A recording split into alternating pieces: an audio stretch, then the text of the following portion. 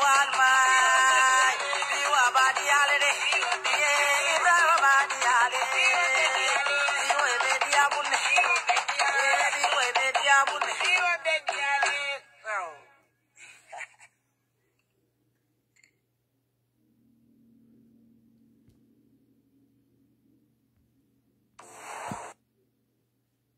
Allah baraka bake badingolu. Thank you to each and every one of you. Thank you so much for your time. Thank you for joining. Mo we jan jomba fle ni mbara bake bal be kontonal to dimalla anal konton dimalla. Comme delta ka kanyamen drum. If you have just joined the show, you kindly share it. Momo join the drum be dan la wala the first thing to do. Wala ka program ol share ke fitan yende fital dame an ka be fakacha e continue. Be bankol kono banko me alonko for dia mo you continue fakacha e continue.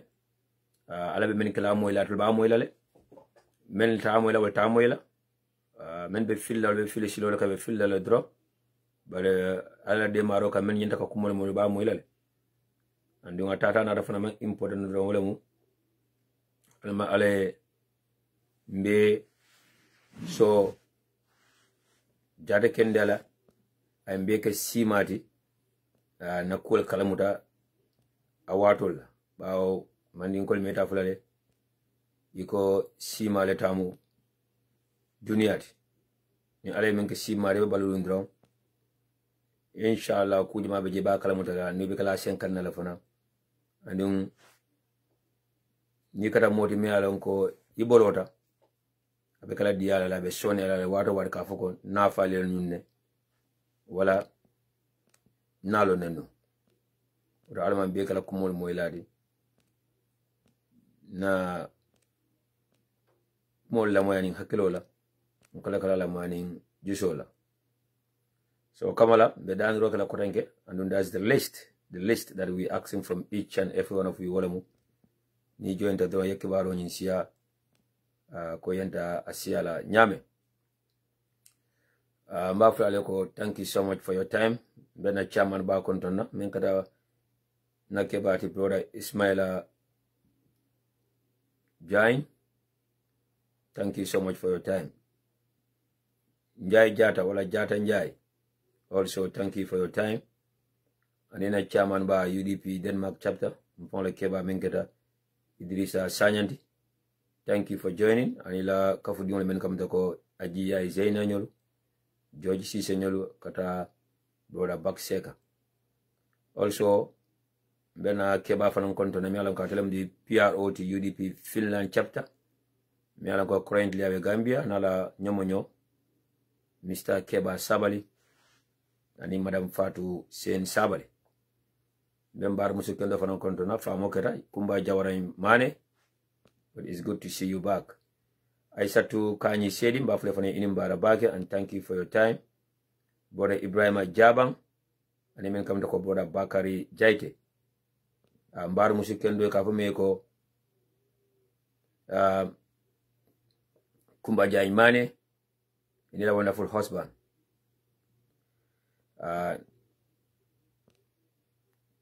Chaku Bantang Waliman ila mwani hakelo la drop. Do not put the horse or the cart before the host. We also know what we are doing. So ite ila mwani hakelo la drop. Alka Farma different tentle mbe jaila ani min kam ko brother Sadio Fofana sister Mai Toure mbe tentle mbe jaila mba fa thank you for your time. Ani mbara musikendo men kam ko Tida Minte, thank you for your time, thank you for the support. Ani nakeba Jado Sane, thank you for your time. CB Meds wala CB MDS mbafla barka bake anena brother Kendo Bakari Jame, thank you for the love brother Bakari, I love you too, thank you. Sana Rama wala Rama Sana ani brother Lamin Dibanyol kada sister Aja Sabali nyolu mfala bar musikendo Maricha Mane all the way in Norway anina bar musido fana meja mashallah nyancho muso jikisane me is watching all the way from Sweden. And that reminds me also about big sister Fatu Jame at the Sweden, Safi Nyasi, of Sweden. And in Bar Musikendo Kadi Sane, Stockholm, Sweden, but currently in the Gambia. And then come to go Ajaba Yunol, in Bebe Sweden, Nakata Mati F. Sanya Yunol, in Bebe Sweden. Yo, mbe mol fanan konto na jam, men kam tako sister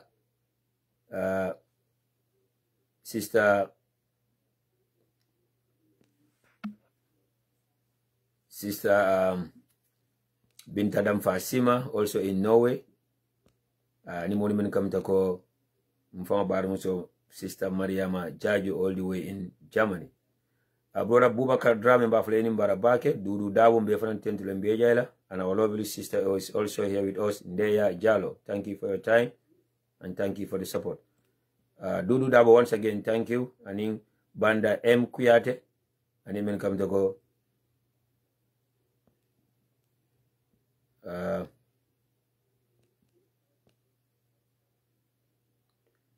Banda M Kuyate, thank you too. Thank you for the support. You are really appreciated too. Abaraka Bagi.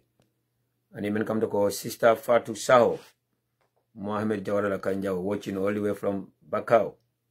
And then more of an Jamin come to call Bora Mas Njai. And in men come to call Sister Adiswa Ture, wala Sister Aji Ture, Mealango Kuna Balabab, they celebrate come. And she lives in Kentucky, in the United States. Brother Malik Ture Mbafle Fanenim Barabake, Moro Jaune Mbeten to Lembejaila, and in Keba Jaune, the chairman of UDP South Korea chapter, in the entire member soul. Sibi Boja Mbafle Barabake, and even come to call Sibo Bajo, all the way in the Gambia, Hadin Jai, Asadu Jatan Jainolu, in Beba Gambia, Maimuna Sajo Sisenol, Jarai Fain Kenyolu, Saliman Jainolu, Sibo Jankenyolu, Maya Maria, in Bebe all the way in the Gambia. Brother Buba Kamara, and in Brother Buba Sanya, and in Justin Conte. And in come to call Yaya Binta Ture, Yusuf Koli, and in Fatu Fabrama Sise, and in come to call Brother Sirifo Jaune, Kata Sirif Fane, and in Alasana Kurubari, Bafra Beko Ala Baraka Bake. Birju, what a Birju. Mbemo fan tento jagameno ko siri for jawla be tentulam be jalam ba fa thank you also for your time and brother Abdullah Jabi and in Lai Sar ba be tentulam ba jalam ba fa ko thank you. UDP dim forolu UDP din kendolu anu many alan ko jointe UDP le bali idal dalilo ko join UDP wala UDP la idea solti UDP la programolu. And UDP believe them and wale asabi join the UDP, wale asabu ka decide ka join UDP, and wale asabi UDP choose among other political parties, what it ada oda. Kanya waketa, kanya omanke, mbe loring and mantra loring, what it ada oda. UDP dim for all are consistent. UDP dim kendall, they are consistent. UDP don't believe the UDP the principle in program or well, they are consistent. They don't go anywhere. So I'll calculate worry more la many along with Bibe Jang some Bijang. While a Bibe UDP na kuyata yeta. Na bidia na UDP. I cannot worry well. Nkali blame Donald kasi I'll call time or waste with them. They can blame well. I tell UDP nkoli man kallo I'll call time or waste with people many along go. Imantara flato wala imantara falato. Nta le blame. But now they are not existing. Whatever important, this is why when I hear people complaining about such people, I blame them for wasting their time with such people. Sister Jariatu Sedikanye of Spain, thank you for your time. And then a wonderful sister Hadith Sisi Atebe all the way in the Gambia. And in Nima Sane also all the way in the Gambia. And then come to call Alima Kasama Jabi, or Alima Jabi Kasama. Also all the way in the Gambia. Brother Ibrahim Abaro, Sister Awabaji, Tida Bobo Kijera, thank you for your time. Tida Bobo Kijera, good morning and we love you. Mama Gianna, and even come to call Brother Francis Jiba, Sanyamba Sanyang, Brother Buba Jawara, Nde Yama Boy, thank you for your time. Yagu Sise, and even come to call Juf Nyogaba Yahamina, and then Brother Omar Sise Nyolu. Sister Mariama Jamme Sima, Sirifo Jaite, and then Brother Abdullah Jabi. Thank you all for your time. Sambudawo in Spain, Fordeli also in Spain. Fatusila Sise in Germany, and Aminata Bakanye also in Germany. Jabo Jang also in Germany. Suleiman Fati ani men kam to ko Drasla Skangi Ibrahim Maro. You make a chankol. There's no doubt about that. For 2 name, 2 last name. Drasla Skangi Ibrahim Maro. More than account haglano. There's no doubt about that. And then men come to go brother Alasan Kamara. And then men come to go brother Charles Konjira. Charles Konjira, thank you, and thank you for the support. We really appreciate it too. Brother CDC, different tentulam bejala, and then men come to go brother Keba Sedi, and then na lovely sister, na Iron Lady Hadi Demba of UDP TV and Media. We love you. Mohammed Sane, and then Lama Sedi Khan Balbe tentulam bejala. Thank you. Lamin Kamara, thank you also for your time. Assalamu alaikum badin walu, badin Gambian kolum, badin lamor lalu, atel badin jiber lalu, and momo yalon ko bina nyin kacha lamoyla later on. Mbal welcome la to the early morning show. Menketa the political discussion soti. Be menke kanjang on UDP TV and Media. Bi arjumalu mbala, December karotil tanning warawlo 2021. We are almost at the end of the year. Woto alman nanyi shango bang kairo kono. Momo beja kana manking kono inshallah. Nadun sankuto kono 2022. Alia kenye san dimati a fisande nyi sangoti. Nka wondi men kono tem. En so kairo laje. En beke simati en so jadi kendela je. Kole alta bayla. Samol to bayla niku yalta bayla. But alma ale a jamfandi mbela kila for moto. Mbafla leko, once again, thank you so much for joining. Ntalem kotenkala brother Sana Jaju. Membe nya masimo da wala mna brother di kekendo as usual. And inshallah ni Allah immediately after this show, this video will also be uploaded on YouTube on our channel, the UDP TV and Media. What I tell me along come follow on YouTube da malto fana mbafla leko, do not worry. I'll be nyi so jelale on YouTube immediately when I'm done. Also, thank you so much for the support. Me murla kuma kan kotenke ka dandro ke atele men ka taram feja mbal dan la men na the list wala momo jointa dron ye programme ni sia as much as you could. Kacha na fitana ida fitala damen do moyro ke kanne even do mantra moyro ka kan men ya lon ko e mallafi ande lafla mumeke men ya lon ko ye tonya wulo ngolo ka tonya je but because e mallafi card la wala mallafi party card wala lafla mumeke men ya lon ko faran ka kari kong wala ka kafu kari kong wala ka nyaton ko kari kong a jarta e telephone e kasara je ala ka mon doli da wala nyamale wala sawi ka fuko arjana bunda na yelta doli e bital fo arjana bunda yaji yele bal karele ayele wala karele lori bunda da leta dunna e jahana bala chusla over that.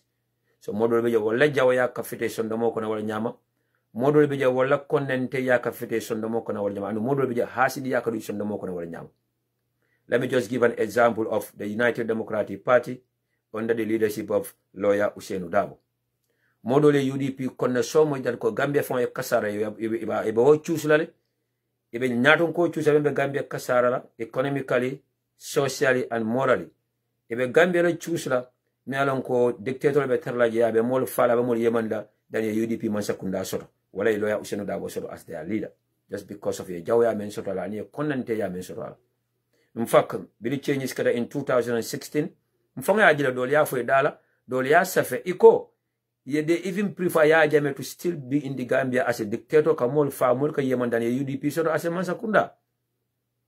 So they still prefer Adama Barrow to be there ka banko kasara economically, socially and morally na naflole yeman banko da tankala dan UDP mansakunda so. So mo sifal manyana kana time fama wes with them. E manyana sino baliandila. Ela ko manyana sabulan kan ni ku ya soto. Because nin kasara be kala alna sim beni e kasara nyola nin kasara be kala beni e bata kono in fact dol beje wala fon be bat ite fon be bata la kata bin telefon. So dunia mo lati même man lafi o baka lafi ale proverbe moy ida man ni ka kawale ban fa suru kawale ma fa angali kawale ban kule melon ka soto tale même man lafi abaka lafi même man lafi ata lafi la. Yes, politiko mun kachalti, politiko kanyo kunindi, kadol samaneka, banka fo dole lo ko amanjari kadol kumandi, waltina. mbari muso do yon kola ka dia munu about nyin boycott la même foka about QTV akonya ha malafi ya muto ko nyintel sita telinde kan mbari muso. The manager of QTV, wala the director of QTV, wala the CEO of QTV, tribal is all mad at a China. Ani munekata the China. Nothing will convince him. Mohammed Jah will never change when it comes to tribalism. His hatred for Mandinkaya, it will never change. There's nothing that can convince him. So there's nothing like to make ourselves look nice or to be nice with him. When it comes to people like Mohammed Jah, you have to go tick for tact. And then Allah will be the final decider.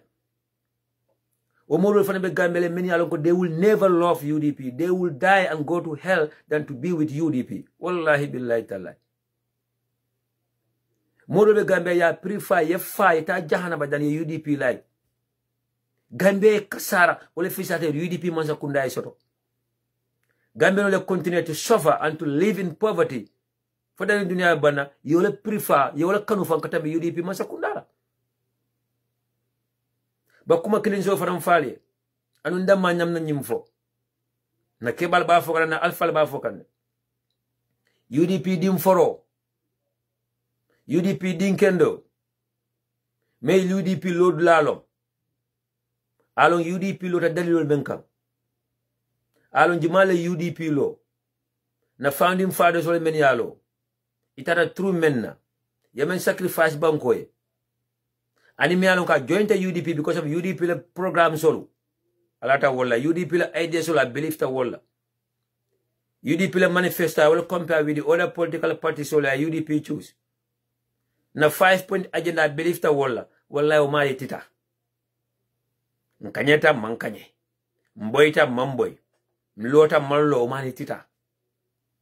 Amani bekele ni kuya sotola. But at the end of the day, Amani will come back stronger and stronger and stronger. Amani will come back more committed than before. And Amani minane.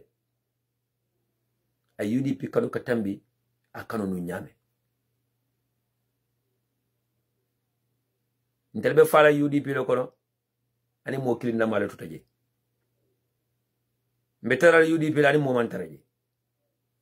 Because kule mango na inherited from our families, from our parents.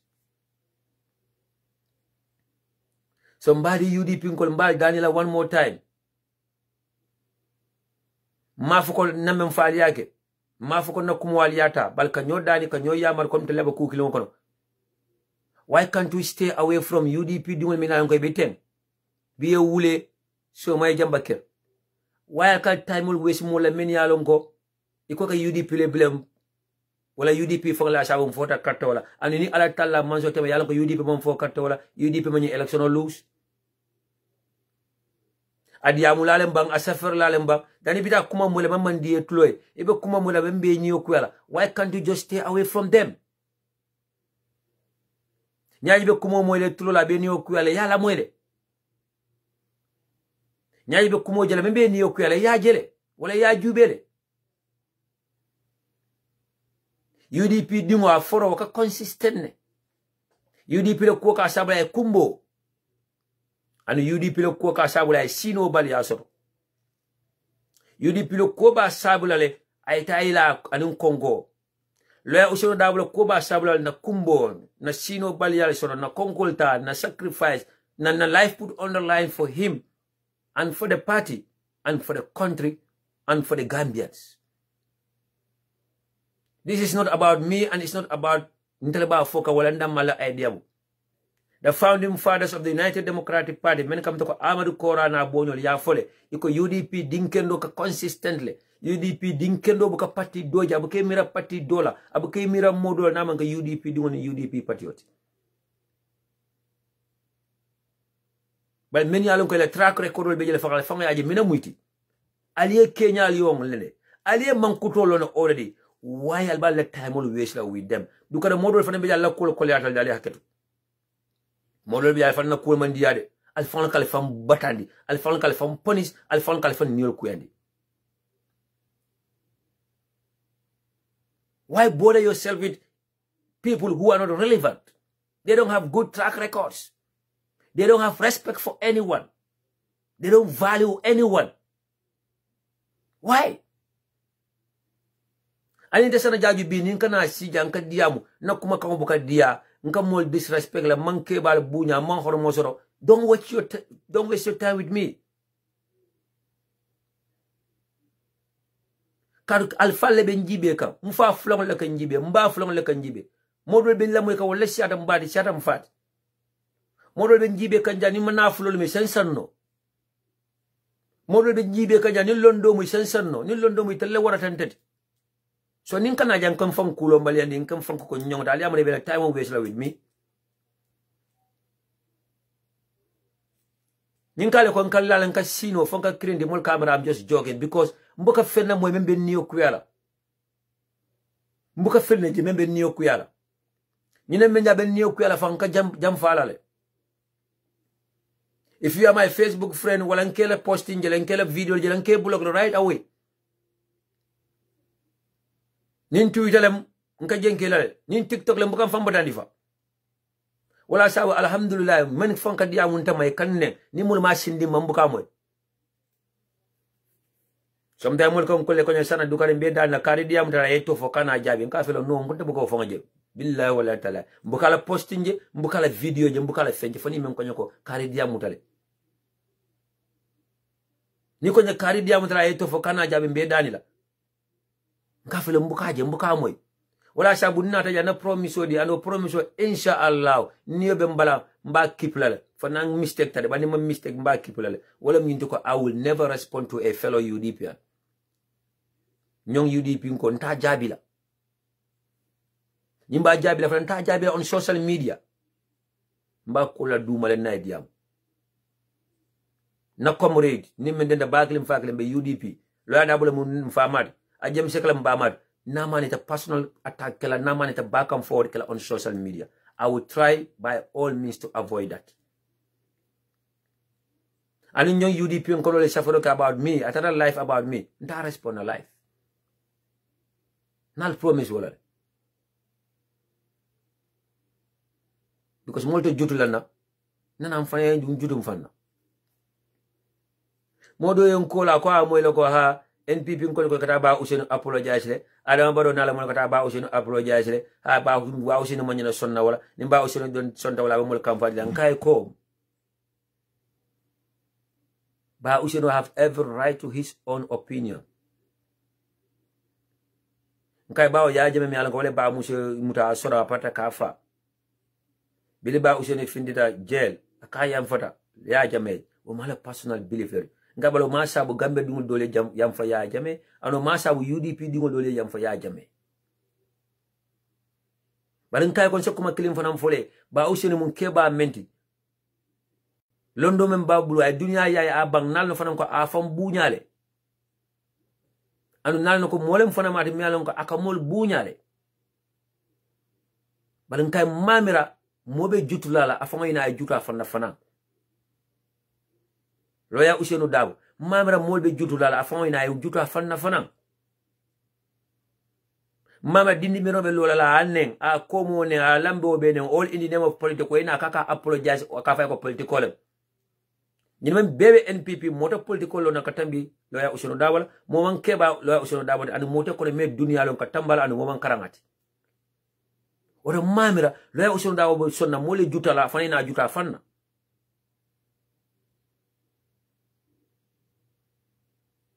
anu at the end of the day fana ya jame ya asoro nyawnya ya jame nyam no lo platform kay lo ya usenu dabo nen mbadi ngambian kolu mbewo kala muta jande ya jame 22 years of politics wala 22 years of leadership anyam na lo bula lo ya dabo la nen anyam na kuma ni to fongala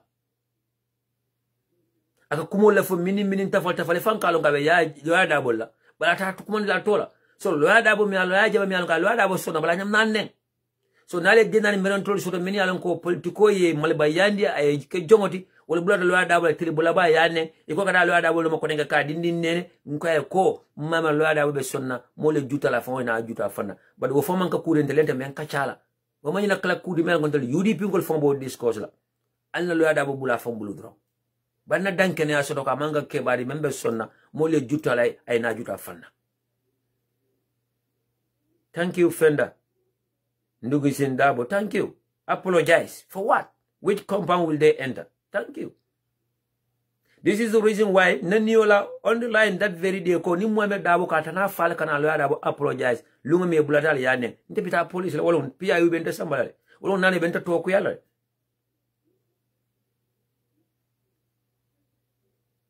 Ya jeme lawyer Dabo sorone.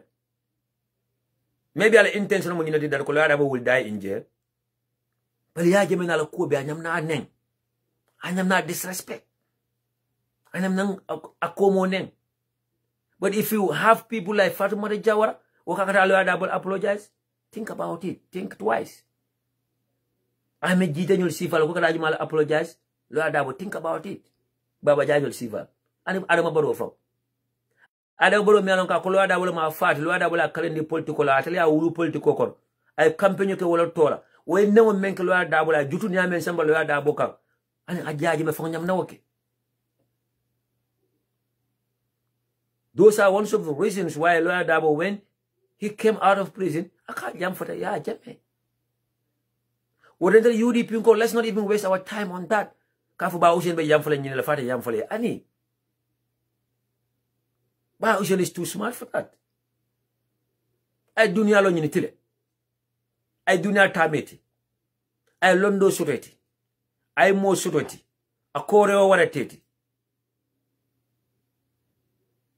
And more importantly, another sieti. No wulol wase jama wulu no kono. Adingo ni ndole be tembere. Adingo ni ndole mum fulamuti. What once again, dani rola minti. Kam fay yamar. Kala hakilo blandi. UDP ngo, let's stay focused and concentrate. Adiata akuyata. Let's stay focused. The party is here to stay. Gambia UDP UDP lem Gambia. Gambia te bolono UDP ko bal UDP franda bolono Gambia ko. Ba oseni beje ba oseni tije UDP is here to stay and UDP will continue forever. But UDP do follow UDP lo kono. Ani ba oseni is no more the leader of UDP. I will be UDP forever. I will be UDP forever because that's what their father believes in. And a farmer is the first leader of the United Democratic Party. Na founding fathers wala UDP lo dalilo manka momo yalong ani tata true mena ani ye beautiful family men tuje ye beautiful life men tuje ye dunia dia men tuje just for the UDP will menke. What about us? So do not bother yourself wasting your time with the irrelevant ones. Ani meni yalong ko futo era nyotak obuka bay kafo kafa bejele meni yalong ko futo era nyotak obuka bay kafo kafu dol beje place do na ko samana tole ka wol samana dol beje they want to get closer to the leadership. Dol beje wala kafo ko badara opposition yalal ba dol fadam be ko na meni yalong ko wol ni boda UDP tara dawde be tara do yalo ko naje ite be dum NPP ye troje yela kullo foye boda je na de yela kasol tay e ko ka mun je ko tan kan ya mana ni tara je be mina fola be jibe la don ka jelela o modul bi jele balinsa ku kilim fanam fale ka fa ko ntemu UDP quality on social media anin ka UDP to sort of sonda mo kono anin to be a registered member of the United Democratic Party is two different things or three different things. You cannot stop anyone member of the social media kala ko be UDP la sana UDP la joy man ku no woto but for UDP ko le mutiba for UDP ko tiba to tell bulu ka jumale nene ke fane nene. So once again, my lovely family members, my fellow comrades, as far as the UDP is concerned, let's stay focused and let's concentrate. So, dani mbiru nakata ko ko tenke najula ko mbading musikendol ning family member kendol joint and fair jang min kam to ko sister Mata Jawara all the way in Sweden. Ndeya Jalo. Another brother Lamin Jata is watching from Shoreline, Washington State. And then sister Adama Mane. Kata Amina Jula Nyolu. Brother Sajo Ture Nyolu. Aisatu Kanyi Sedi. And then come to call sister Yagu Sise. 𝐼𝐨𝐿 is also here with us from Denmark. And then our sister Jara Ismail Jara is also with us. Sister Jenaba Jallo is also here with us. And then Natwini sister Kadisane, Gambia currently is also watching. Kata brother Bob Sisenyalo. And then brother Yanks Drame. And then Mfangala Keba Jado Sane. Mbading Alujaju is also here with us. Beck Drame. And then African Hasmam. And then the Gambian Savior is also here with us. We have a colleague who is watching all the way from Guinea-Bissau. Thank you for your time. And then brother Buba Dawo is also here with us. Thank you, Buba. I love you more. Keba Lamin Drame is also here with us. And then Princess Nyima Sanya, Mfang Bidang. And then darling Binki Sane is also here watching all the way from Austria. Fatu Fati is also here watching all the way from Austria. And then Kamdako Munagal Sanyang is also here with us. Mbading Gambian Kolu, Mbading Jiber Lalo Atil Bading Lamoralo. Nakacha men sambale na njambi wala mnyindiko topic number 1. Nko UDP's mission is always about a progressive and a better Gambia for Gambians. Yes, Bintu Kone is also watching, and him brother Ibrahim Singate, and him Kamandoko Ibrahim Failord is also watching. Allah Baraka, thank you. But do not forget to share the show. Brother Lamin Bojang is also watching, and him Alex Sise.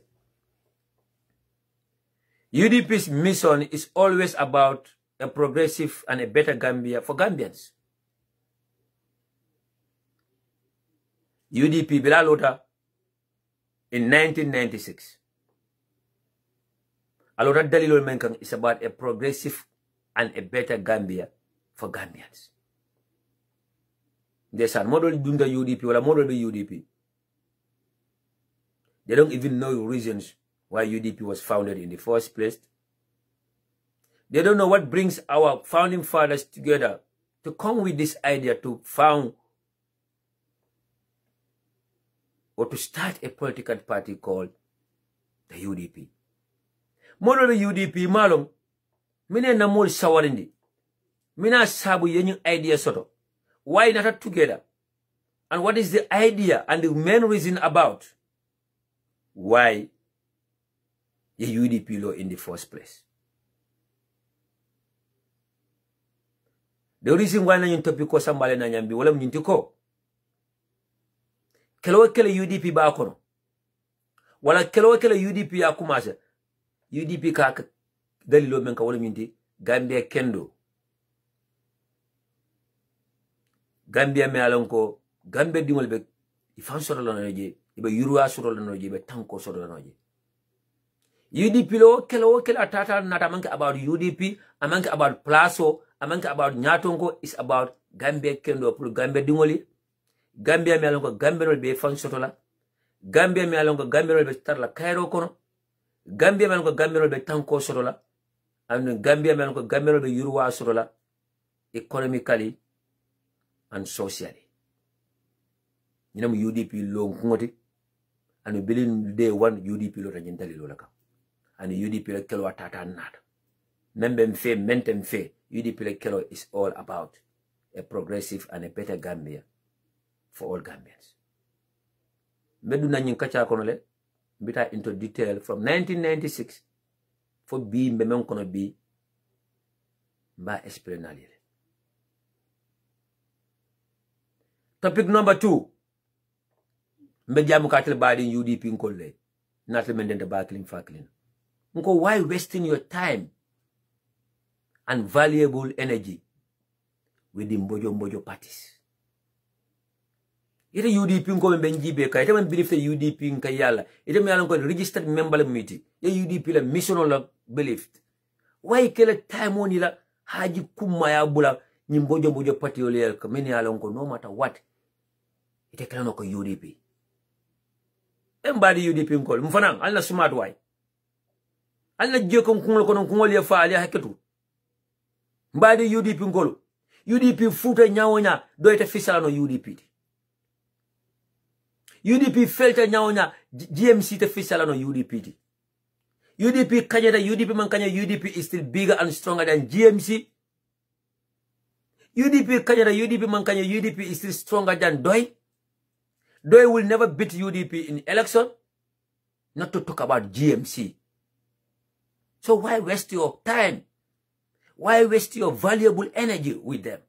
The Mojo parties. The Gele parties. The Osusu boys all.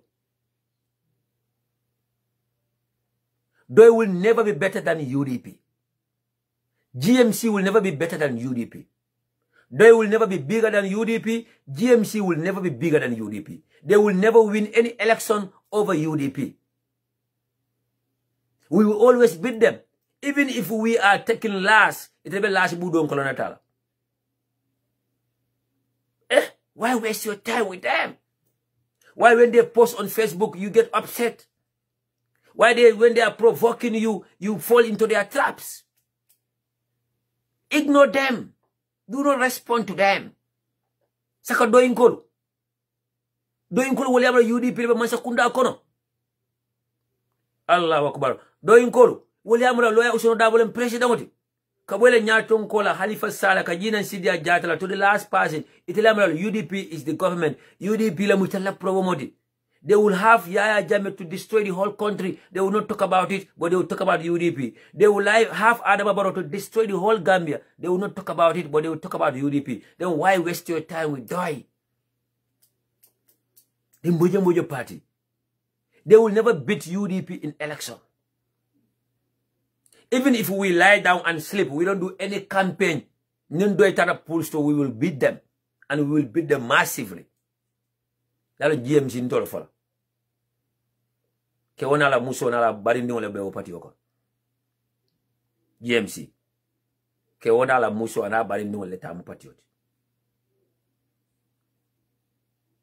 Dukare, dukare fa moka mkole ka doyela kumofonyo wala GMC. UDP kra nyawo nya. They will never win over UDP. GMC will never win over UDP.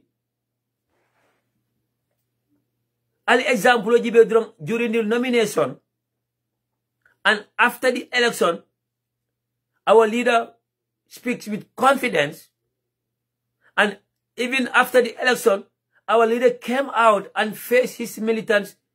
What did he do? Lawyer Dabo started singing with us, smiling. Ako ale fonsaje.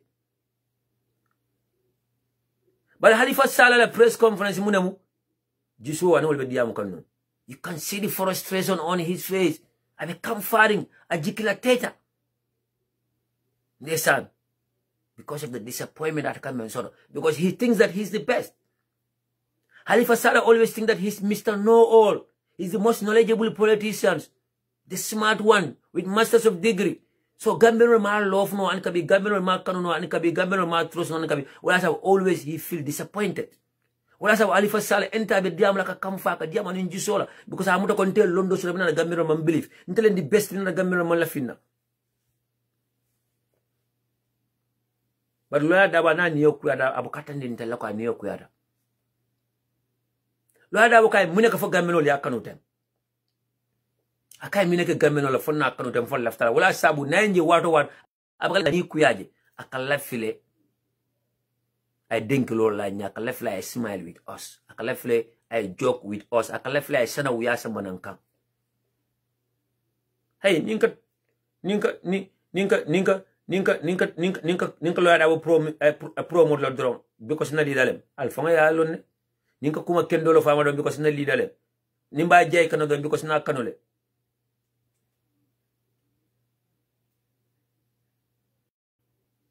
Alfanga ya alone. Because Mbeleka witness. Guys, let me know whether I'm coming good. Let me know whether I'm coming good. Because sometimes in Kajala video my voice ndia munya wala nda doesn't go with my voice. And sometimes it looks like video ka channel modole afanyo nkunu. Can you guys help me whether I'm coming good? Am I coming good? All right. Thank you, Sedi Damfa.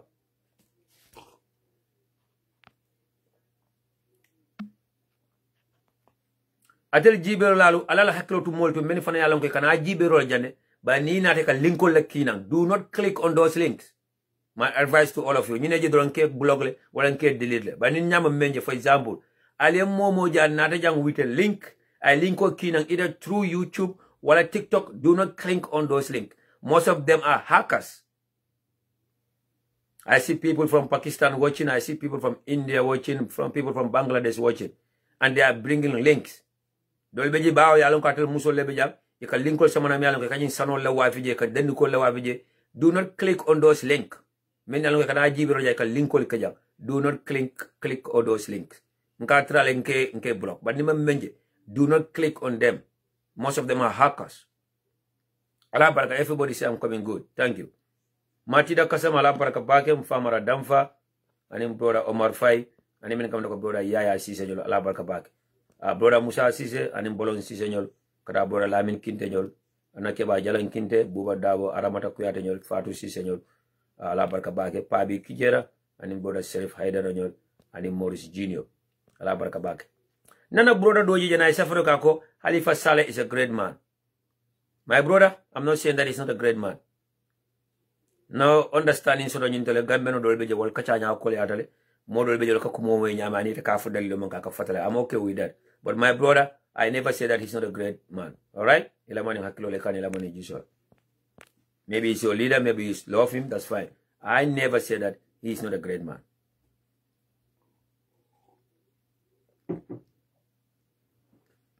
Bading Gambian kolu, bading lamoy lalu. Atel badin jibe lalu left kadi amatale kotenke, especially those of you in the Gambia. Many are going to see in Gambia. And maybe I will tell the Gambia for the next 5 years. And I'll be tankala wala I don't borrow the Monsakunda for another 5 years. Me alone can't le better la batako. Nko UDP is all about a progressive and a better Gambia for all Gambians. UDP lota dalilo menka in 1996 wala mnyinti ko na keba la sita na pari ngol la sita meni alon ko dole man karamfa dol karante kono meni alon ko man sula do ko la man sakunda ko no korenge because do ko kala no because of their ages modol be man pare kasi officer ko na ani man sula la korenge but it la sita inata together iko dindiwol me marolo la tem iko nyin sojar man sakunda be marolo la tem iko nitara by records yaji be sojar marolo kata bankol menka ye dindiwol fana je marolo ka bankol menka at the end of the day la marolo kala bamune la tinyaro masibo kasaro bankola koma tala kataraje banko dingola koma tala kataraje iko nanyin dindiwol je nyame nin hamo men nada inin kano men nata pawala nini nyin pawan nene nyin sambo nene nyin to bola jam kotenke ani be sila mol kanna diate nyame be mol tilmbala diate nyame banko be kasara jele banko dingola kasara be kunna jele iko alna wuli na kuntunte nyin dinol tema nin dinol natale kude taleke ba nyin dinol ko be sila sanje fula doro yemuru barak solto iko ani sojarol manka woti na sojarol beje mene mararol ke Burkina Faso iko sojarol mararol ke Togo sojaro le mararo ke Nigeria, sojaro le mararo ke Ghana, sojaro le mararo ke Côte d'Ivoire, and so on and so on. Yo bankol je labante nyame, kasarol men ketaje, hadama dingol men ni foti ni olaje, dimbal men janjende de, iko ntala banko do abata hotile. Iko Gambia do abata hotile. Gambia ni mo fula fata je fan tili kilo ka sambale. Gambia ni ko accident ketaje mi an ko mo lula fata je tili kilo ka sambale. Gambia no close battle ndete tale. Iko alna kuntunte nyin dindiwol nyato dani be sila dani be solodunna nyim paadu mo fana yalla nako fulli dar ko ni sojar masakunda la kana dil eni dindiwol la kana dil men yalla ko man bili fena fa kido ilana kido la yalla nako kana kuntunte molle nyato men yalla ko wol ko ye niwol la pour que jawra bondije wote be niwol la pour que ko beke nyin ke bala nyim beta you will put into consideration ba ñini kebal be wota may fanan be funding ke yalla ko do be bambanding ibe tannim fula musi ñimal lewe bulu do be musu fula le fa be bulu ye dim baraka mal soro ba yo be put aside le ñine to be la iko ye gambele je ñinne nata together ye United Democratic Party Londe. The son, the likes of Amadou Kora Nyolo, and Kabiaba Nyama. The late Sidia Sanya Nyolo. The son. Senguli Nyasi Nyolo.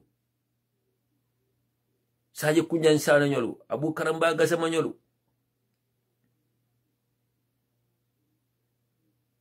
The son.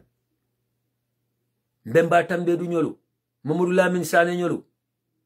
Fakeba Koli Nyolo. Lamine Nambundiba Nyolo. Ndeysaan. Bili prete fone ko salna ñaato ko ñini. Ye mo jamal approach de mais kulla bay. Ye ke jamal approach men ye kulla bay. Ye ke jamal approach men ba mal mon song. Bare bili fitatan la jambaro ma. Gambela Nensi Mandela men kata ANM Ousainou Darboe di akoy mbata la balen alembula nena dimbali kacha furo ala dimbala koy baba ninka mbe jerta ata anduni ata mbe ko mbelo le fefo danin bedana dabe. This is how lawyer Ousainou Darboe becomes the leader and secretary general of the United Democratic Party. Albe documentary nyi jibele bili ba mit la ya mit nyame. He was even out of the country at the time. From 1996 up to date, the founding fathers, the founding members, and the men joined Tekang, and the men Yakuma Signola, Yakurukuru for Bitilo. Jamala Fata on the line. Jamala Booted on the line. They said, Jamal Tochota on the line. Musi Jamal ripped on the line. Dulfanya Jaweta. Tol batata dani be fala. The likes of Solon Sande Nyolu. Dol ben fe an kabi man fa balit iman bal jata kendi asoto no. Iman dia asoto no in their life. Dol ben kono man fa bal bal woni saya atema. Dol ben kono an kabi akamte fele dunia bolo fon na fata. Dol ben kono bi wala prefer ka fa because of the moment so kan suta tre. Iman jata kendi asoto no je. But they still stand and they are still here with UDP. They are still here with lawyer Ousainou Darboe and they will still die with lawyer Ousainou Darboe. The son, the likes of Fatou Camara, Ibo Town, Nogo Njai Nyolu, Modou Ngom Nyolu, Sukoy Dahaba Nyolu. Ibe bata men kono be fuar ya men kono ye approche kodol dire ye bang. Hembadi ngambi onkolu.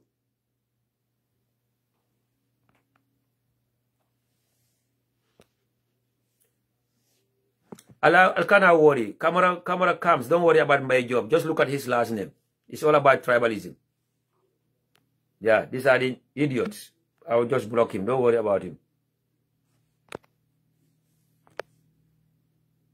Mbadi UDP nkolu. So ni UDP den na meronto wala UDP dingo mi alon ka ma fallo wala say dingo mi alon ka ma fallo ama xoro mo suda mo buña so wo kasi platform kan wala ka safroge wala ka audio bo ka UDP la castigate akaka UDP dingo la castigate akaka UDP dingo la doya. Ignore the passing, move on, stay focused and concentrate. Fontele fisara wo kebal di men alon ko ye niol put on the line follow wala fi dunia di alaba. You think they don't love life? They love life. You think they don't love this dunya? They love this dunya.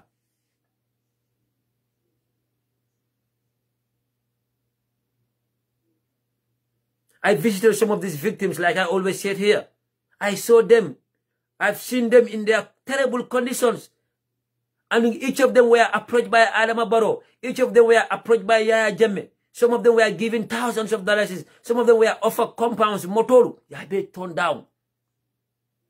Suka dahaba yokodo dialale. Anala fuari yako ani. Aka fa da UDP le kono. Ya fa bute UDP le kola. Akona UDP jam fa fata tilina kaburo kono. Afasa tara kaburo fon kono adanka. Ayinyu kuma kamono fonye. Ntara umi awaya. In birikama.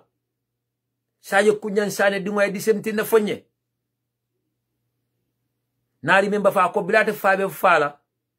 a fala last day sol kono men tata kajan karikilina wala karafula ko UDP t-shirt ka tarala ako ni ko fama ko ni t-shirt o falin sa fama ka fa ani lefta ni be fala ni UDP la t-shirt o fa saje kunjan sane kema umi awa fama bila be fala ni UDP t-shirt o la fata o kola la inata bondara. Come on, man. Umi awa ko nate UDP jamfa ko na lawyer usuru dabo jamfa abana fasa danka kaburo ko. Fasa mane ma approach le. Ya ko do sambayle. And she's poor, she's living in a very bad condition. But ako ani ninam forward.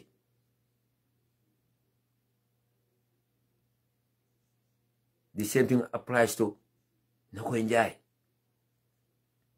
The same thing applies to Fatu Kamara. Alialong Nyima Memfoba Nyima, the widow of Solon Sande. They approach him with millions of dollars. They offer to build the house for her and her kids. They offer to finish Solon Sande's dream house. Ya offer obelale. Ako inke ma haina kabi ma fro bade nintele UDP jamfa bila nda masa kumama asa kumandim.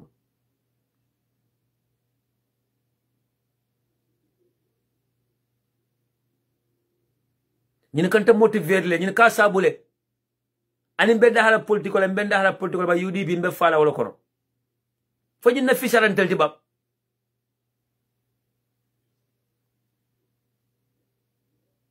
mala fi ka do la kul ngay bolandi bantaja. But I visited them. I see how they live. Left a UDP ndingol member Gambia wala UDP ngol be diaspora na tata Gambia alkata ñindol visit nale ñindol visit al bafla ko fontal la fisara ñindeba. If these people can live in this condition, they continue to live in this condition. You kono dire na flo dire anika bi ko etita ntel la fisara ñindeba. Fo ñima la fi life di mara ba ñin yem no lon foro ya.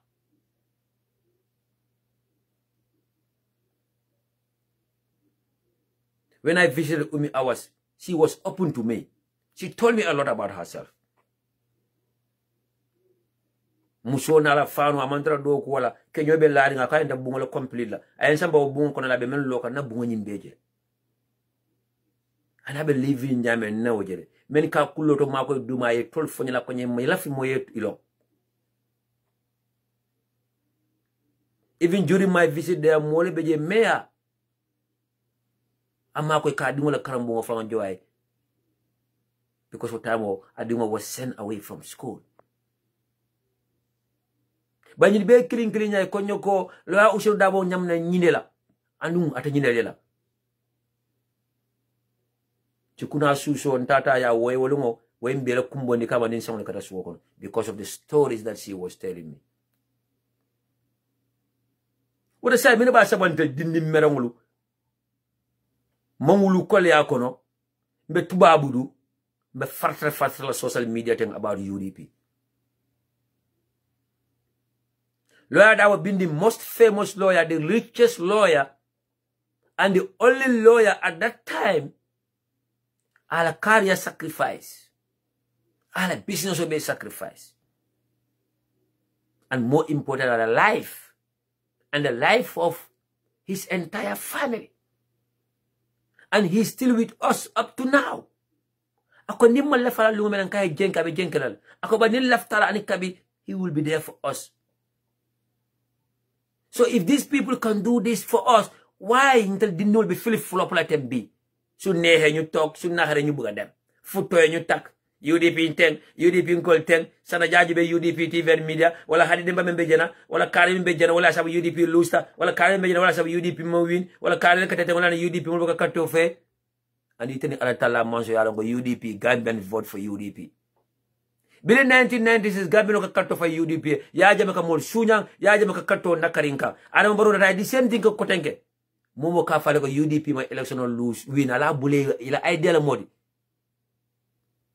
ni tele ya miro ma sabu ay ke ni tele miro ma sabu ay ke. Let them talk, let them do their own analysis, let them talk to their own satisfaction. Ni tele ka dia we ke fan se woni don dia okay, let them talk. The likes of bank money, let them talk. Musa Jennum, let them talk. They are the degree holders. They are the Mr. Know-alls. Fatu kabon yol sifa ali bule diamu. Mama linge yol sifa ali bule analyze olke. La minja yol sifa ali bule ke diamu. Na tribal sol men be social media. Let them talk. If they think that UDP have lost the election, well, the governments didn't vote for UDP, that's their business. Let them think like that. But that's not the fact. And that's not the reality. Nitere malong adama boro wayalon ne. Wallahi billahi ta'ala adama boro wayalon ne. Alu Momad Njai wayalon ne. Joe Colley wayalon ne. And some executive members of the NPP will learn how many election or win. You could be government shunya na Tiribulaba. You could be fancying the government can Tiribulaba. They want to rule us for another 5 years, or another 10 years, or another 15 years Tiribulaba.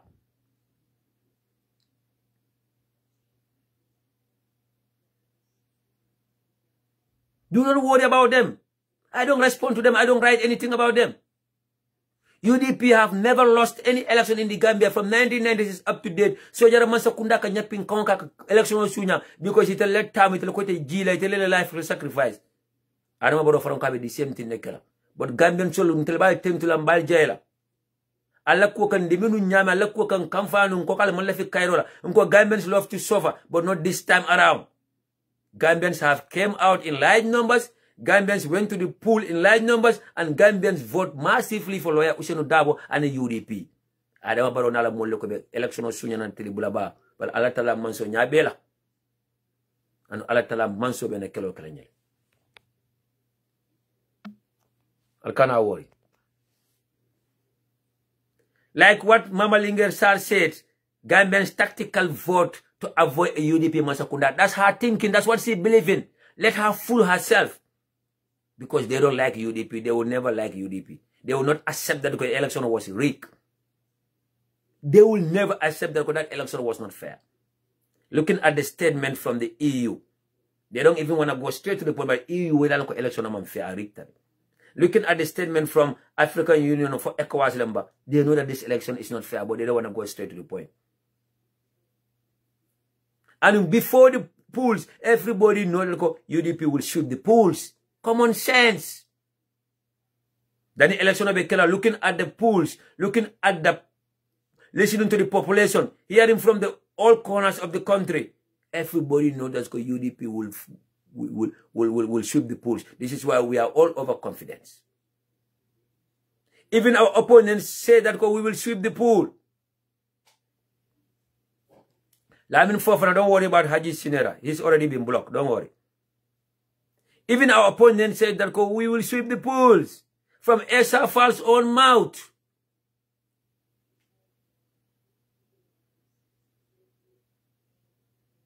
So UDP Ngolu, Banka man is sitting on a bantabat talking about how UDP lose the election. Why should they be worried about that?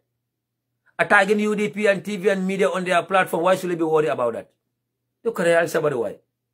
Musa Jeng, that so-called tribalist, talking about the UDP, but hiding behind intelligence or intellectualism, or they are the smart ones. Why should we worry about that? Fadu Kamara doing a PR job. Kodol Kate Diamudi. She talks because of money. When there's no money, she don't talk. Why should we be worried about them? Lamin Njai, under the a paycheck of Abubakar Jawara building a house for him and his family. Why should we be worried about them? You correct. The so-called intellectual soul, the so-called independence, they will never like us. They never like us from 1996. They've been supporting Jammeh. They've been supporting the dictator. Or not they switch to another one. The lives of Keksane. Why are you so worried about their so-called analysis of the political situations or the election results? Even if we win, they will say that we don't win. Fal molo numba. Nin kanyete bafla man kanye bafla election sunya na fal molomba.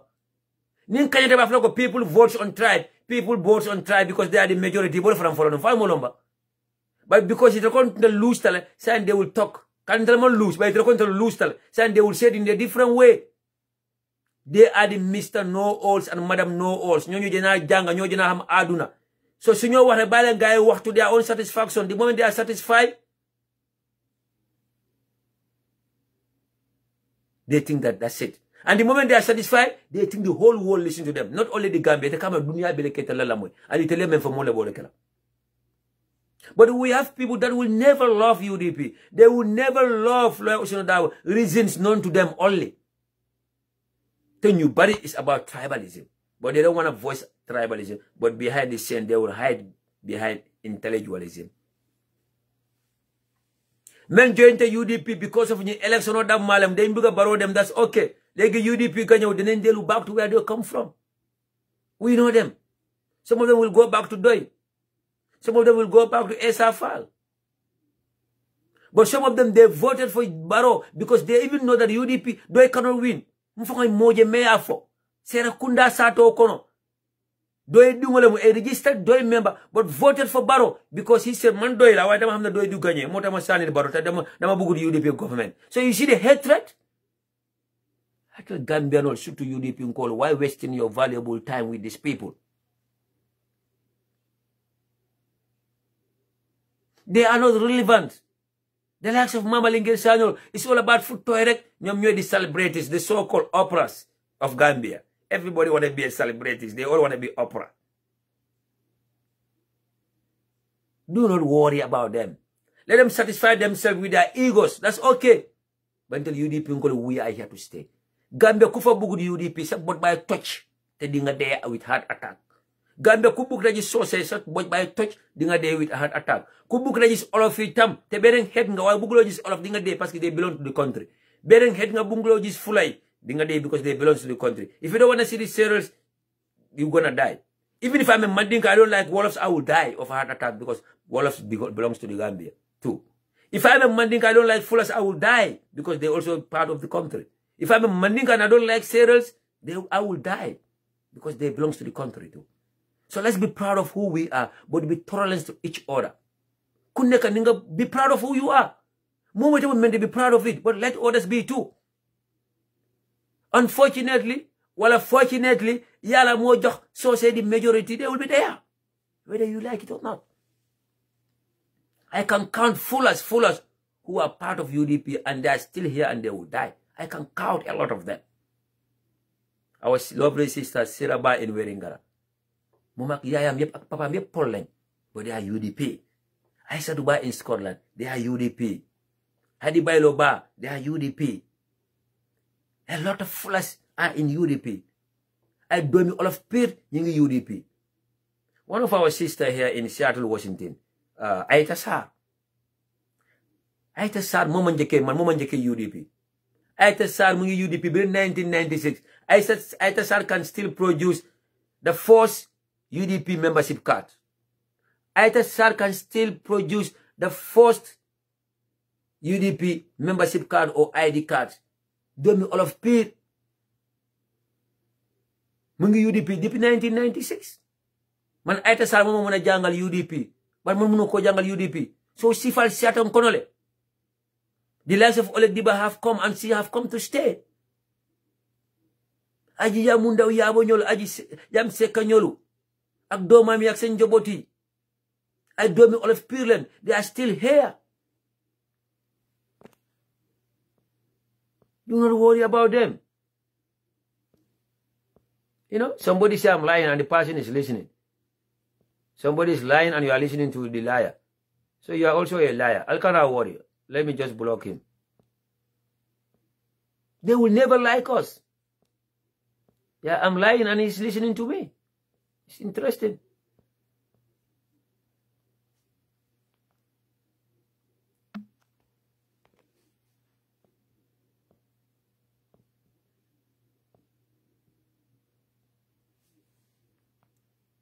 I have to block few people so far. Let me block few people before I move on. I've seen some fake account. I've seen some hackers here. Let me just block them before I move.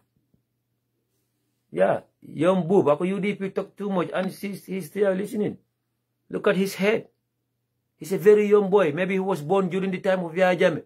He only knows politics of tribals, politics of insults. These are the people that are born in during Yahya Jammeh times. Yeah, Yombu. Let me just block him. Don't worry. You know? So we have someone here. Sadio Dabo, there's nobody talking about tribal line here, so please, ilamani hakirola, kana nyoji so boni kana nyo kafadi. Sadio Dabo, please, with due respect to you. I know you are my fellow comrade. Nobody's talking about tribal line here. Please, be danila. All right? Atele ka sabu model ka nyaka du na opponents nyaka du nyola. If my own fellow UDPians are you are here listening and you're trying to provoke me, you're giving chance or weapons to my own opponents to come after me. I'm not talking about tribal lines, but I'm giving example about how things are working in our society, how things are going in our politics, and how people are doing politics. This is why I talk about tribal. You cannot talk and without mentioning Mandinka or Wolof. But the moment you mention Mandinka or you mention Wolof, people say, oh, don't go there. Why are we so sensitive about tribes? Why we governments are so sensitive? If you are guilty, that's the only reason you're going to be scared of someone mentioning tribe. If you are guilty. So, Sadio Dabo, with due respect to you, whether you are a real UDP bang or a fake bang, I beg you in the name of UDP. Please. All right. Let me block certain people here. I've seen a lot of Pakistani or Indian people watching today. So somebody also find a link like young Abdul Blodge. Do not click on those links and do not open those links. If you guys don't mind, I'm blocking them right now. Okay, somebody is telling me that Sadio Dabo is responding to someone. All right, then. Thank you. I'm sorry for the mix-up, Sadio Dabo.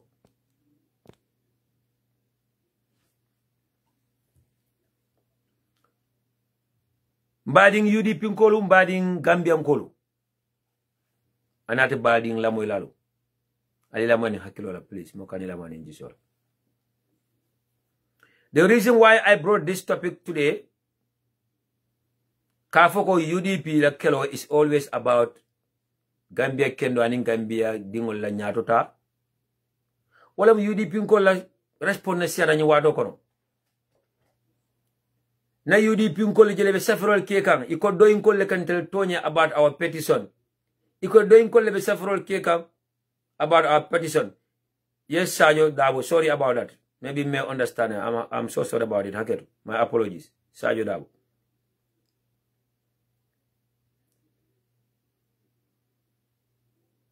Na UDP nkolo jebe several keka yekoka respond to doing kolu. And in the opponents about our petition. Come on, man. Follow. Do not respond to them.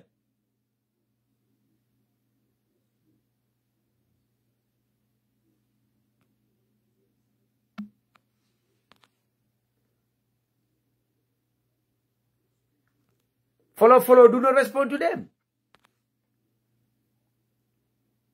Our lawyers are one of the most qualified ones. Our lawyers are one of the best in the Gambia. And every government know them. We heard about them. We have seen the cases they have won. And UDP being a principled, law-abiding party, have so many confidence and belief in the judicial system. If UDP doesn't believe the judicial system, you think they will go to court? We have mature leaders, smart leaders, responsible leaders. If UDP doesn't believe in rule and law, well, if UDP doesn't believe in law, well, we don't believe in rules and regulations. If UDP doesn't believe in the court system, well, our judicial system in the Gambia, they will not go to court. And we have so much confidence and belief in the judiciary system that they are free and independent. Even if they want to corrupt them, they will not allow it. We know that. Unless and until they prove us wrong. But I believe that from the Chief Justice down to the last person in the judiciary system, they are free and independent and they are contempt of what they have. And nothing will make them to tarnish their own image or put a career put in jeopardy because of Kodo and Implasol Ani. So now UDP lawyers, they know more than any other lawyers in the Gambia. They know more than this Mojo lawyers mislead. They know more than this Mojo lawyers. For them, it's all about money.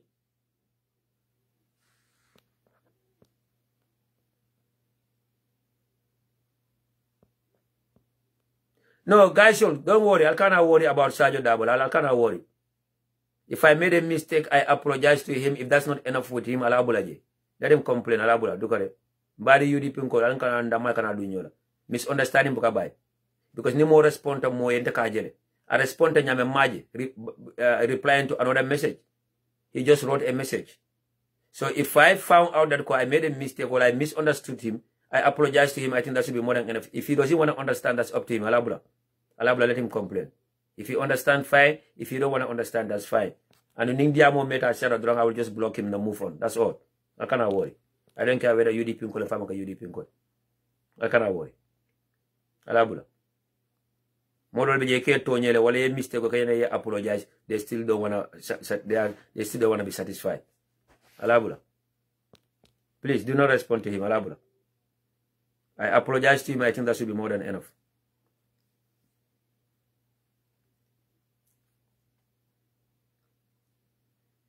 Ikonna petition is useless. I cannot worry about them. Jimalebo fokam do inkolo. Jimalebo fokam GMC inkolo. Ile nyadon ko my fati. I cannot worry. Evidence of Bebuka Finti. I don't want to talk about this court case. I don't want to waste any time on this court case because court case never carry na particular court case and I believe in my leadership. I believe in the process. I believe in the judiciary. I'll be mute. I will be mute about it. Mokana nyinika kuola, mokana afanya how far, mokana afanya minebe caring. I'm not the Supreme Court, I'm not the judge, I'm not the Chief Justice. All I can tell you guys that we have a case at court, and I heard that the first hearing will be started today. And I believe in the judiciary, I believe in my lawyers too. Mobukala evidence be finding it. Then from the getting evidence you put on the social media for them. No. The one that they saw, that's what they saw. Wallahi billahi tallahi. The one that they saw, that's what they saw. Evidence will be present as exhibit in court. Evidence will be video leti. Evidence will be witness will be diamula. Evidence will be natalo le multi. So I cannot worry. The one that they saw in writing.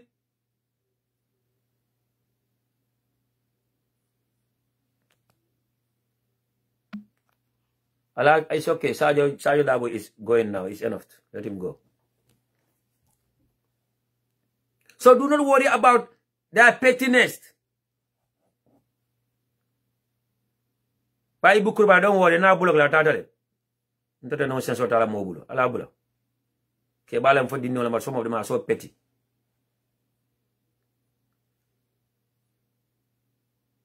Mbadi UDP nkolo. Do not respond to them. For my Fatima Lojamba ko. Draft constitution me alon ka di data no.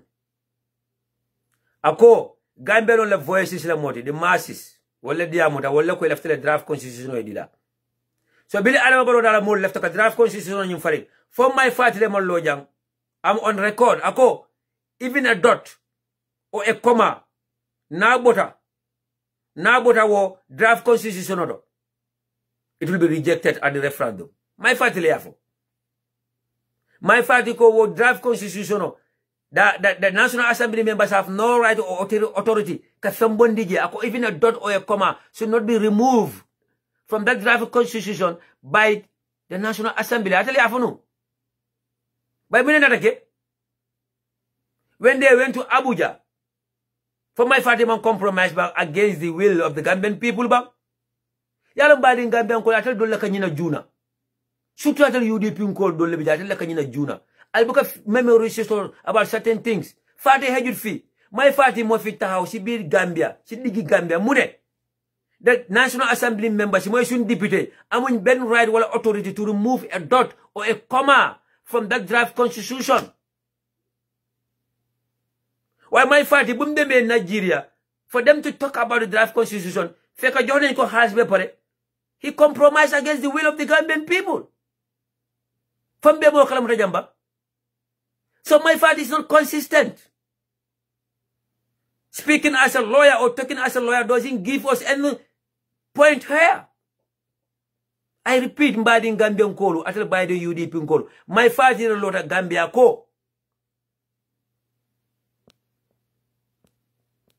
Yes, James Mendy, I will block anyone momi alon kabe nata jana pulka more distract. I will block anyone me alon ka nata la pulka na time waste. I will block anyone momi alon go. You don't want to be on the same page with us, but you want to be a distractor because we don't have time for that right now. We need people together so that we can focus. We need a united front right now. So John Mendy or James Mendy, with respect to you, I'll block anyone who is here to distract us. I'm so sorry if you don't like it.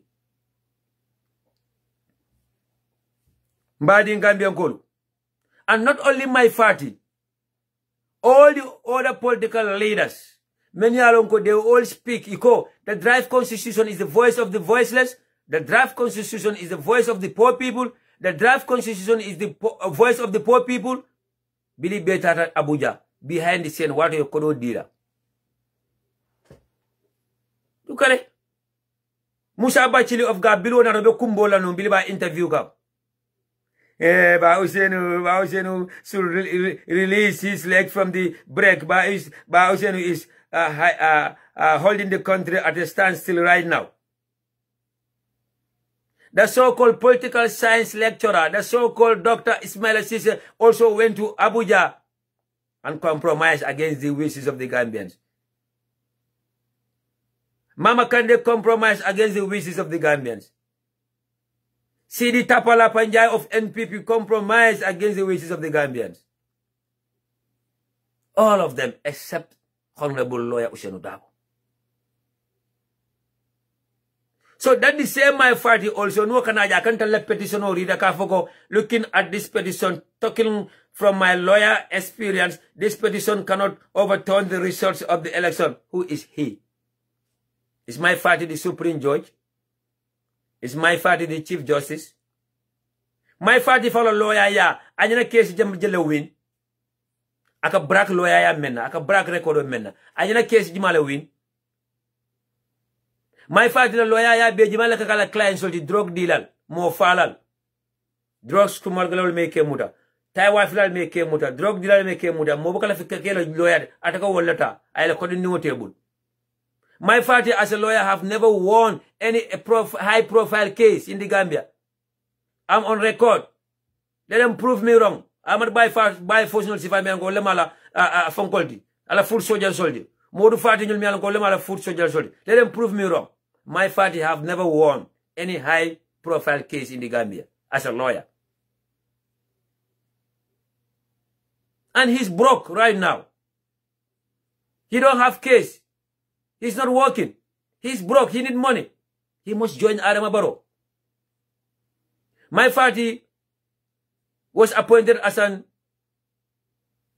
interior minister during the early days of the coalition government. MashaAllah, he did well there. MashaAllah. And we supported him. We backed him.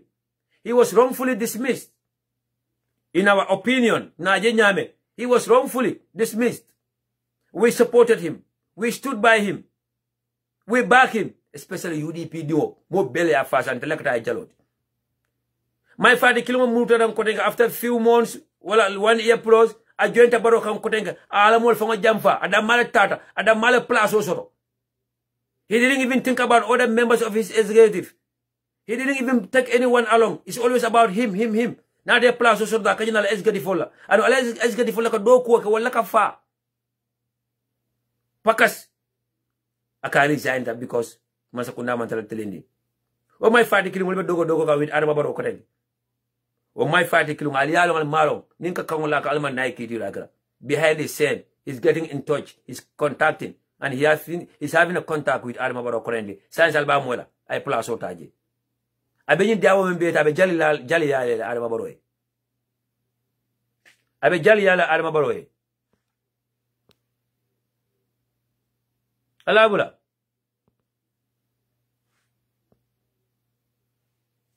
Mas Cham, your time is up. Bye-bye. Mas Cham. Alabula for title. No nonsense today. Don't worry. Do not respond to Mas Cham. He's already gone. Freeman, don't worry. He's already gone. So, my party trying to make a mockery of our petition Do not respond to my party. UDP and Insinoto, we are better than GMC. UDP, even if we are not working, we are better than GMC. UDP, even if we have never win any election, we are still better than GMC. GMC will never be better than UDP. GMC will never win any election over UDP, and GMC will never be bigger than UDP, and GMC will never have more people or more votes than UDP. So why wasting your time with them? The same thing applies to Doi, with their so-called intellectuals. Bao Doi kolman hamo mola, eman kaku mola, ole man kaku a mo ina men ke damalti. Ele nyato kol fangal bol nyamade. Sidi ajata ni Halifa Sallah. Imam mo bunya naman ke fanti, imam mo kuman naman ke fanti, mama londo so naman ke telti, mama the best idea so naman ke telti. Ijurta nyaton kol belale. But with all that, Gambians still don't like them. Gambians still don't love them. They don't vote for them.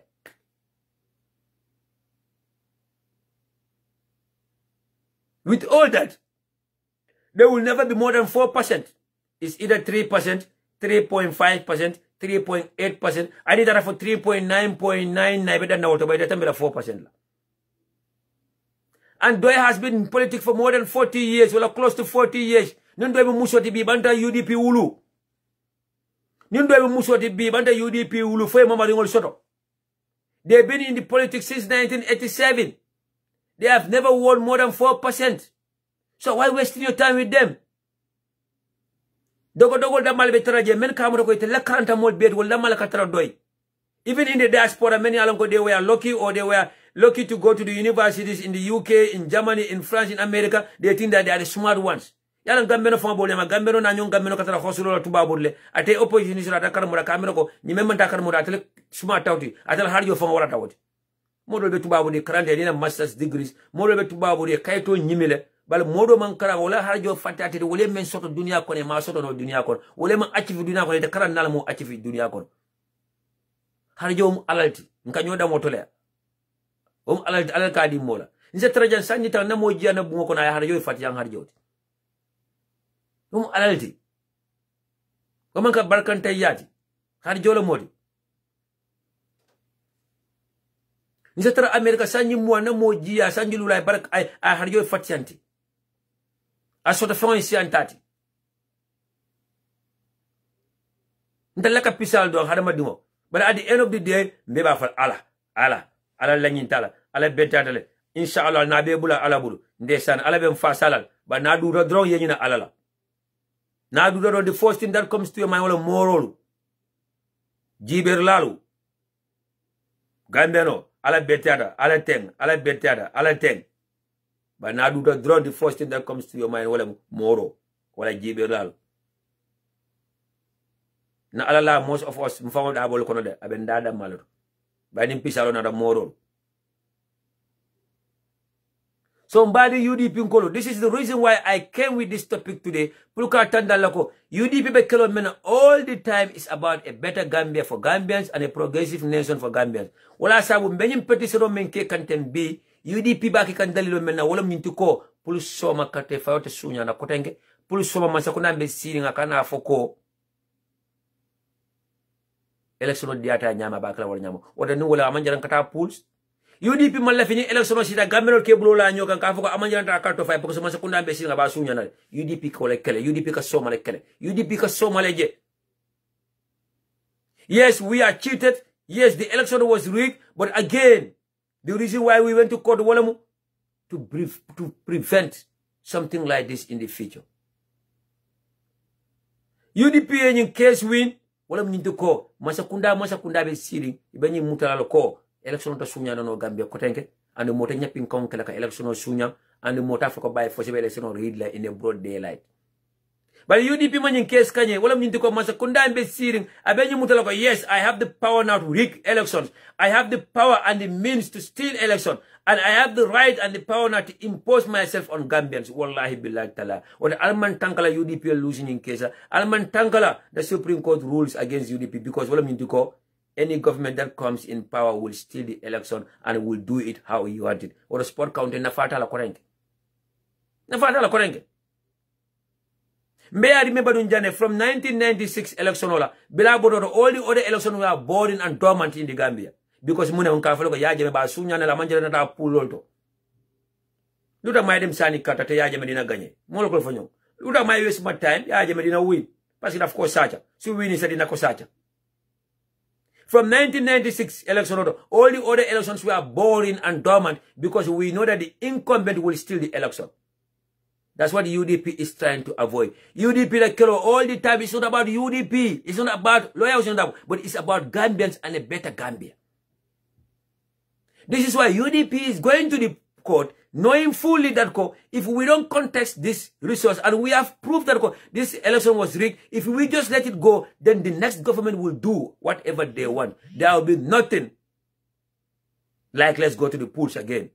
The so-called sport counting will be useless. We will only sit in our house. Barrow will also rule for 20 years.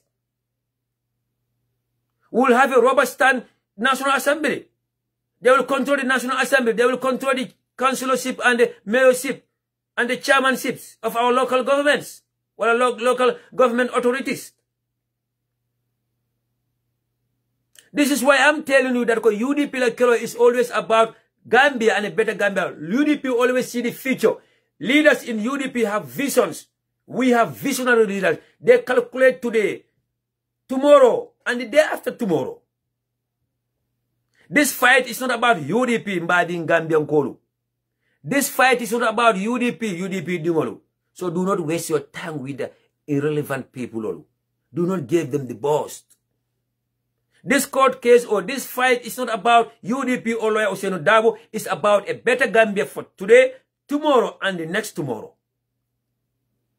UDP 1996, they've been fighting for a better Gambia. That's why they came out to fight against the dictatorship. They lead the fight for 22 years. They suffered for 22 years. Our members were tortured, arrested, and killed for 22 years. It was proven at the TRRC.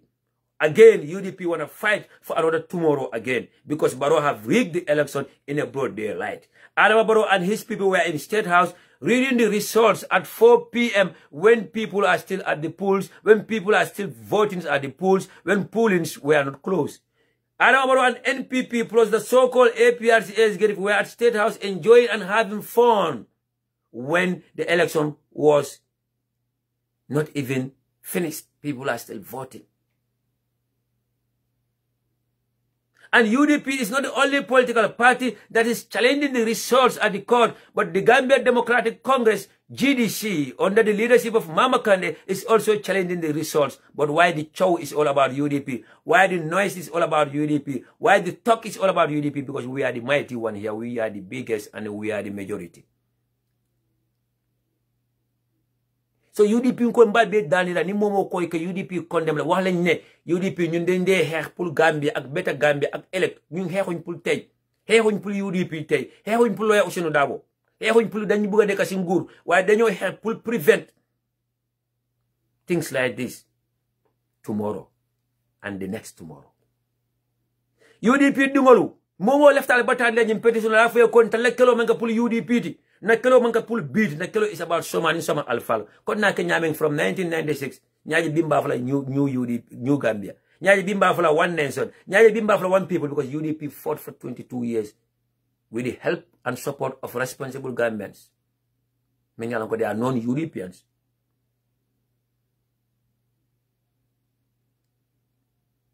This is what UDP is all about. A progressive and a better country. This is what UDP is all about. Peace, justice, and progress. This is why UDP will continue to fight for a better Gambia. UDP will continue to fight for a peaceful Gambia. UDP will continue to fight for a united Gambia. And UDP will continue to fight for a better Gambian for Gambians.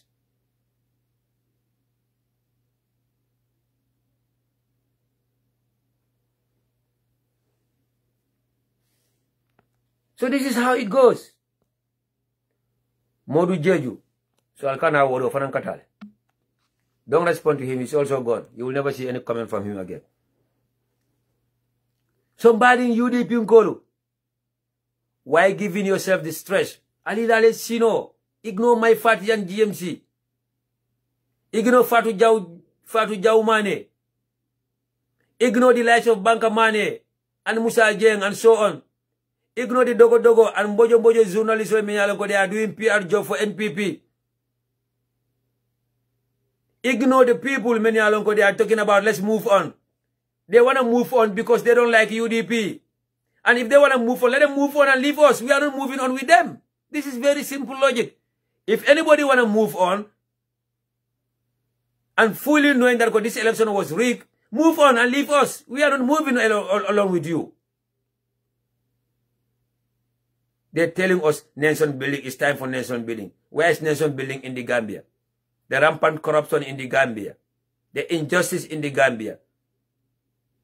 Right now, I saw a posting about a civil servant, they asked him to write a letter and explain a posting that he did on his Facebook page. They said, Wallahi billahi talani NPP in Kolomori, they will not ask him to write.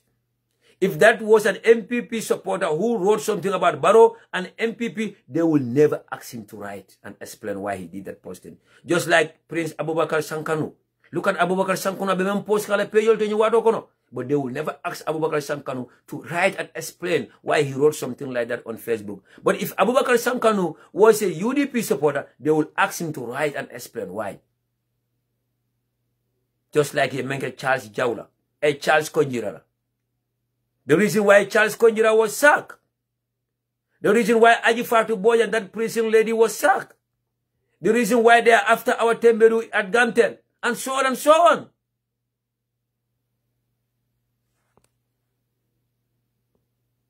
You can?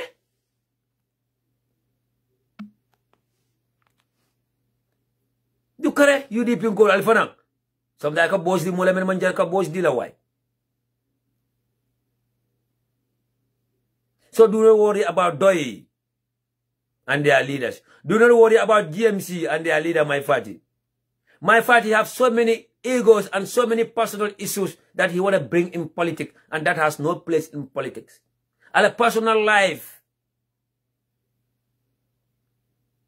and a personal relationship with his ex-wife has nothing to do with UDP or politics. Let him give us break. I don't normally want to go into that. I don't normally want to talk about that. But sometimes he'll make us to talk about it. Let him not bring that to UDP. Let him not bring that to lawyer Ousainou Darboe. Let him not bring that into politics. Allah dia my GMC Nkolu. Patio me alako itele entire executive be resigned.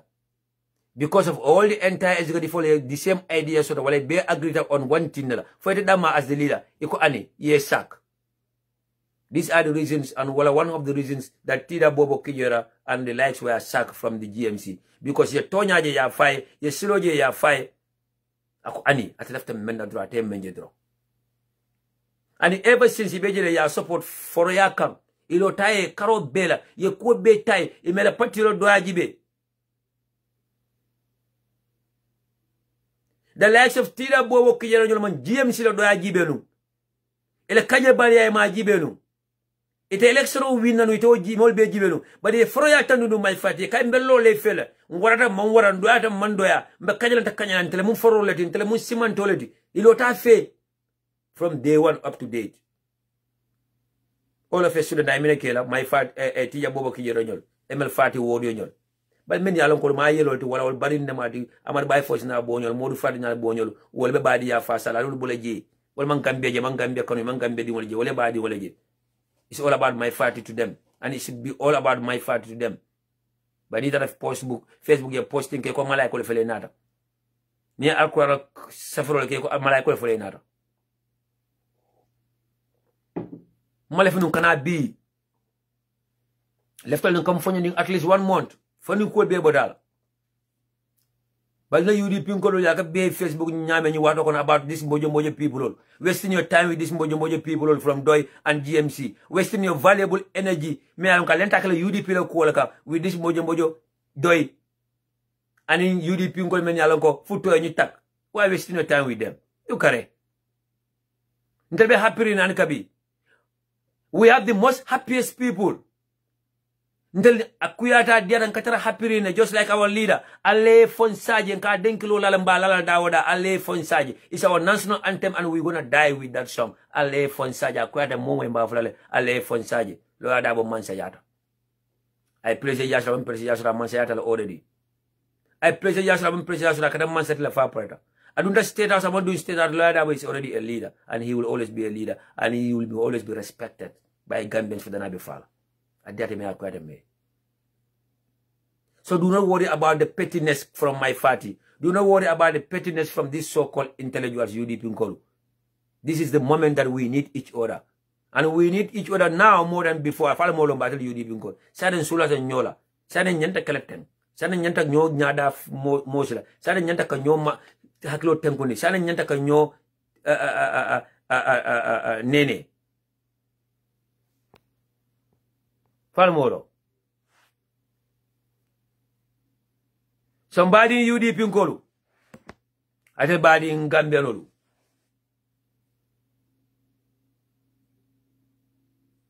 Our boycott against Fatu Network and then our boycott against QTV and QCell is UDP Dumolu and Banku din Kendol la personal responsibility le multi. Na personal reason le multi.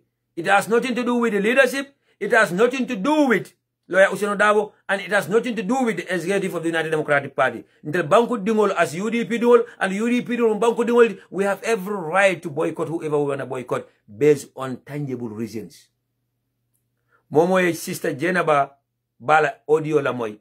Menkatala anatara true men wala ibala na ko QTV nyantaka boycott. Benen na programo ke na bang musodo yen call. Akonye ko sana ebe men kachaka QTV la ko wala to nyalemu.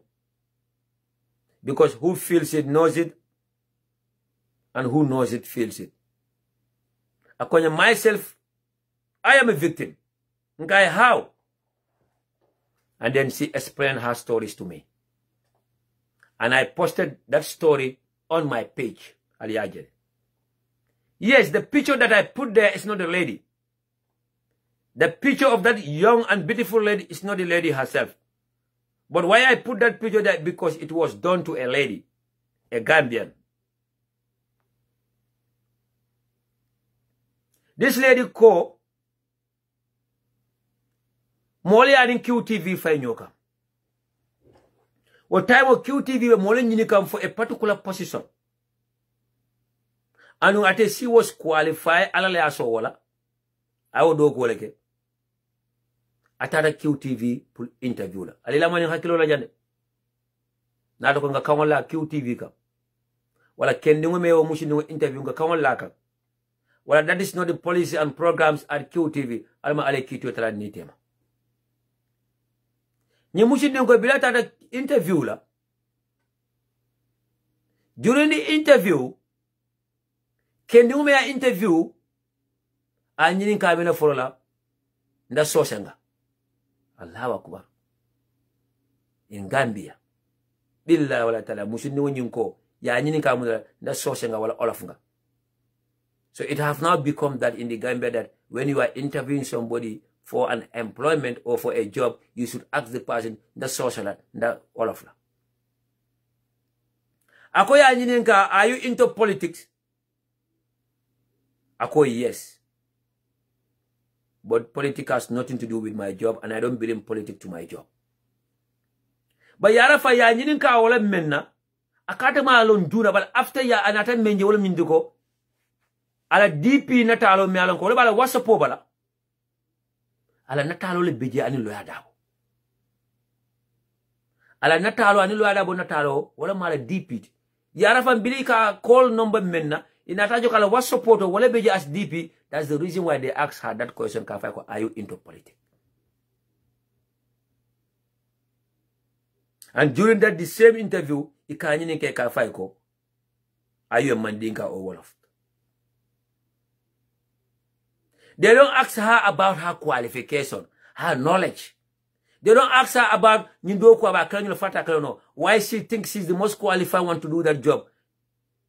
Imagine, why do you think that you can do this job? Why do you think that we should hire you to do this job? Imagine, I will explain. Are you into politics? Allahu Akbar. Gambia have now become something like that, huh? Now, even at our job places, even at our companies, they will ask you whether you are a Wolof or a Mandinka. Madam, feel free. If you think you want to call and explain this to your by yourself, let people hear from your own mouth. I'm okay with it. If you want to call, you have my number, madam. Ako mine natake, ikayeko, then go, we will call you later.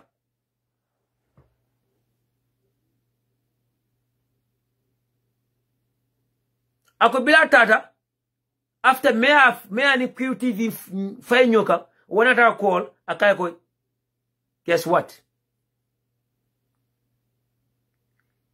QTV let down a Gambian. QTV refused to hire a Gambian because of an affiliation with a particular political party, or because he's a Mandinga or this so-so tribe. It are a Senegal or higher. Che Gambia. Wala sabo walumo programo nying. So QTV hire a Senegalese lady. QTV hire a foreigner. QTV hire someone like QTV about somebody Senegal over a Gambian because they feel like that Gambian is a Mandinka and that Gambian is a European. So I'll go to TV QTV boycott. Nima malefika boycott. Kana boycott. By make a boycott, they have reasons. I wish I can mention this individual. Three employees at QTV. 2 female and 1 guy at QTV. Yenkoli Konyoko. Mohamed Jah, the CEO himself, gave the instruction that he don't want to hear anything about UDP at QTV. He don't want to see anything about UDP or anything to be advertised or to be talked on his TV about UDP.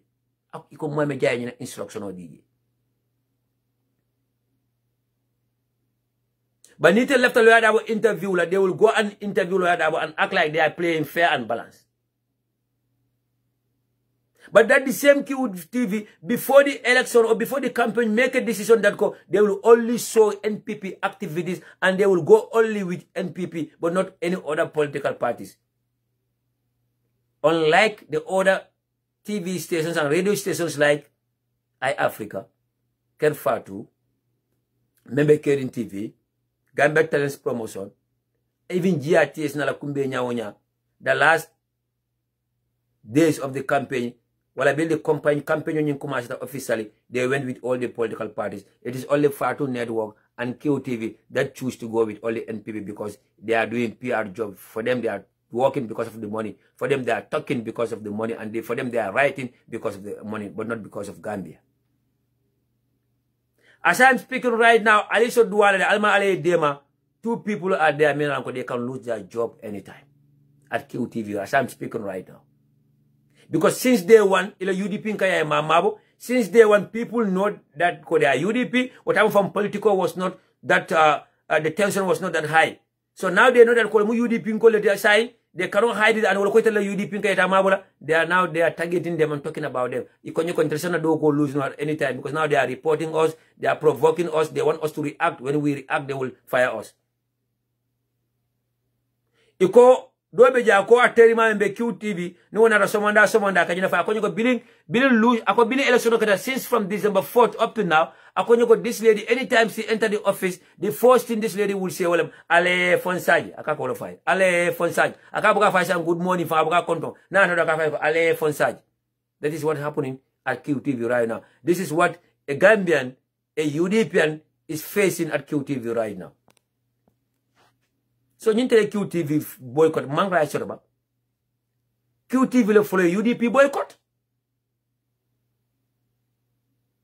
QTV le follow UDP boycott. QTV le follow UDP hate. So the UDP ngol membe ya ka QTV le nehal puli kana campagne tel kan al kalfana batandi Mohamed Diagnam na la fi UDP la la fa UDP la fo dalu dunia be banna.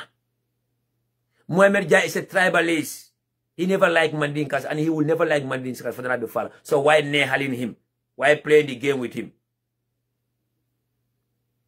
But kuma killing so far, they're feeling the heat right now. Yalong, nibe modo buteka, the person will prefer to die in silence than to cry outside. Just like Fatou Kamara Benyame. Because she feel like she have thick skin. Even she's dying in silence, she will die in silence, but she will not accept defeat. The same thing applies to QTV. Nte molo me alon ko billahi wallahi tallahi. Al account be Ajib Bank. For more than 20 years, al account closed. And I'm mat.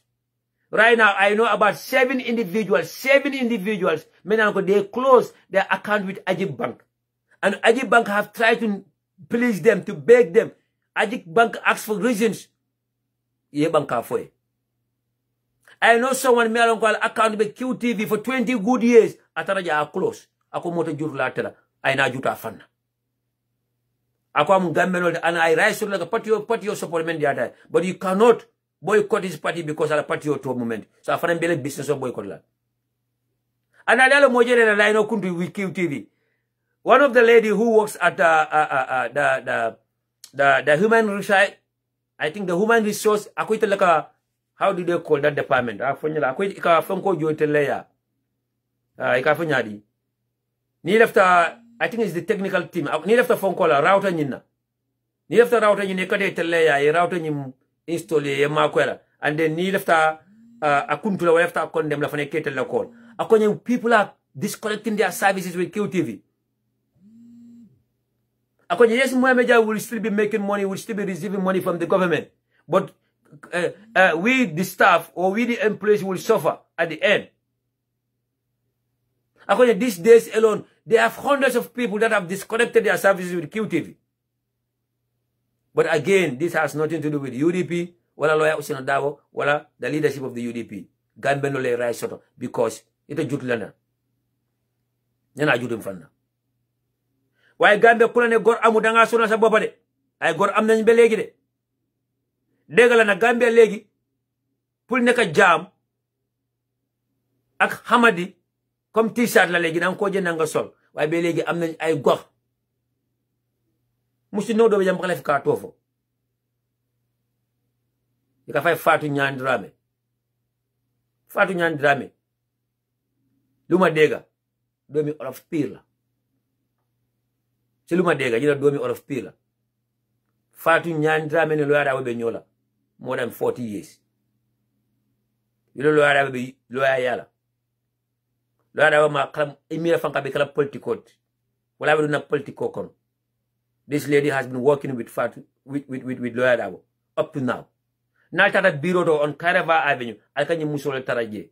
Atlen secretary. She's been working with lawyer Dabo for 40 years. Do me all of peer. Whatever lawyer Dabo went through, Fatou Ñaan Dramé went with lawyer Dabo. Abata ani lawyer Dabo ka dengala. Ani kwe ani lawyer Dabo ka dengala. The torture, the trauma, ani lawyer Dabo ka dengala. Lawyer Dabo sunu hare mu amna hare. Lawyer Dabo abe bale mu ambana. These are people that we call God. I do me God pay. Danga fok na Fatou Ñaan Dramé right now. Su buge apply a job even at the United Nations mu apply ko. Wala UNDP office in Banjul mu apply ko. Wala any other department in Banjul mu apply ko because she have the experience. She's been doing this for more than 40 years.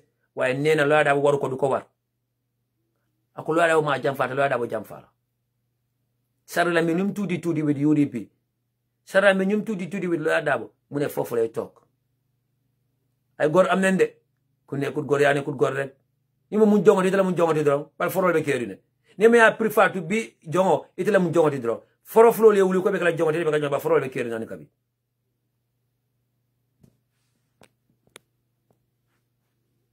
I don't like to mention people's name or to put them on the spot here.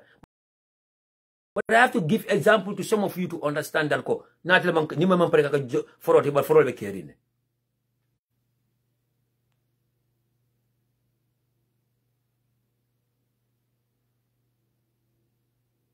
Fatou Ñaan fere jam. Nyan is what? Wolof, wherever you go. But looking at Fatou Nyan Dramé, maybe the husband's last name is Dramé. Dramé lalla, ida Sarahulela, wala Sosela, wala Jahankala. So Gambia is mixed. And Gambia will always be mixed forever. So let me tell you guys, we don't just come here and talk. We just don't come here and talk. We have evidence and proofs. You think me calling for the boycott of QTV and QCell, I'm just doing it because I love UDP? Annie, we have seen people who went through it. We have seen people who have lost their job because they feel like they are Mandinkas or UDP. Sa ninte sana jaji forma fa fa nyama ya anambaro masakunda ko ni mo UDP ko de kebay.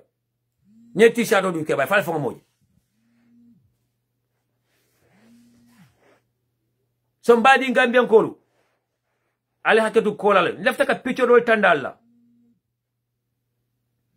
Bal picture nyin ka tandi mol men na wala men yalon ko ye banku do ko le long, ye banku do ko le je. Wallahi nka nyina talo tandi men na wala nyin video lefta tandata men na wala nyin to ko ate men yalon ko Gambia first, and you think that it should be Gambia first, and you believe that it should be Gambia first, but you don't hate me because you just hate me, and you don't want to even see the fact or believe in the reality, but just because you hate me, or you hate UDP, or you hate Lawyer Ousainou Darboe.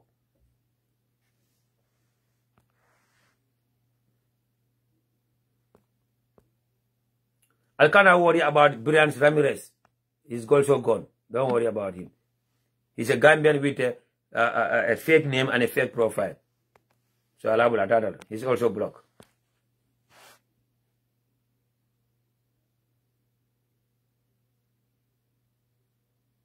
Somebody in Gambian Kolu. I tell body in Lamoylalu.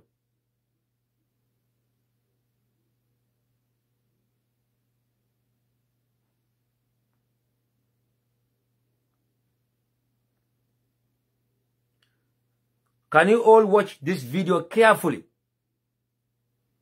And listen to this video carefully. But if you listen to this video and watch this video carefully, si fekkee na góor nga te Gambia moo la ñor te Gambia nga gis, and you want a better Gambia for Gambians, wallahi do farle Adama Barrow. Wallahi you will not be in NPP. Wallahi you will not support NPP. Si fekkee na yow sa involved in politics about development, and your involvement in politics should be about development and a better country, wallahi you will never support Adama Barrow, especially if you look at the records of Adama Barrow and NPP for the past 5 years. This has nothing to do with politics or UDP.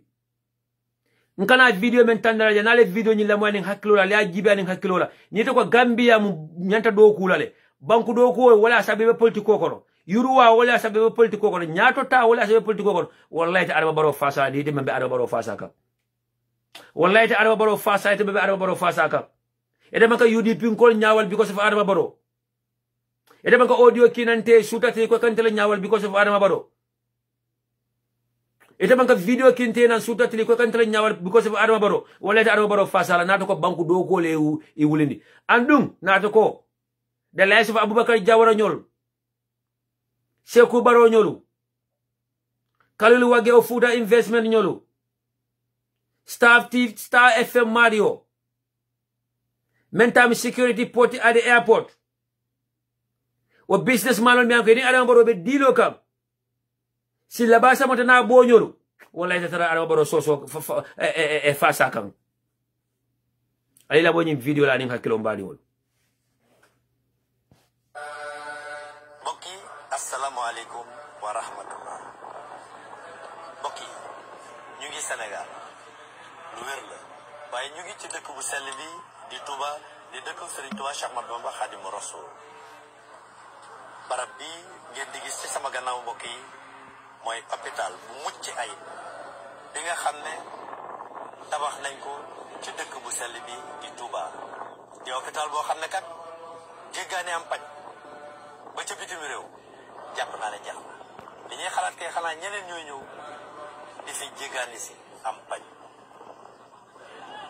centre hospitalier Cheikh Ahmadoul Khadim turu le Serigne Mountakha Mbacké xalifa général des mourides yàlla fi yàgg lool te ànd ak wér jox barab bii bokk dañoo bëgg ànd ak yéen dugg ci biir ndax kat weddi gis bokk ca ngeen xoolal seen bopp déggal seen bopp xam ne li ne fii newul fenn ni Touba utee ak dëkk yi centre hospitalier Cheikh Ahmadoul Khadim utee ak mboolem centre hospitalier ba mbokk yi bienvenue à l'hôpital de Touba ñu duppee ko Cheikh Ahmadoul Khadim.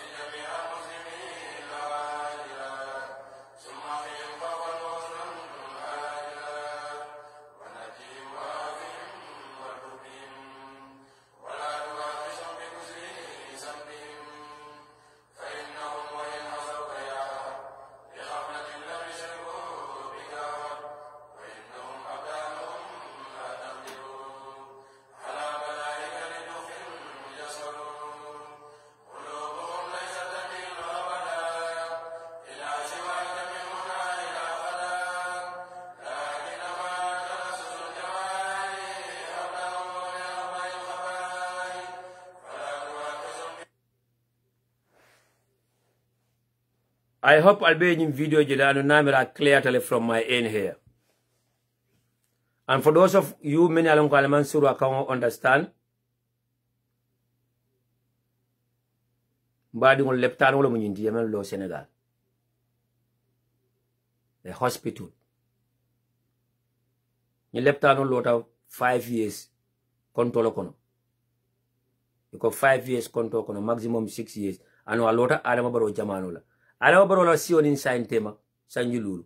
Ni leptan on lota wo period lo kono. Chembadi UDP nkolu. Chembadi ngambenolu men yalon kala kaka Adama Barrow la fasa tilimba yakono ci mo mbokki Gambie ni ngamne yene ngi top Adama Barrow ndik soxor be soxore sa bopa bon be soxor ci sa bopa ci mo mbokki Gambie ni lutax ñu wara dugga ci politique. It should be about development. It should be about development, not futoy nga tak. Chay Fadu Camara ñolu, Lamin Njaay ñolu. Fe almale kito tala ninga mbeno lol tema way. Mbadi Gambian kol mina na nyanta kadum politiko kono. Mina sabu nyanta ka nyato ko support wala ka political party leader support. Ande kala yuruwalti. Banku dingol la yuruwa. Banku dingol la nyatota. Leptano la ñindi de mel lo ñi sanju lulu. Jamano kono. Ni leptano yenyu lo mintole Tuba. Tuba is not the capital city. Tuba is not the biggest town. Leptano do be Senegal, Dakar sa do kono nyoda wala ñi leptano pay. Private hospital do be Dakar wala ñi leptano fa bay wala warata ñi leptano ti. Even the main referral hospital in Kaulak is better than the 𝒉𝒕𝒕𝒑𝒔 hospital.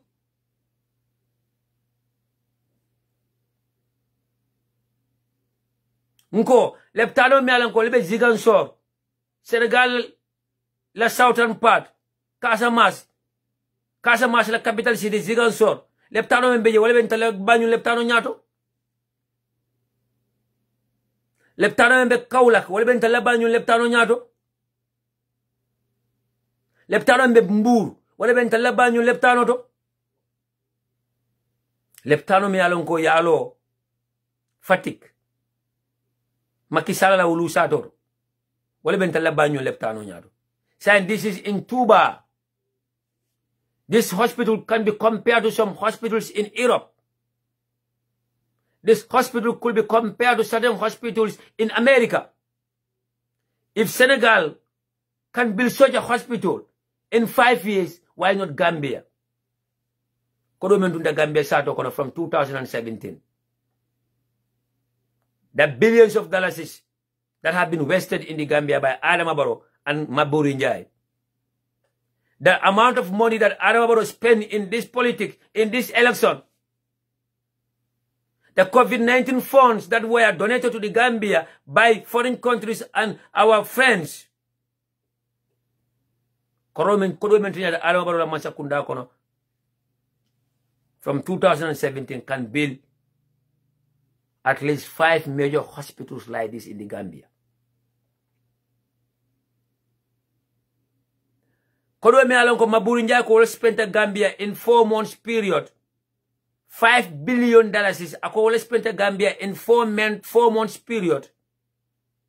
Ako from January of 2021 to April of 2021, ako $5 billion was already spent that can build this hospital.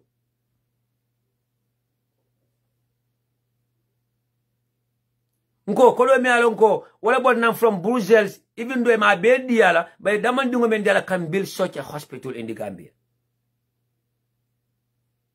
Femboka nkumbo, femboka nyo kuya fanyina musol leje. Many alonko lebe fakan tingol to right now. Musol me alonko be fakan labor. Musol many alonko they go to labor and die, or they bring in a new life in this world. They are dying. Many alonko they don't have to die because they bring in a new life. They don't have to die because they're given a bath. Wole ka bula Adama Barrow no ma be a fan or city be bula Adama Barrow be bula kos le ke don foka tara all because buguma UDP to parce UDP parti social. Buguma lo ada mu tok parce que all pala. Buguma lo ada mu tok parce que social. Che Gambia. Soxal be soxal sa bopa. So legi hôpital yaa ngi ni ñu ko samp Dakar ñun suñu feebaree ñu dem Sénégal antele bambang wala de ni sa do na go for mi ke nata jaaro Sénégal ni tel sa do drong we have to cross the barrage a ferry nata Dakar jaaro la antele taraw ñama drong a ferry heante añanante soxorante am na right pour nekk UDP am nga right pour nekk NPP am nga right pour nekk GDC that's okay. Why sanil karata nekkal si politique because da nga buka sa rew mi dem kanam pour ñu am development. If Senegal, yes Mamadou Seka, they will see it. You are very right on that. Let's just remind them about this day. They will see it. kum ne fula ne nga farle waaye su ñoo support nañ support ngir yàlla ak dem kanami réew mi xaalis bu yàlla Adama Barrow yaaxa si politique bi rek ñaata hôpital la mun a sampa why we cannot even have a scanner at our hospitals. If you live in the diaspora, if you don't want to lose your mother or your dad, you have to make them to come to the Western world. When they son. Badole bu munta yobu papam Europe. Papam dina de, su munta dem Dakar. Very soon Gambians will start traveling to this hospital for treatment. Science and Gambian ba commence na kata tuba kata ni leptano de poulet jaraye. We will born in our great-grandfathers born. They were born in poverty. Our grandfathers were born in poverty. Our fathers were born in poverty. We are also born in poverty. Our kids will be born in poverty. Our grandkids will also be born in poverty. And we will die in poverty. Te yala sunu japala ni dem fale yala mune atle wakay atle bita atene jahanaba. Wa nimba arjana fransor la arjana men soufeta ci arjana yep la ñoo am. This hospital was built within 6 years period. Adama Barrow 5 years of the government mun na build a hospital like this. When I saw this video, I almost cried. And when I saw this video, you know what I did? I sent it to that young girl that we helped here. What didn't know me along na mako jana tata jara Senegal na kiai. Desa. Badi Gambian call for all of you all information on many along I'll contribute towards the well-being of that young girl. This young girl is now talking and laughing. Billahi wallahi tallahi. Na message do kinya kala fi kumbola. Every single day message yo menya sana baraka. Sana tenyine lelo no, sana dumala musawar, sana tenyine lelo no. Ini molme mako ala baraka. This lady is now laughing. Because 2 years sasaba kono Gambia hospital cannot scan her. Gambia hospital cannot tell her what is in her stomach. Fatara believe ta ko kule kata je ya domondi la mori ya do ko kuma se kata jara lola.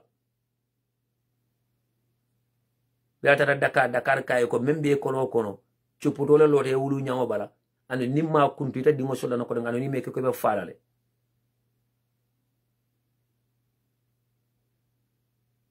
Ana tabi siri makore mansono fobila kumboda afitata nanta kam findita kan na dema atara Senegal 1 week wala ke jembadi ngam men ko la man tambala albiya be kala mutaja na update alal atata Gambia atara Senegal ara misalungo afitata je ara misalungo wularo tala arjumalungo sibito arjumalungo suto ya serendi santo ya operate 3 days amutanam back to Senegal back to Gambia. Now he is happy and having fun.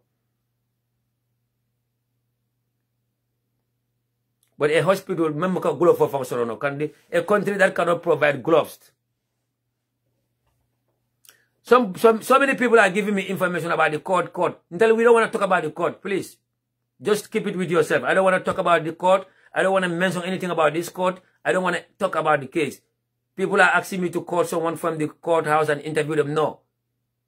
I'm not interviewing anyone about this court case because we are advised not to talk about it. So I'm bad now. If you see any information on WhatsApp, Africa, just keep it to yourself, please. I don't want to talk about this court issue. I trust my party, I trust my leadership, I trust our lawyers, and I trust the judiciary system. So let's wait for it. Nadua draw, alendema, yetonya fasa, that's it.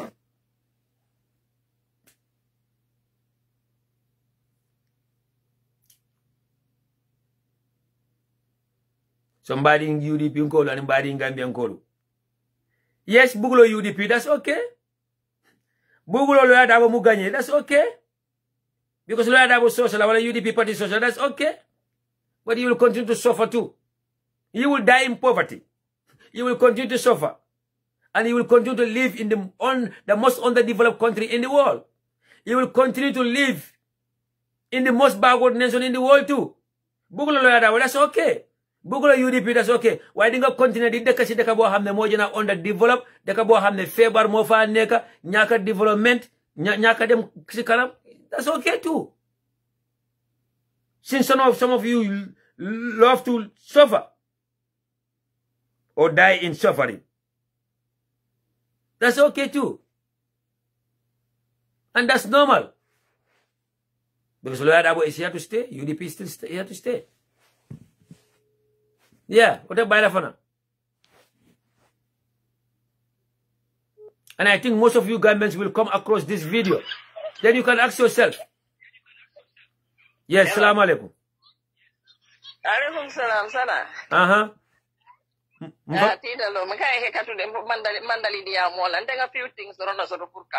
Okay, but even lifeless, is that okay? Even lifeless, is that okay with you? It's okay.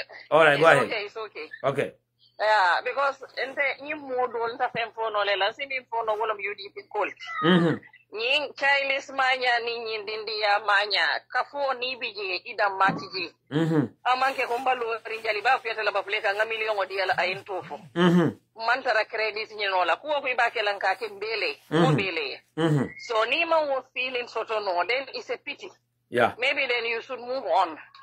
So adia mo siya tata na ta wolom disappointment what intela karo lang kami na mol kake. Thank you. La tamu ndeta falanga kula ke credit nyinola, so I have to know everything. Minu ba Gambia ibakata kan nyato nkolo mol be la do hola alinga respect ko dila nga credit dila nga patience to ngalla moy manke dinol timinu kata de kaya kebal la muinti ba ko kala akelilla alaini yake wale buka nimisa bari nga nyinkele ka credit la soto nimma nyinket ninga nyinkele mol man kuma fonte ye ndeba baturo la manyin long, then you are in the wrong place. Okay, definitely. Yeah, I'll tell you what soto kaso puru na UDP ngol wodol ngalo ne wol ban distract ne pour nga concentrate on tribalism.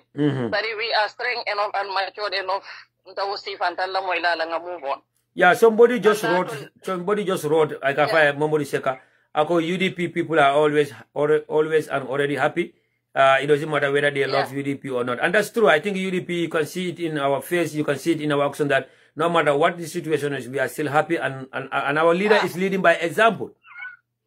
Exactly. UDP, dingo mi prata UDP, ala wolka ke dilla ala leader there for the law.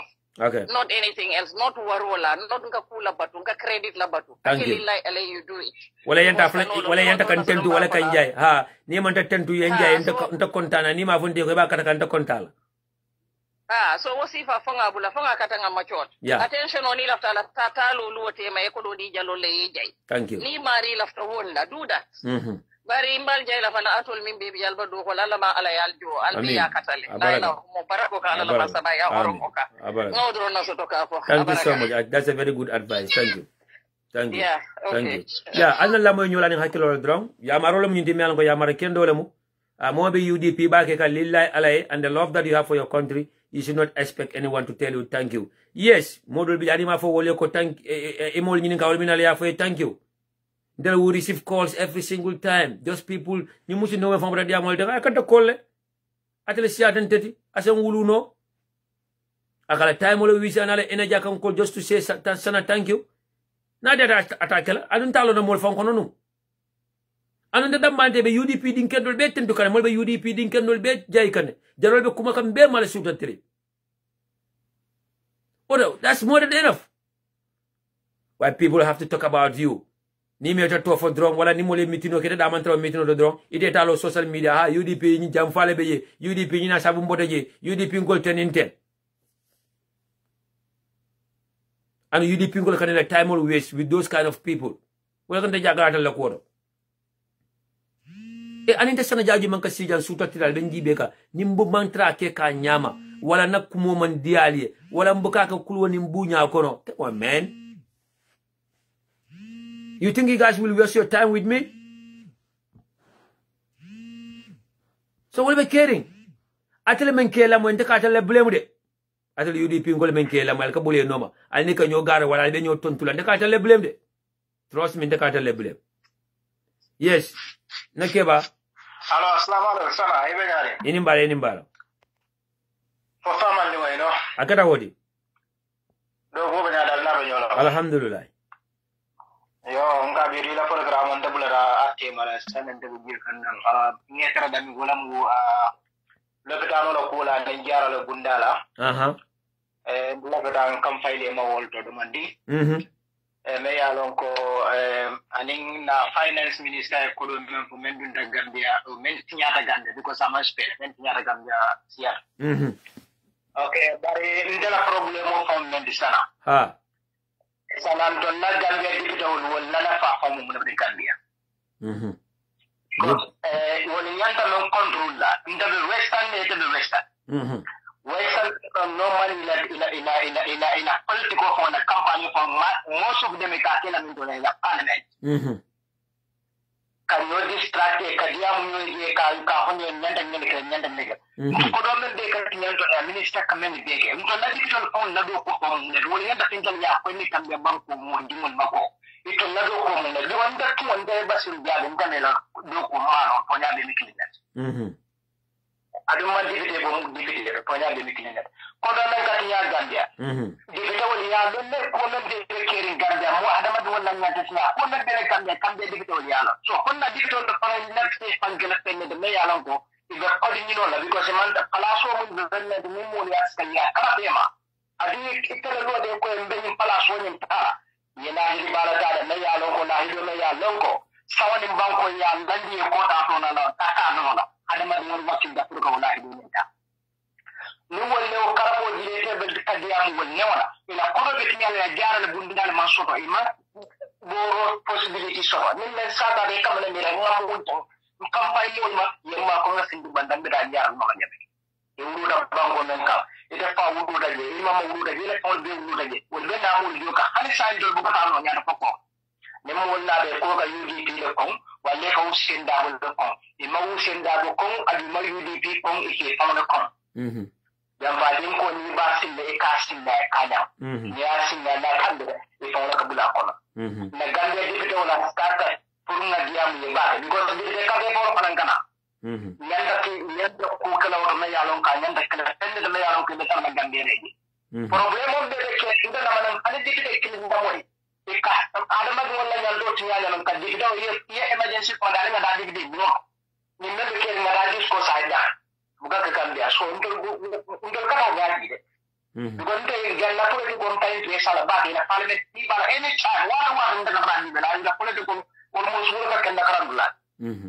so len ko na gonya fondo la député o ito malo mun mo député ya nyanto e malo nganda molekala so ya ni ya ga je mo do borundo ale ni karo pade ko do dire ni ga ya nyanta men kala do ya ko wonta député ya di ko man ke député ya di wala nyanta ndala wol ina wala mo force alim banko nan de development nyari ka ho dala ko tawa kalo dala do ka tara ko dala ide action on ta ade be kala ka ni ko dala da parliament di dun do ina ta political ko ko bon na on na dan ko di wala agenda wala ganda ta ade agenda man ne kala ka bande be president wala anda karle hani gande di wala agenda nyanda wala kusna bar na di do ko kus di be do be galo ko di wol batara wol ne be ko do dam bay do wala no sore no ko do ni gus bar na banko kata ne ma bala fa warta ni ku ya warta bar mo buka ki mo e sana e tan mo bar ni ki ka bare fan ko dai because na kire ni mo da tala le dam ma ko wala batla so kan je di kan da nyalon na adu kan je banko mo nyanta nyalon na nyaaran ko nyanta nyalon na dikito nyanta no ni na fanan no e la tra mo do ka ba kar le mo la nyin na de because kibaro ne ate kan dan na ro na ate kan so da Gambia be nyanta bulo di la nyona Gambia di mo nanin hasibi ale bonni si sunu kono nan konnin ta bonni si sunu kono man diga konnan ta bonni si sunu kono na Gambia banko je min be tonya kono Gambia dimoli Gambia ni ade be tan be pis ko bi man dim ko le sabu sana ita wulu da banyo ne nta wulu da sandodo ba ita tara sey Allah ko da ko na le faylu ndaw so de yiti di ni ka mo kono wulu ndaw ni la mo ko lu ndaw ya lan kalmalu ma budna dunya ko dame si te kilo na kala na so ga be dikira ko la kal ba kala banna sal si so wulu ndaw na ya kana te aliya ya bal sai ya inse ma ko no dula kilinto jam because mo jama ba tra kan kadunna men kada député wala karoti ya fo nyame exactly abe laari wala nyama ando enta tamala wala nyama ando naji ko banku dol me ya ko yurwa be ya ka tamaje tenne bal na banko kan ku kilina be je wala nyinti ko felta ka damen to understand wala tilingo do ko private ya anyanta ka datinan santole ibuka duman kolma e santon ko tuje ibuka teman kolma e san ko tuje député la man député be al halo men kono bi nyaje bin nem fanja kono wala ye fanja kono commencé ta mintole from the president himself when he started to hijack the National Assembly, when he started to bribe them, giving them brown envelope and yellow envelope.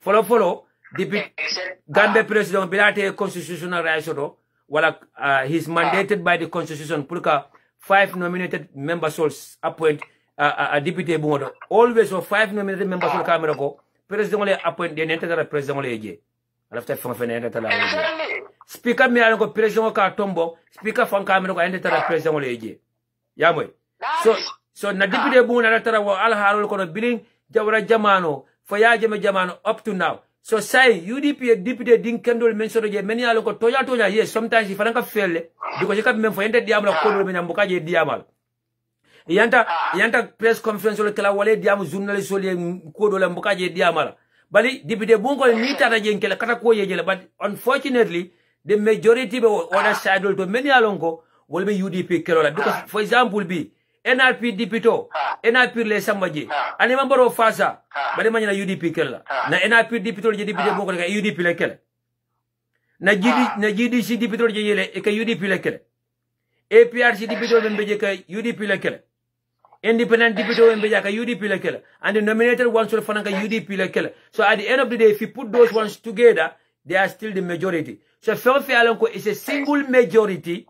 Ani kanyata one vote later be tambila UDP buka kuno woto na deputy buka kuno woto. But if it is a 75% threshold na deputy ni balanta tonya ka kuno woto. So nyebe Gambia bi ala barole ya be kumase ay kumase ka deputy hijack by giving them brown envelope pulu yala agenda fasa. So saying they will bring all kind of bills, bogus bills, unconstitutional bills, and it will be passed through.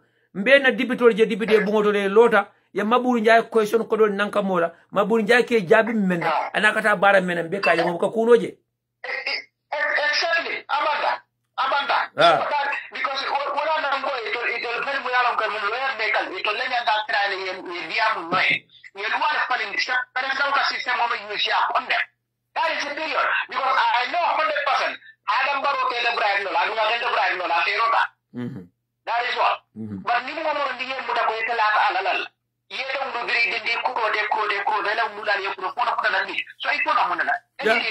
For example, the debate on the draft constitution, one of the best draft constitution. Me alonko until be alon fanka ma UDP febo. Lawyer also da fanka ko nyimate febo because it was about 50% plus. Kulia kanye president Sombol tala nkuja manjamao. UDP the leader is the only political leader, one of the first political leader, mentor Facebook Live, he appealed to the National Assembly members to vote in favor of that draft constitution.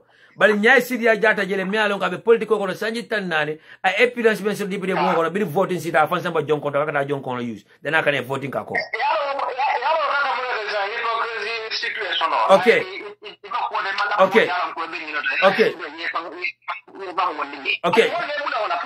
Nyai maburi njai jele.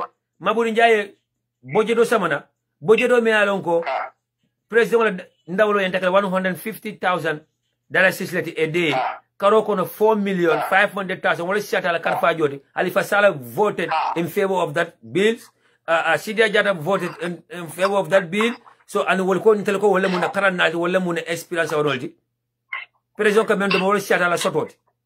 4,500,000 a month. And Aramboro can mention the Karoko na wanten be 2 million na. Exactly. So you don't have a problem. Don't be on your so the Abaraka. Thank you so much. Abaraka. Yeah.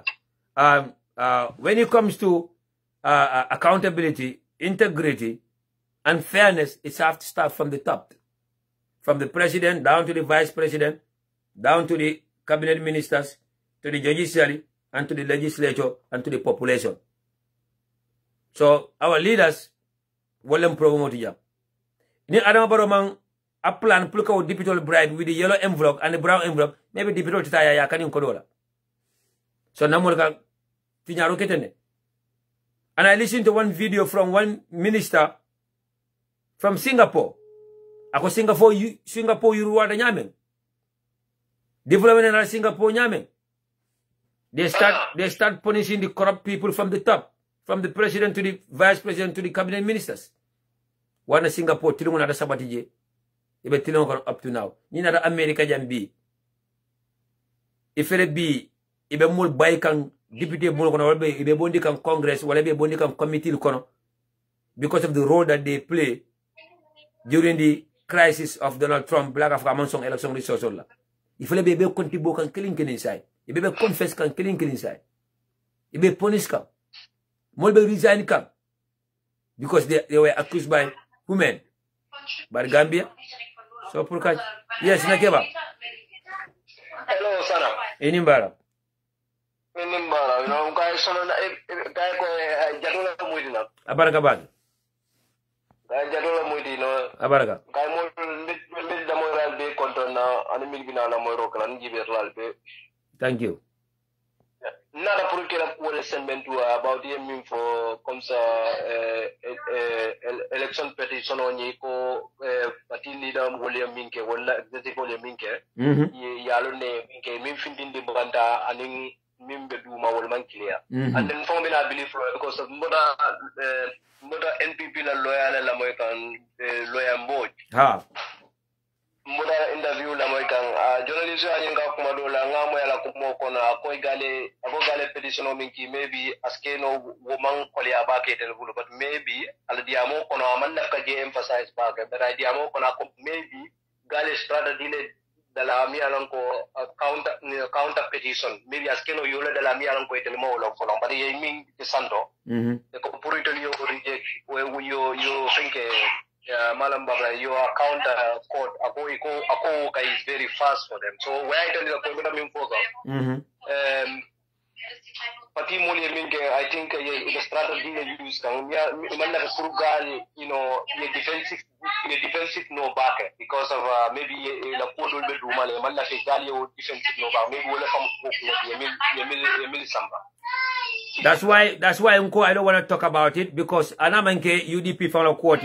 Near case sort of at a court, evidence of the bond, or video, evidence of the bond, or witness already. Evidence of the bond, not already. So it's a let paper and circulate on social media. Let them just keep talking about that. Let them keep bagging like those and making fun of it.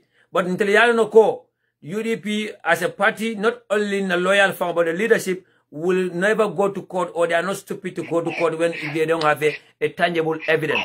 We have lawyers, many along they are still the best lawyers in the Gambia. The body to Jamal Baka, Lamin Kamara Jamal Baka, Lamin Dabo Jamal Baka,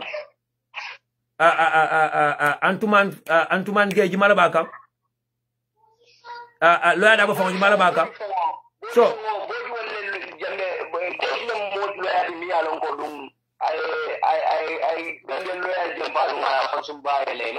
and the loyal major, they are doing it. The loyal major, they are doing it for free of charge. But all this Mboj and others from NPP have been paid, and they've been offered houses and cars to participate in this case. No, I mark Jabi Gele, Aladiamo Konanu imagining mark Lapuela, go mark Kumadolo Boko, Jojo bribe like $15 million or something like that. So I something like, but you know, as a professional lawyer, more social media, it is among relevant. No, one day, what found in Nakeba? Nakeba, let me ask you one question. Do you think that for near loyal bribe or Jojo bribe about Flako high and bribe? I will forever. No, thank you.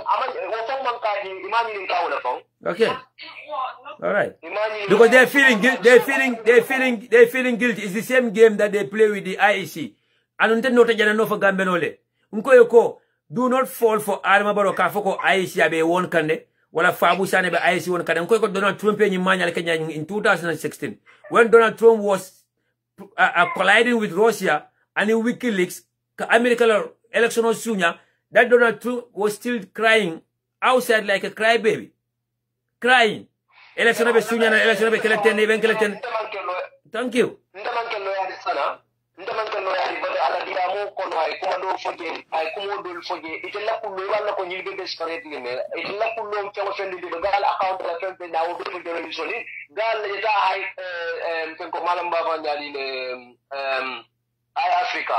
Africa interview That's a many words you say accountant or minamia and say takulo. I'll be a matela kulo bela laban. I didn't form monk lawyer, didn't say accountant or one. Left a government cooking the malolo. Left a cooking I will. This so-called lawyer boy, and one lawyer called Amadou Jallo, and one lawyer called William Francotis of Fang. Say I tell them current Anthony General and the Minister of Justice. These people have been misleading Barrow for so long. And Yakumba Jatela case, Italy mislead ye. Court case ma be mislead. Even the draft constitution, Pulia reject, thinking that the 1997 constitution will ban lawyer from contest Italy mislead ye. So they've been misleading NPP crowd for a long time ago. But it's important to atata nada wolom into ko Gambino lenta understand na ko halama dungo dol beje wala a group of people dol beje. They will never like or support or endorse or approve anything that is coming from UDP. They will prefer to die in poverty and die in suffering than ka UDP 70 or ka UDP fasa.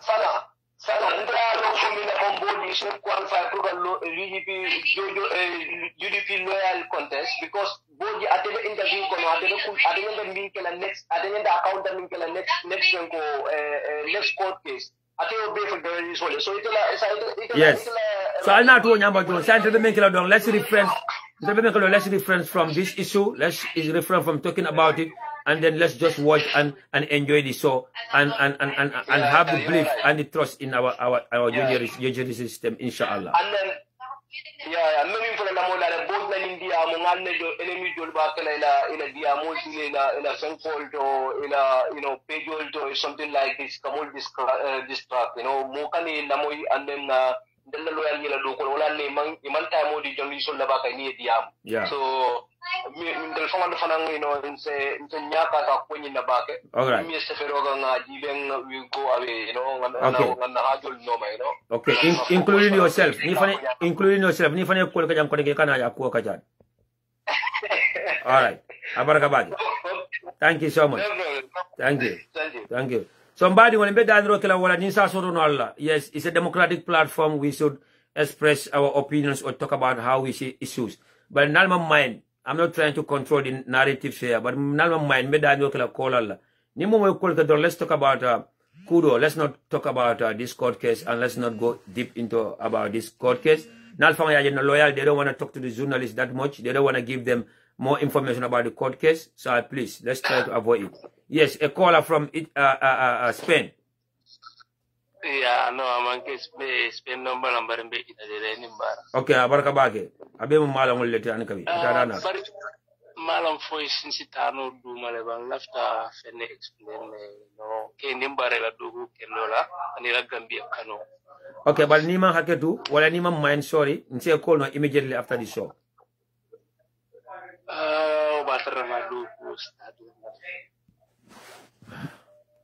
Okay, me never caring.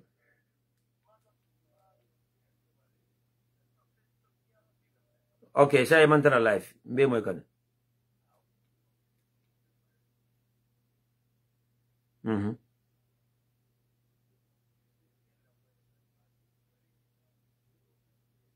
Okay.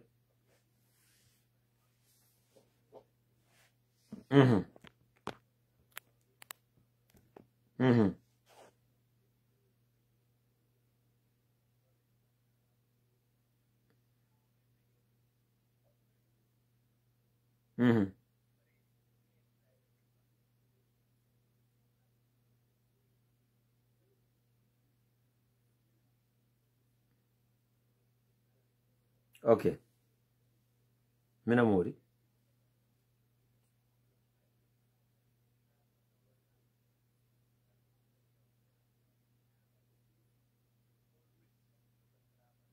Okay. Okay.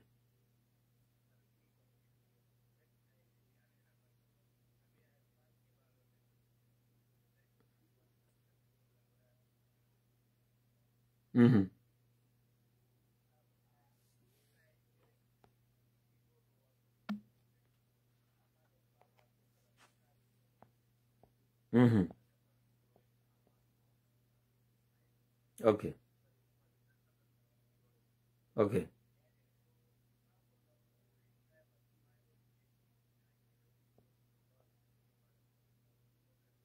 Okay. All right. Okay.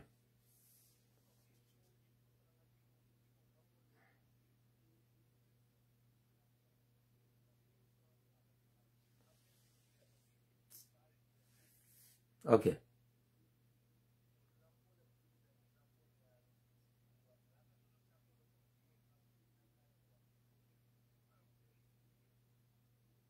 No, no experience.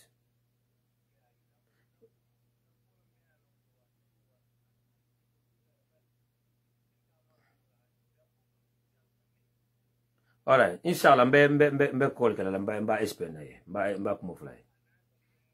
Yeah. Okay.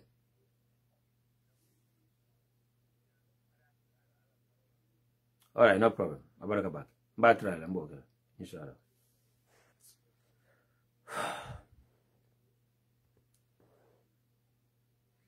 Check Gambia.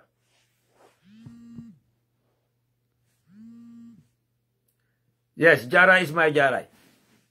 Sana is my Sana. Even Yadi. I love my Sana. Nyanta kachala because you should be in Gambia still. Yanta mela daman in jail. But malimine boroni. Nyanta mela le bari yalan do ko Kenya Sana. But bu wori mbitame murula le. Jol kay be do ko nga ko do soto nga sa mangaji UDP la. Inshallah. Le bari ni ala santa inshallah. Inshallah. UDP nga to pe ndo kuna na ay danje mol manke. Na no fankaram ba mal nim famal ma ko fa. Me I am cool. UDP Baby was all day conton na. Abaraga. Abaraga. Sana, somebody told me ako na ke sana tinung ning difficult period.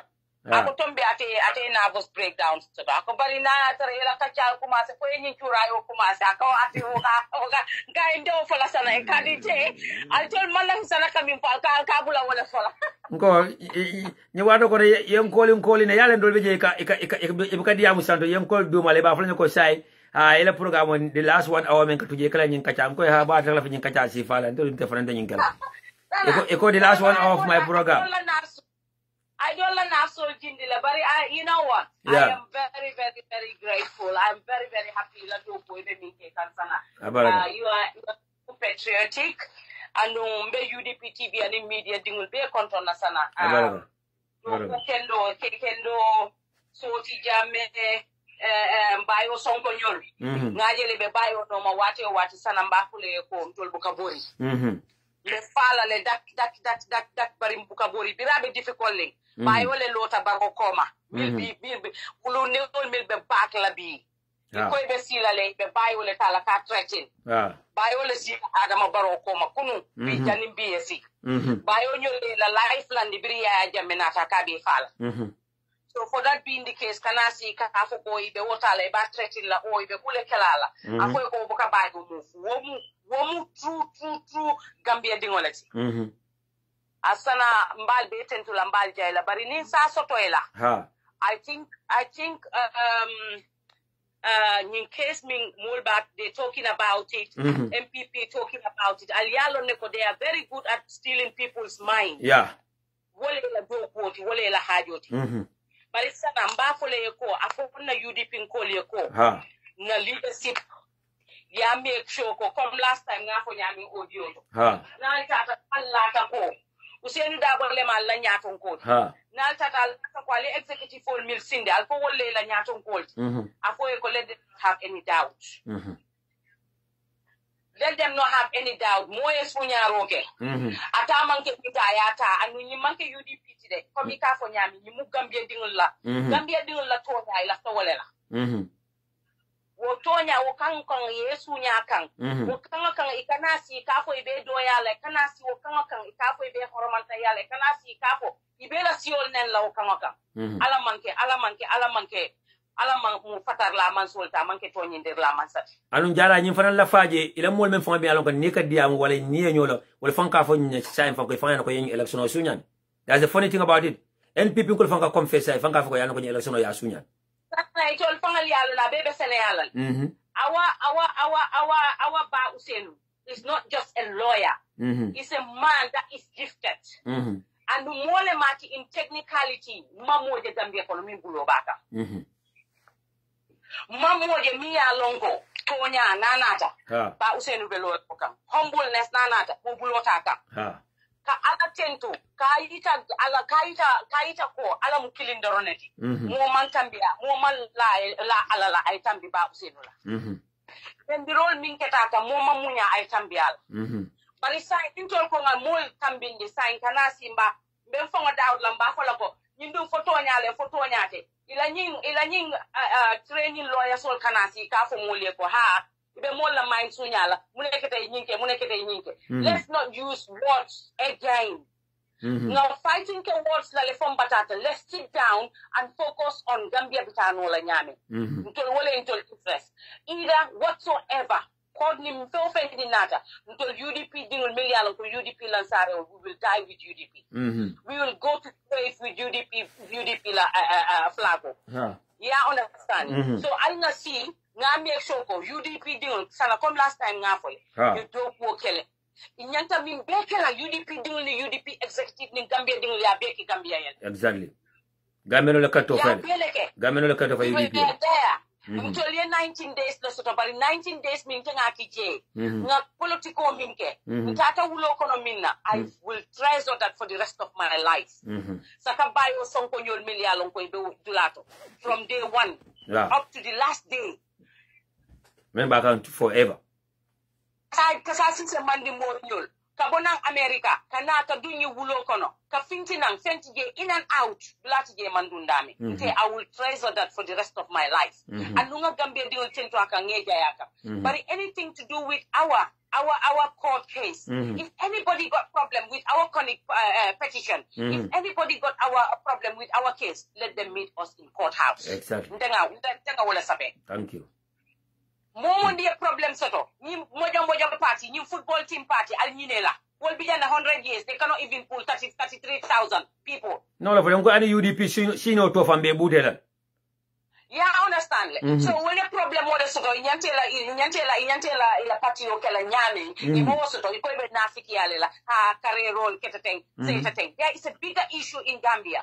Sana, there is bigger things in Gambia every day. Muromi muguroti mol masto. Le manol man tomoro soto ibe mindomola. Muna kina Gambia dingol buke hakilo lo wakang. Iko ikanasile, iko UDP la karikacho. And some people are losing their job. The only available job money you mentioned, they are losing it because they belong to a particular political party.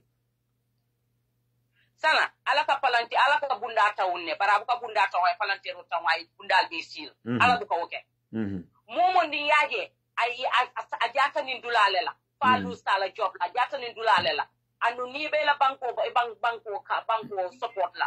Kuriye luisi la job la. It's not easy. Yeah, understand. But at the end of the day, tol being a consequence face janne gatara telephone tole we got nga problem also to janne because of na family lasta Gambia ding lasta ma ko la so momo ding ya pa ko la to nyalem amang easy la family bi jele be ma bari Gambia nyine akina mantano nyato andu tita nyato because of ye karle bay o because of de to nyale fola ni nga ko be mbaylal o nga nyim pati karle support ni nga fenke tem bay be mbaylal but at the end of the day a democracy liberty bukana just like that. You have to suffer for something. Yeah, understand? So at the end of the day, don't discuss any court issue with anybody. Anybody got problems, anybody want to know, let them go to the courthouse or let them contact the UDP executive. Let them stay away because they want to do this as a low key. They are animals, they are vampires. Kanyoda mo wala today.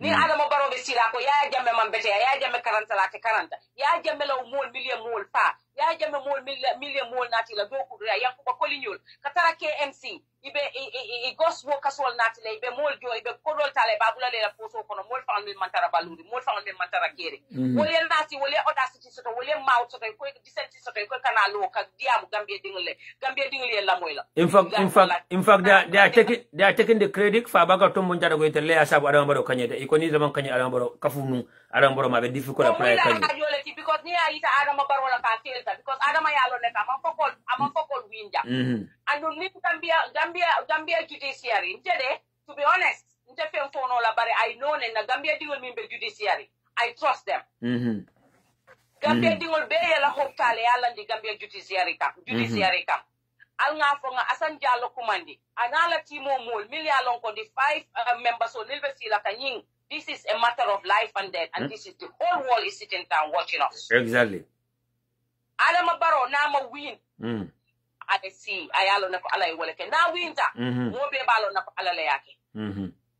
But aliale minem politic of deception, politic of deceiving, politic of tribalism alinga stop.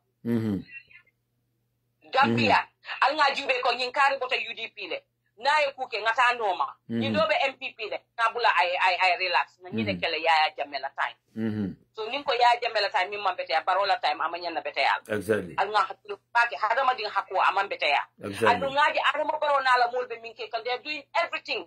Purito dakana bo domoro be min domokan dakana bo Kebi, I am not lazy. Nente by whatever Gambian. I will go and try and do something else. Yeah, understand. But if you see what Bulate Toko, more ida tarasinan wrong. Ida tarasinan Gambia ding la hakola ate watila. I swear to God, ate watila. Exactly. So Sana, I would beg you please in the name of Allah, don't discuss anything about this court case. Momondimbe minjabila nila lawyer minata ko itol man bribe ta, obviously it's very obvious. Mota ko kontela nga bribe ta. Abarakaba. Yeah, understand. Yeah. Well, lawyer Mboji trial fam patata. That man is a useless man. Lawyer Mboji is the most useless man in the Gambia. He's the most useless. So at the end of the day, I tell me long about Ronekenola.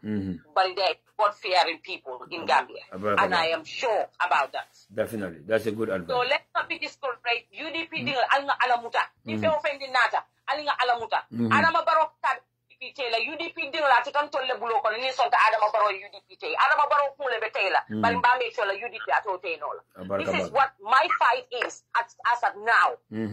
This is what my fight is, and this is what I want everybody to kaloala. Kata si, kata jube na MPO, mbake no la nyawo nyanding. And we all need to be vigilant. Ye minke, sunyarol ningkuol minke. We all need to be on our toes. Man nanya la sona min hapun tanung I hapun. Al nga ita nyin la ni tol botantol kono, itol koy kantol lekele. Itol le winta fanyakang. Nga ite la kontol fananga minnom fananga woke. As UDP what they are capable of. Exactly. I will assign kudos to each and every UDP ding on. I want some group all lemba. I'm all lemba along to the finance. I do my diamula lemba. I give kudos to each and everybody, including you, Sana. You are the biggest here. Thank you so much. Some of us are emotional. But you've been there to help us, to calm us all down. We tend to like and be there like Anila Timo Molbe. From Fode Jawla down, Balbe Contona. Fode Jawla Mandata more basic Facebook or data, Facebook fighting these evils. Before they Jawla tend to come by jail and Bafalaya Baraka, Abido Kukendomin. Exactly. Thank you so much for the great advice. Abaraka Baka. Namera Mobe Jarai Morai Memfo, especially in the UDP Dingoru. We just need to be patient. Yes, I know some of Namolo will lost completely. We definitely understand your situation. Right now, fresh sunshine from being the moment at the more in text and Gambia. You know, bro, can you help me and add me to one of your WhatsApp groups? I'm totally lost. Yeah, that's true. More of you can lose it. Don't be able to effort to do social media now. You be caring. YouTube. Some of them are not even on social media. You can lose it. But Bena brother soul do command la wali Gino and others. Call Kasianya message Kasianya. Just be simple with people. Can a fanko ko balon na la by force? Wala yente can respond to everything. Let them understand that fana male membe keribe la moirola. Sometimes it's our responsibility also to calm people down. I received a message from someone in UK number them. I could thanks Sana for everything. I am listening to you attentively in all your episodes. We keep on fighting. I am not UDP. I am DOI, but the Gambia is ours. And the progress and development is all for Gambians. I could wishing UDP all the best of luck. This is a DOI guy who lives in UK. Namandra UK from a UK number. Ako amanka UDP. Ako DOI la mati. Ako let's keep fighting. The Gambia is ours. But no more also many along. What about DOI le? But we'll call not DOI, but not UDP for now.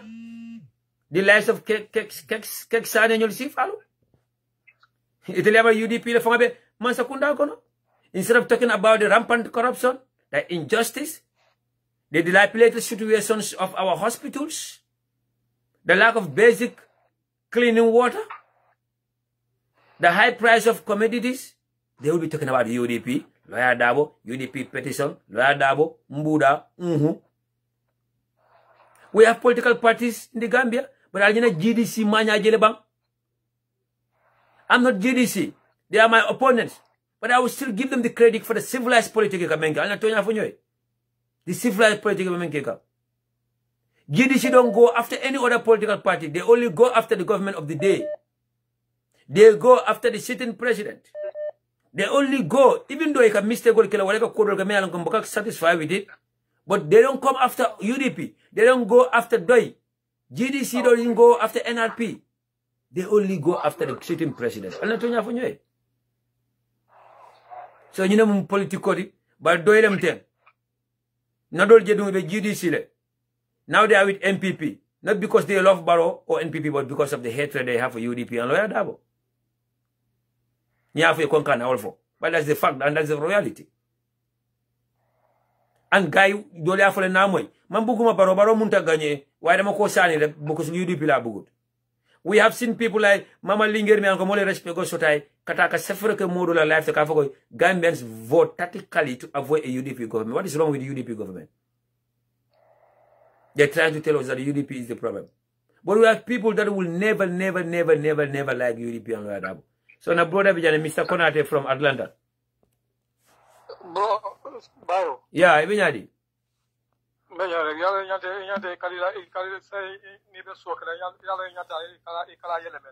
Nyanda kamunge? Ila so ni ba yele yale kala yele men na fatia. Onkala yele fatia. Na fatia ke. Okay. Fuarol men batata. Fuarol men borinta. Ila tarol. Ila kodol. Ya dundi election no ko. Momo e ku kendo ke je nata man sunya roki. Ha. Man sakunda ko nata man election no sunya. Al me beso la simani jata kendiala. Amen. Ale kayo ke be. Amen. Nata election yi masunya. But nata election yi ngasunya ta. Momo bulata asunya rokono. Ha. Foka ba men ya long. Ike da kala iba fala ko silent majority or 10. You know, or kate fayo fiata ndu yalan ko ala ko ite fana male. You know, ngebe danka. Yeah. But yalan lamin ko do beje amanja dankaro fangala ba mfanka fala ko ala fanga bugara kala sai. Ite me yalan ko ite man tara baro support kande. Ba ite ko silent majority. Ba baro fangala supportal ani men bi fombe baro ko ne fanga fala ko election ni ntelal ko na sunyal. Ifo be confess ka. Baro fambe diam ka fomol ka boy. So ite me yalan ko ite man tara UDP man tara MP wale because UDP le hedi ka silent majority. There's no silent majority. There's no silent majority in the Gambia. It's all about hypocrisiness. But there's no silent majority in the Gambia. Yeah.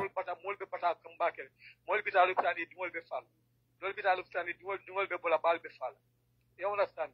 Femma soroje. Molbe batari la dol to yin campaign wa do ko people for la dol wol bu ka jiyo fonce.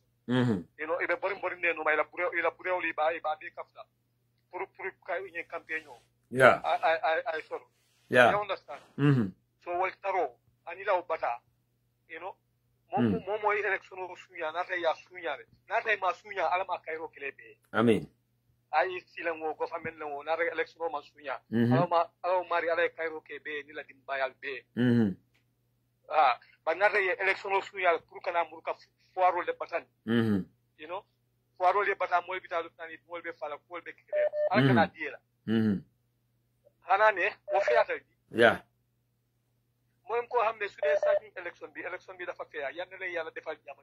Ai si and the government kufa bokare rek yana le yalla defal jama ñom yépp ci barké salatu fatiha wa su dé élection bi dañ ko sacc xam né dañ ko sacc ak kiko xam ak prince dimbalé buñ gis jama ñom it ak seen joboti because nit yey son ak seen joboti bi den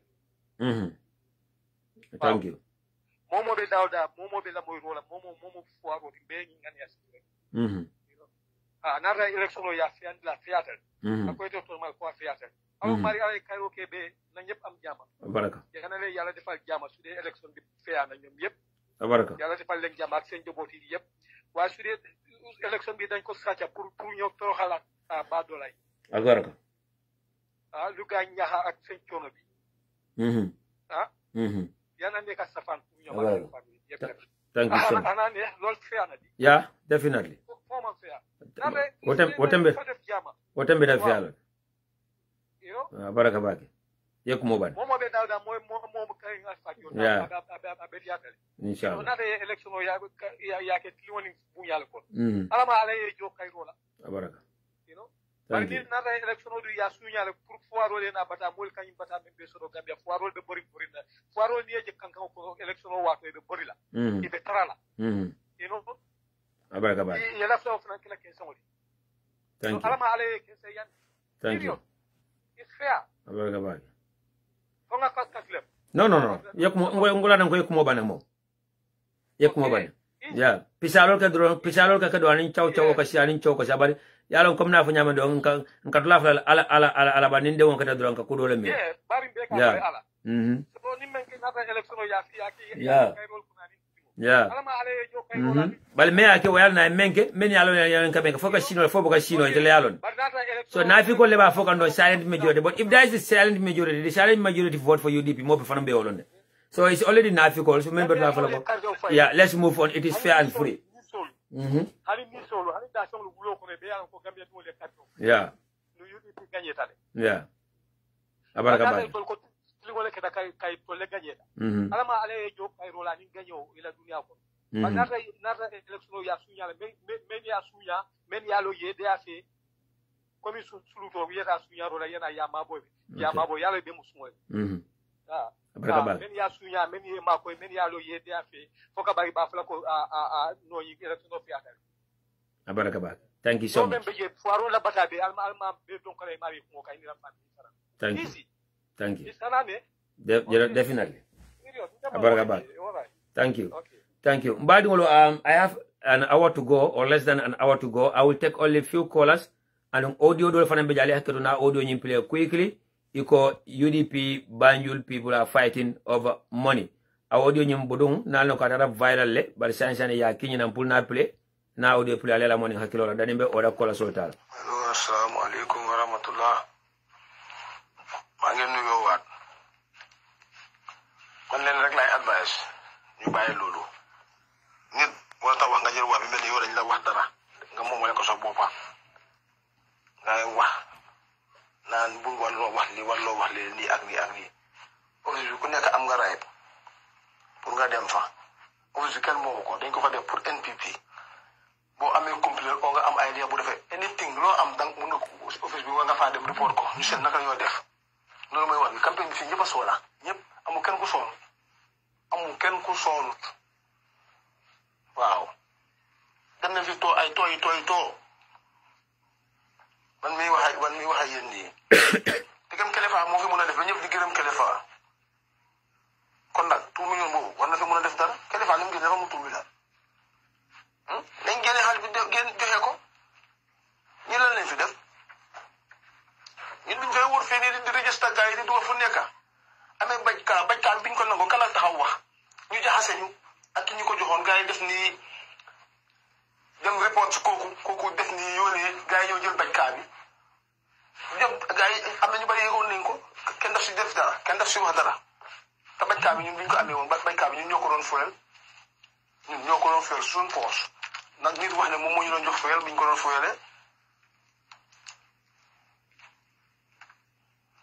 tay nak nit ñi bu ko jël bu ga baña wax digal gi te digal gi dañ ko wara wax xaalis bi mo pour campagne la na xaalis bi génn loolu mooy issue bi waaw li ko guddaa lu ko gàtta daal xaalis bi daal la génn rek ñu wax nit ñi fan la xaalis bi duga loolu moo des 50,000 kenn mënu ko understand loolu xale bu ndaw bu doon sax soo ko waxee ne 50,000 moo des 2 million 700,000 dafa xale bi sax moo ti bés boobu dina ree ñu wax di xew ñi duñ dof ñegal nit ñi passé leen yooyu noonu man mi di wax ak man pati li pour xale la pati kay moom bu ko liggéey pour xale la tax ku dem bi war a dugg sa boole 60 years kooku di nga ko waxi pati kooku dem mu téye ko di jaamu yàlla ñaan yàlla lépp lu mu defoon yàlla baal ko si lu bon ñu bugg a fay jël di bugg a jël wax yi ñu ko bugg a ku nekk bugg a jëlee wax loolu lay war nañ ko stop loolu correctul fii waxuñ fi kenn ñu amee xaalis bi ñooñu lañ wax tam yëpp li ko amee yëpp li ko guddal lu ko gaasee muy wax xaalis bi buñ ko jaarale woon si yoon du àgga fii Serekunda yaa ngi di ñu gën a rëy te déggoo la fa dara benn coow amu fa biir kaama noonu division yëpp soo bañu gu ndaw yi nii ñu war fee jaxase 2,700,000 te ñu ne di kenn du ko wax dinañ ko wax kay di ngeen ni gars yi daw ñaata mitin la gars yi cancel tey sax si suñu mitin dafa war na am Atlantique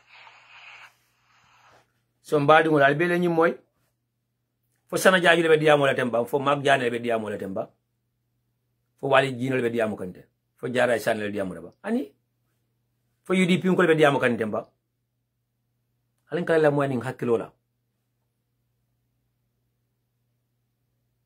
Let's differentiate between the truth, the reality, and fakeness.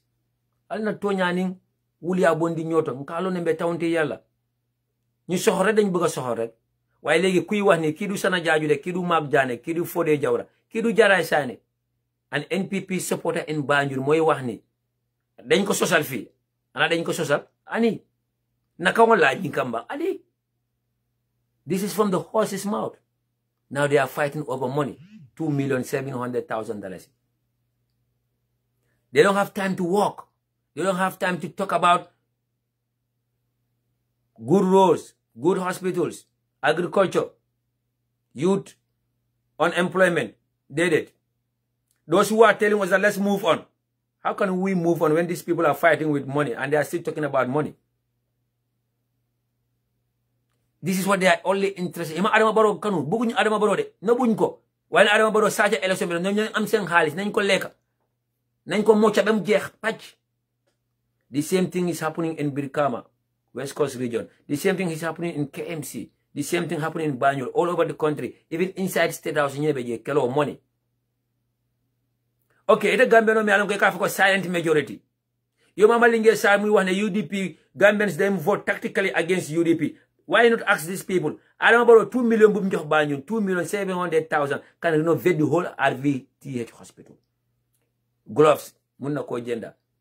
This 2,700,000 can put a scanner.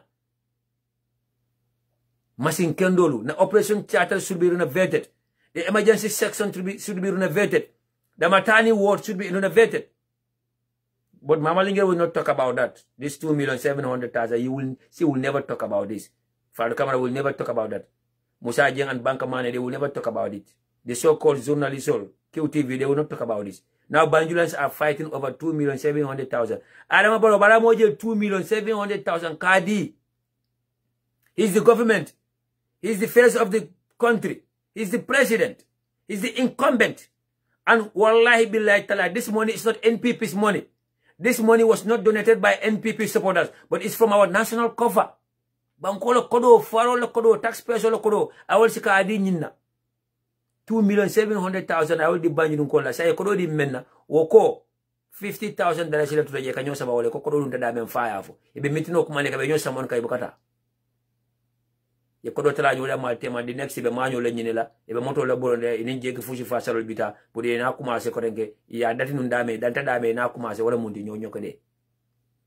Nyonyo kode na kumase.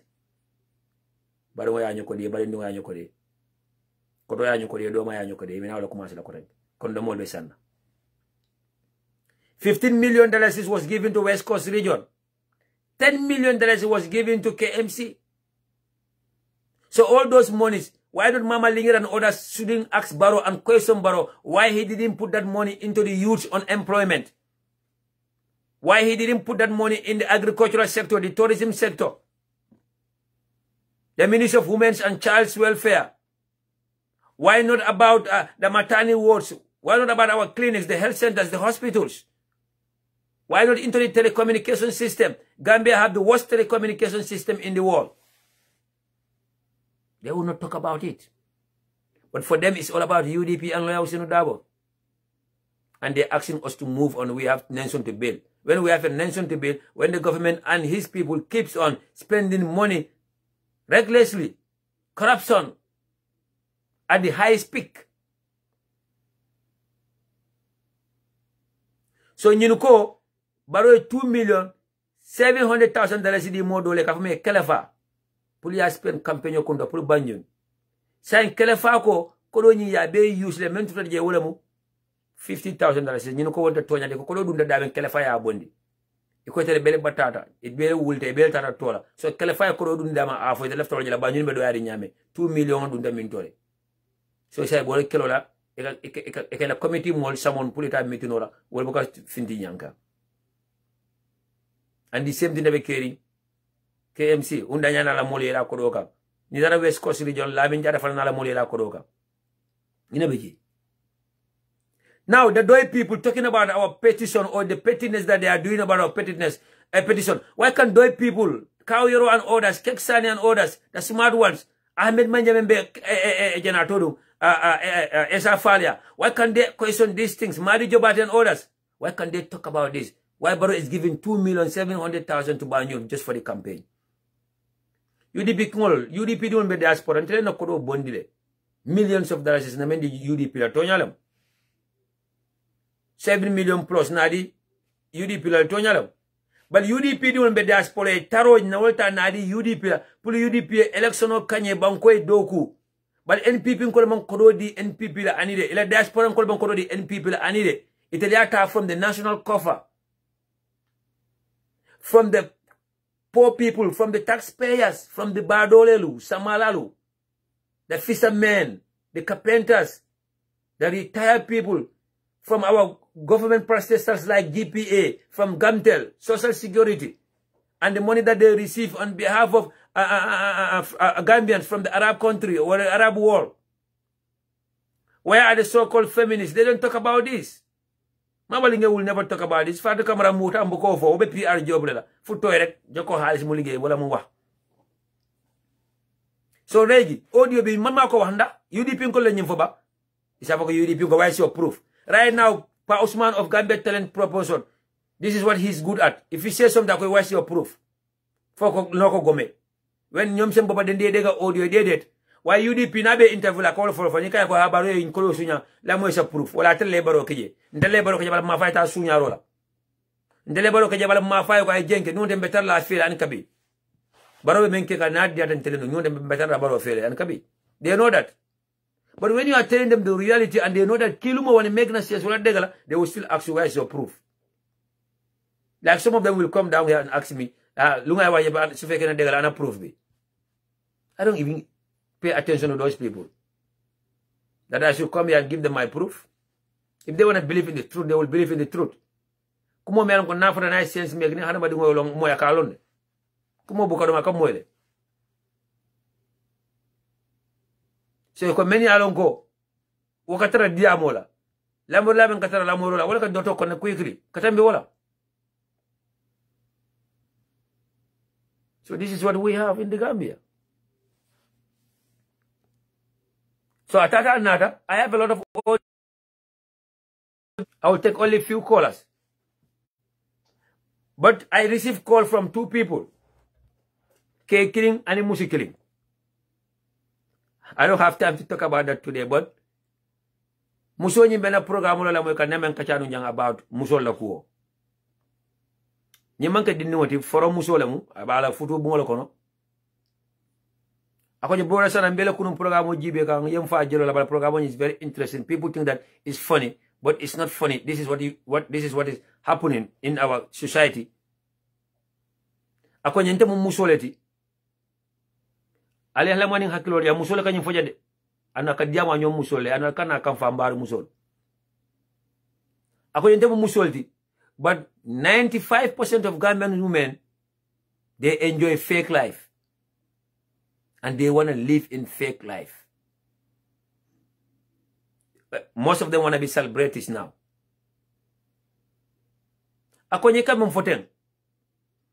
Ako nyente bekeba, akana bekeba iri nyawo nyabe social media, bala mantala social media for anything, but ka korosiroke.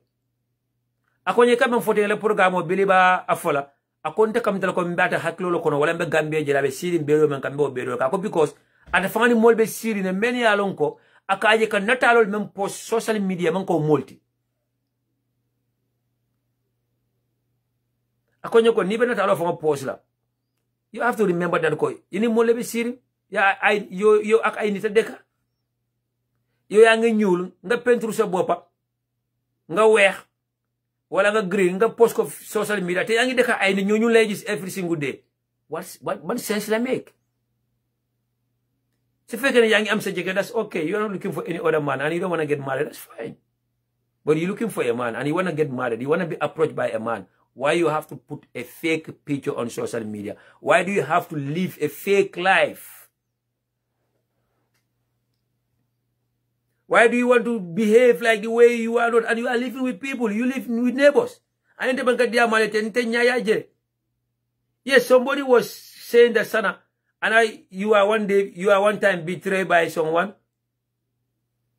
No, I was not betrayed by someone, but I live with it and I've seen it and I've. Wallahi, akatana dame wala mu. Mfanga mola lo mela unko. Nibe kachaka nika diamu.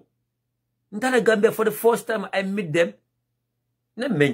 Social media is totally different. So if those people are someone that I fall in love with or I'm in love with them, I will have make a U-turn. Wallahi plane o menjin the airport or plane kilo murun la back. Ani mamba maja kanyanda banti na sila Gambia ni woni ku ya no disappointment ba. Tasi yakar. Amuluko jena meti. Yana talo post fo nyadal kam malabara. Nungo be sapuring lip sol mashallah eyelash sol mashallah bub sol mo fare nana neje yana holiday be tinya yeni yokuyan ndebi da Gambia am kon kata musola futu I don't even want to see my mama I want to see this woman the love of my life by the moment I saw you at the airport or I visited you ma am deception yakar butas ni muso dingo le babul di muso le babul akonya this is the reason my daughters think that I'm difficult akonya but I'm trying to make them understand that you have to live like the way you are and you have to be who you are akonya ku kilim fana beje ni si o kachano bi nkai mino moti ako birthday ako Gambia ka men spend birthday kundo sa Gambia ni sunku dunule mu ta birthday di biu fa wala tambe dal fudu sito ako now birthday have become a bridal shower wala birthday have become a wedding saying mon ka menke fudu sito comme like you have bridal bridesmaids wala you have like a friends ako say fonko mu ta todo birthday moldi and you gonna see someone living in a Crintimbungo wala Bankumbungo wala kela matla ka duwa but ala birthday she will go to his or her friend's house, or she will go to one hotel, sit in a very expensive bed. Namani 13 years later, balumo pompi 13 years ka koma. The bride material terata abulba namara abe sit in tema friend fair nyonde wayatara akamena celebrate a birthday. Che Gambia sinkutolo. Ina shawo kiolbe borokande so valid. Let's not talk about cake kende monsoro musikende mensoro ndebo kata wor and I don't even want to go there. Ninki odol kumbo de ko musikendo de keri. Ni muso odol kumbo de ko kekendo de keri. So Carola, let's not go there. We have the bad ones and the good ones. Anywhere you go. But 90% of our women are living fake life. Budun Gambia semester kewol na ko be wuli afala ko nyamato. Most of them are graduated with master's degree in lying. Gambia kewol fa nembe yenol pata sunkuto trapal wala pata muso noma. Eka wuli ala fole fo ni ba fole ni man telephone la di you will end up having a heart attack or a headache. Now birthday is like a naming ceremony or a wedding. Gambia legi ku am birthday sa yonga fate ko sa wislo ko happy birthday. La ilaha illallah. Moy birthday so de mo mani la birthday du ma fay happy birthday. Dol be je fa wala ke informele. I have 50. They will announce it like BBC or like breaking news. 15 days to go. 10 more days to go. 2 days to go. 3 hours to go. An hour to go. I've seen someone who is a birthday announcer. Are you now the birthday announcer on social media? Because you want to announce every birthday. Mbekuma kilim follow jannam na fonum before, but I would say today. Nala koreslo fitara men come follow back on social media. Ali haketunak for me to find myself in this situation. I used to celebrate every UDP. Now I bela koreslo fitara rollo kodi. UDP doing a birthday so that I used to celebrate you. I have to put it because of not I'm celebrating your birthday, but left like a UDP ko nganyandi. Left and then celebrate. I want us to be proud of each other. This is why you know UDP ko jada draw. Ala birthday you know kalamuta nka you draw nka celebrate. Some of them are not even on my friend list. Because notification of receive about their birthdays. But the moment I see UDPians wishing them happy birthday, I will try to get you a picture. So to musol. But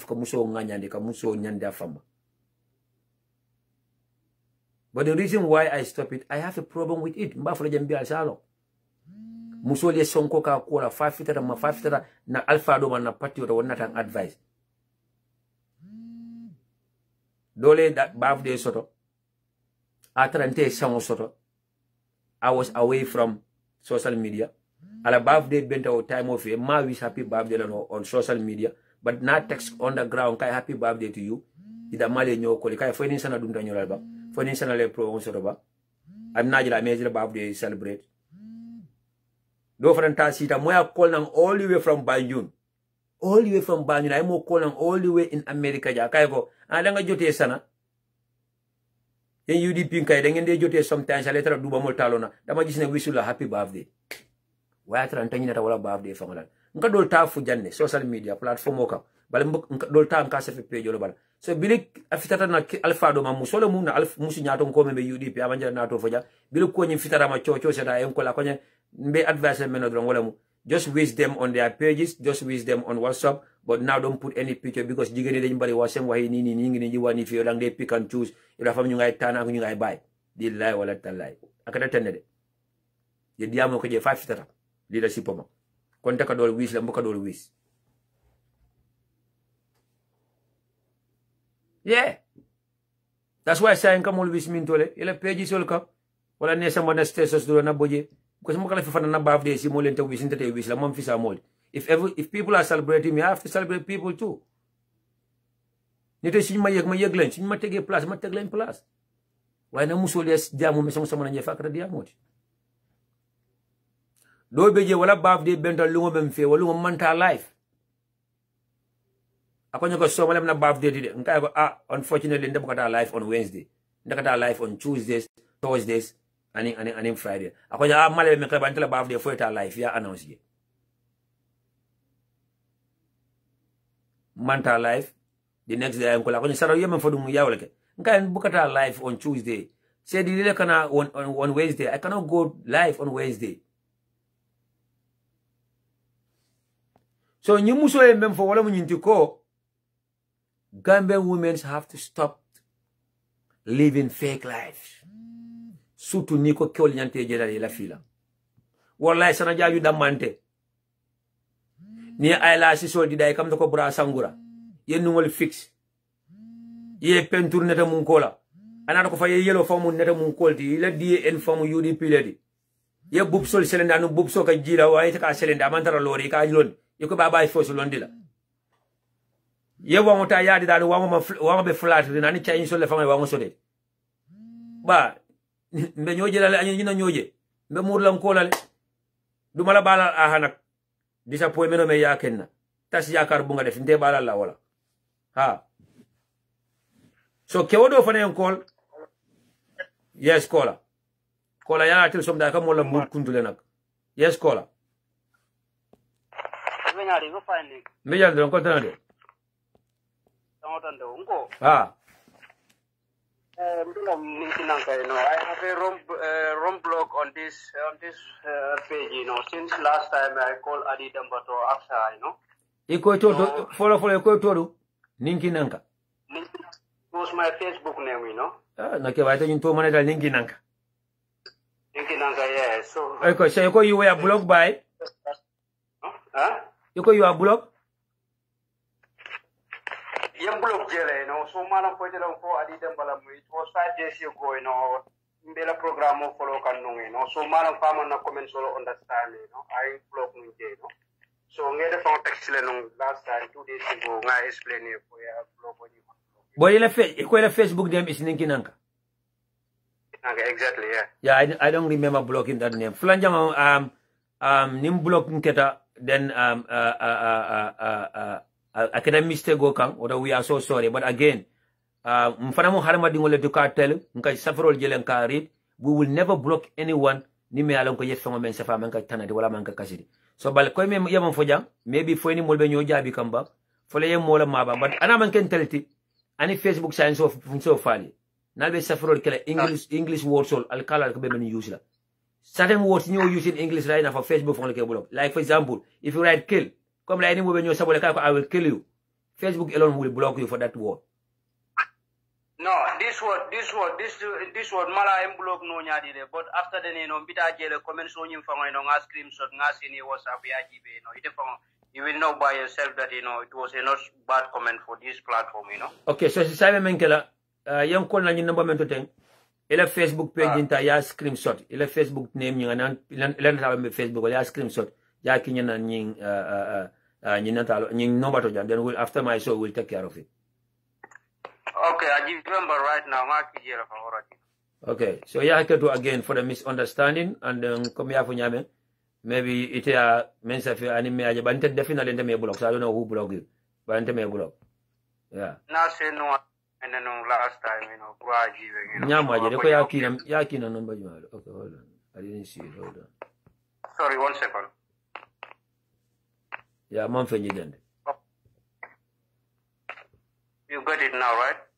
Yeah, I can see it now. Yeah. Okay.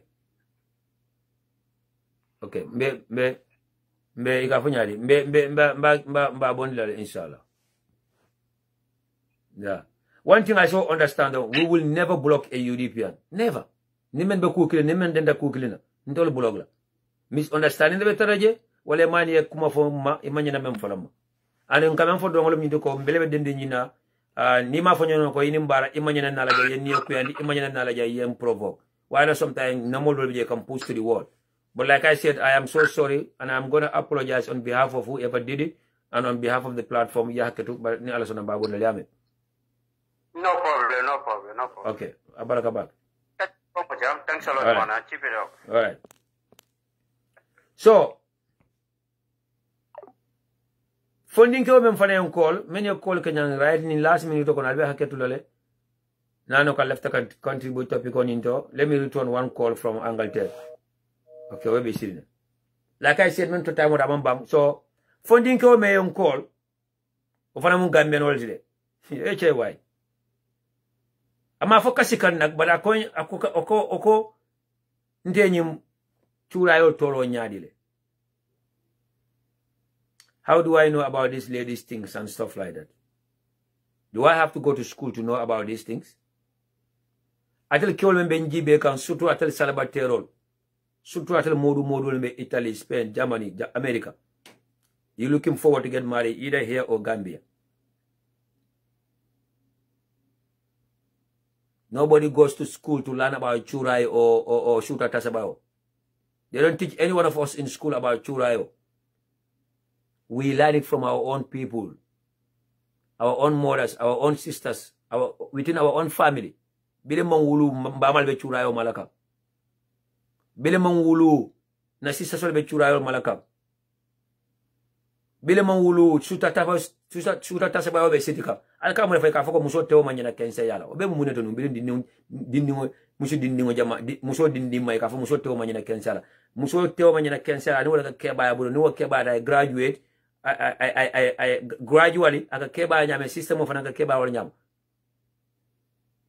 so wo bin meso me ka sidi dindi wol tewo ni be keba ka wala fa naka keba la ay bo meso ma ta keba yato wala ka nyin kese bali nyin kese meso semana wala ka nyin limine sol be semana wala kanyen toj hurol be samara yela safunol fanan sotole do en ko I don't want to go further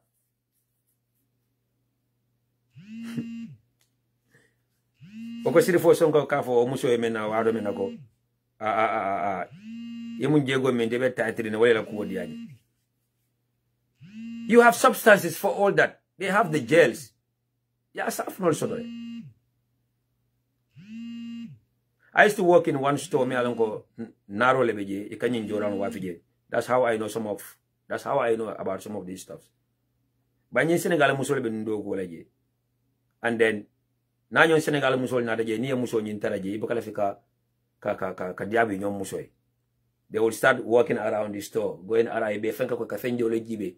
Ba Senegal musol nyin ke jelile akafunya Asan. Bilime ni New York Senegal kam ko mane Asan la. Akonya ko Asan hamna ki yola soxla. So iska jela na Senegal musol nya fam fintindi. Den o musol na jakarlo ak man. Ni e famalo ne ma jaay len ñaka jom ku buga ruslo mané la mala jina ñaka jom mero do bi jakana daga am jabar nga wa am na jabar ko waaw. Then I start telling them what they need, how to do it and how to go about it. They have the gels, they have the soap, they have even the tablets. Ya chungo mo fo be ya chingo mo ma a coffee be ya coffee me alanga ka coffee lo ko ya mi. They know it atel musul yalla nga mem fude. Then you go to funding. How do I know about these things? Nobody go to school to learn this. We don't have universities and colleges that teach us about churai and how to go about with churai. You need to be smart and jonge dan de force ken jangul jonge. Danga force sa boba nga jonge. Danga force sa boba to be part of the system. Just like the way we go to Europe. When we go to Europe, we try to be part of the system. We try to establish there. We try to be animal kunindile. Even if you are not organized, you go to the supermarkets in Europe, you will join the line and wait patiently until you get to the cashier. If you go to the post office in Europe, even if you don't have the a system in back home or you are not organized, you try to be part of the system. So after Lola, if you know that you have to get married or you are about to get married, you have to be part of the system. You have to join the system whether you like it or not. So buge dunda nga de ku de ala nala gainde rey wayta wulo ko ne ko wulole afaje wala kongole afaje. Yes, Mr. Cole.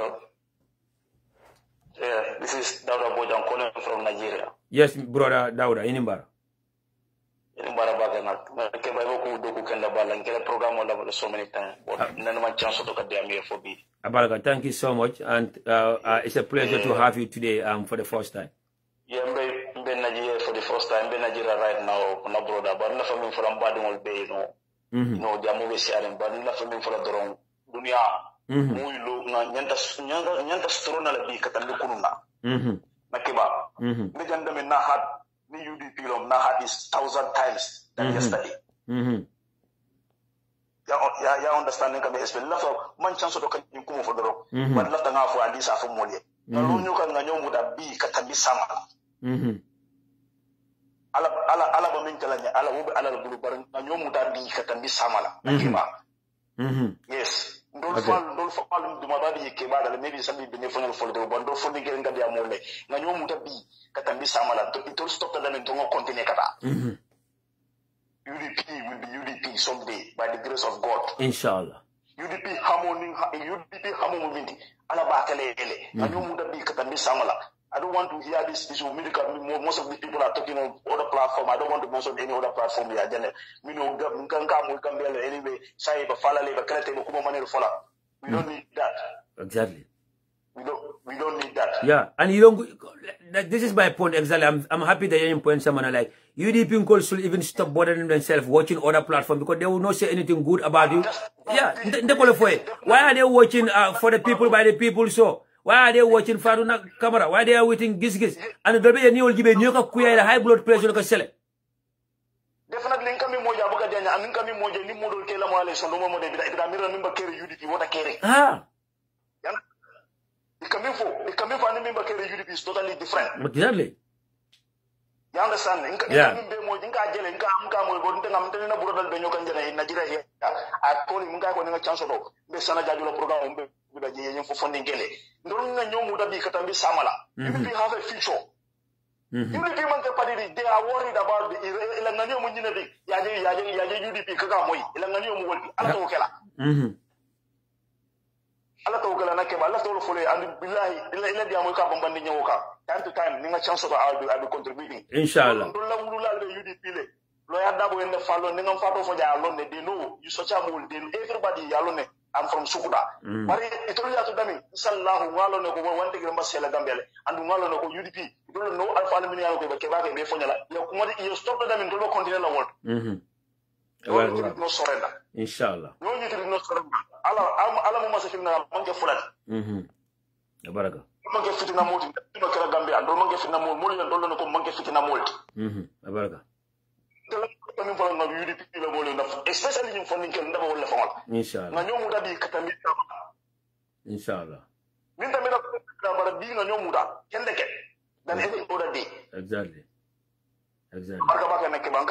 thank you so much ela kacha kuma ya bara thank you so much ambadi wal mbele ni moy surtout tel funding ko la ba jam ko funding ko lele bila muslim fo kelem if we always remember this and always put this at the back of our mind while always remind ourselves that what these people went through from 1996 up to date, what they did for the party, the sacrifices, the beautiful life that they left behind, the beautiful kids, the beautiful family, the pleasures that they left behind, then but we want fast money. We want to enjoy right there. My lovely sister just wrote, Gambian killed, most of them are not romantic. My lovely sister, I totally disagree with you. I say some of them, but not most of them. Gambia muso romantic, my lovely sister. So it's a two-way thing. It's a two-way thing. Yes, Gambia killed. Ning Gambia muso ben toku ya kan romantic. Let's be romantic. Gambia kewolu ngiri yalla fi sabilillah ndango do adal pour que dol advice because dol be jal ke balle malti already dol be je al san wulu no fam dol be jalen sabam futu bu ngoko that's fine but ni Gambia musul be complain ka ko Gambia kewolu mo romantic. Let's be romantic. Let's be romantic.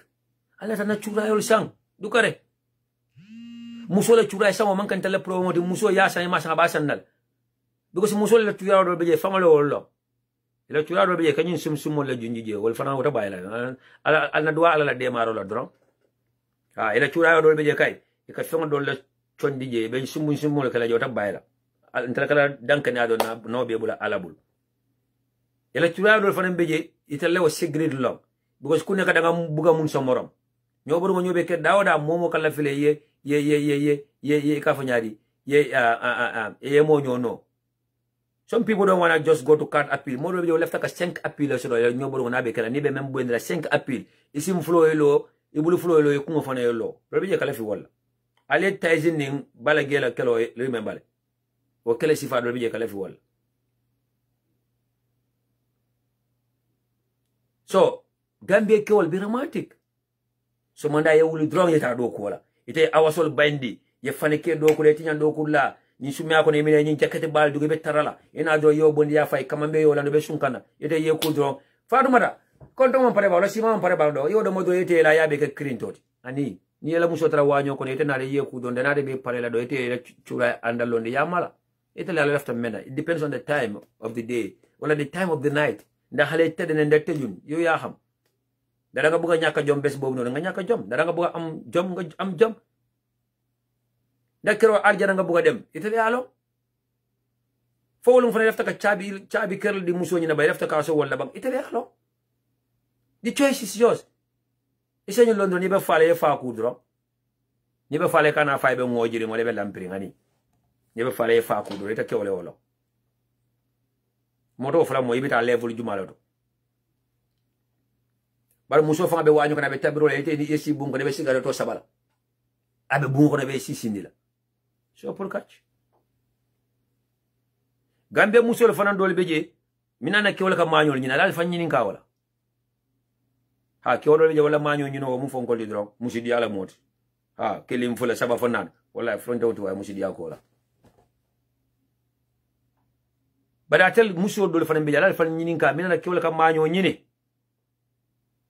jigen bu mun sa place jappa sa place bem deger aw bu kër bu defar bam ba billahi sa jëkkat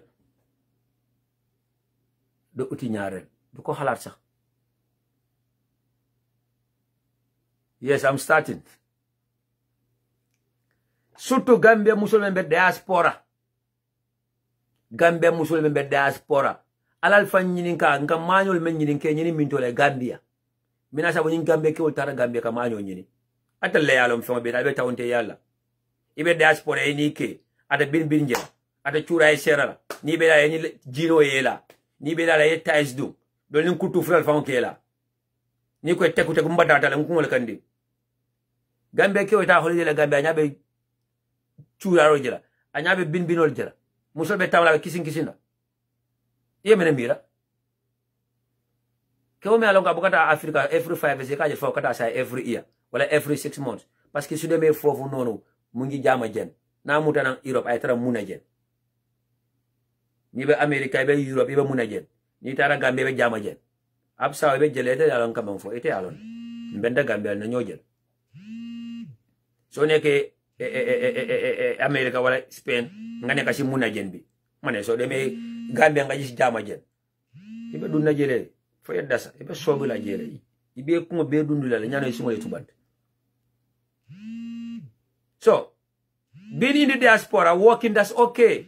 Diaspora Kenya ba mai ka fela muso kana do ko ke diaspora moma fo muso kana baraka e kana do ko ke way bebe diaspora awasolle asabu ita man bin nyasor awasolle asabu ita man churayo nyasor awasolle asabu ita man romantique nyasor ba no ke utara jama jen indi Gambia abe maño ñinnale ala to ñafo ñoy rabbi sildi helmañul sifanul be diamule kamala kewo muso e diamo ni akama moy ko kewo la ka diamu te ye bulo di la muso le kamala ye ke kana bulo muta ye bulo la muso sanyo da kam tako ye bulo la ke kana sangot to kare ndal kewo la fanka diamule ko musikendo de keri njam san kay muso be kili saka diaspora musul fana be jamale ko kekende de keri. Sometimes you women make us to lie. Alna to nya fonyoy. Atel musul somda atel kasa banka wuli al fale. Bini dara Gambia bi fa lafta diamule muso e fam ni ma moto so dara diamule. Yes. If you don't have a car, if you are not driving, young girls in the Gambia will not. And there's a young girl that I used to have conversation with. Money is everything. I was trying to make her believe that money is not everything. And she's just 20 years old. This young girl is trying to tell me that money is everything. And she believes in money so that money is in everything. Ni musul ka diamu le kam ko dumale bakala fika diamu santo de. Ni so fa ngabada do be ko lawo ta bayla mo.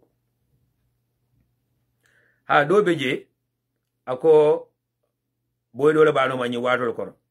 Hamani afam fulo nan ta to fa bala muso yen ko la ko boy do le ba no ma ni wato ko no. Ani boy be diamu la ko boy ko fatama ndama la fila.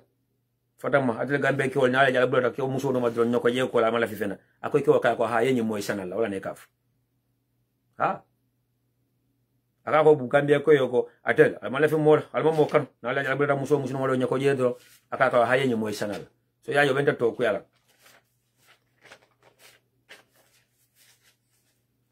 Gambian men stop inviting women to dinner because you want to sleep with them. Stop talking to them because you want to sleep with them. Bal ku kilim fana Gambia musul solo de ke o boka muso futu aba mankano ke o boka muso futu aba mankano ke o will never get married to a woman aba mankano muso mi ne diwol wulule ke o to muso futu la aba mankano ndel nene wodi atala li nene droit lafta fen fena ba sol la billahi asaman bi tan len ko waccel dinen tedda di ampagay ali nene diaspora musolu, it's not all about the money, the job, the hours. Yes, Nakeba. Hello, Basam. Inimbara. Inimbara Bake.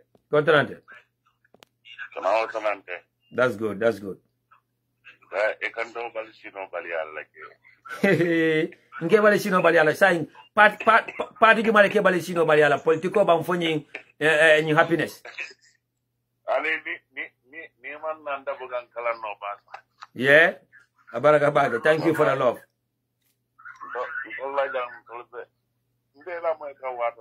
was around 4.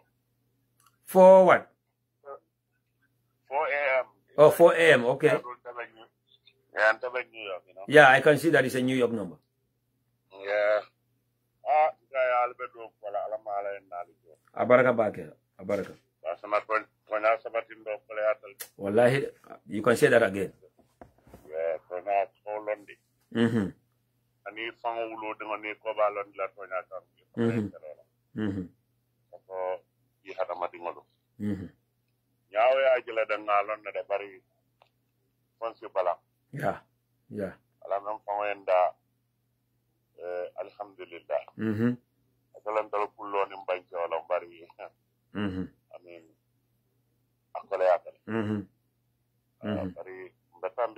Inshallah. No Kalakun Konoborole, yes, sound dollar to Benya. But I met I know Baba Naldo. Inshallah. Yeah. Alamuta from a suburb. Thank you for the advice. Yeah.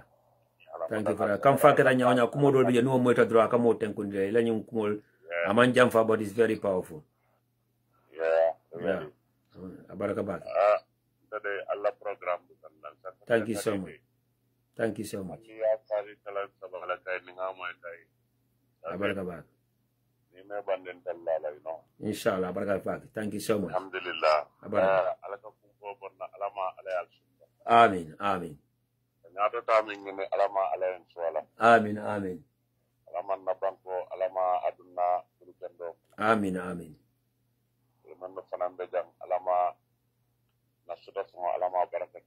Amin, amin.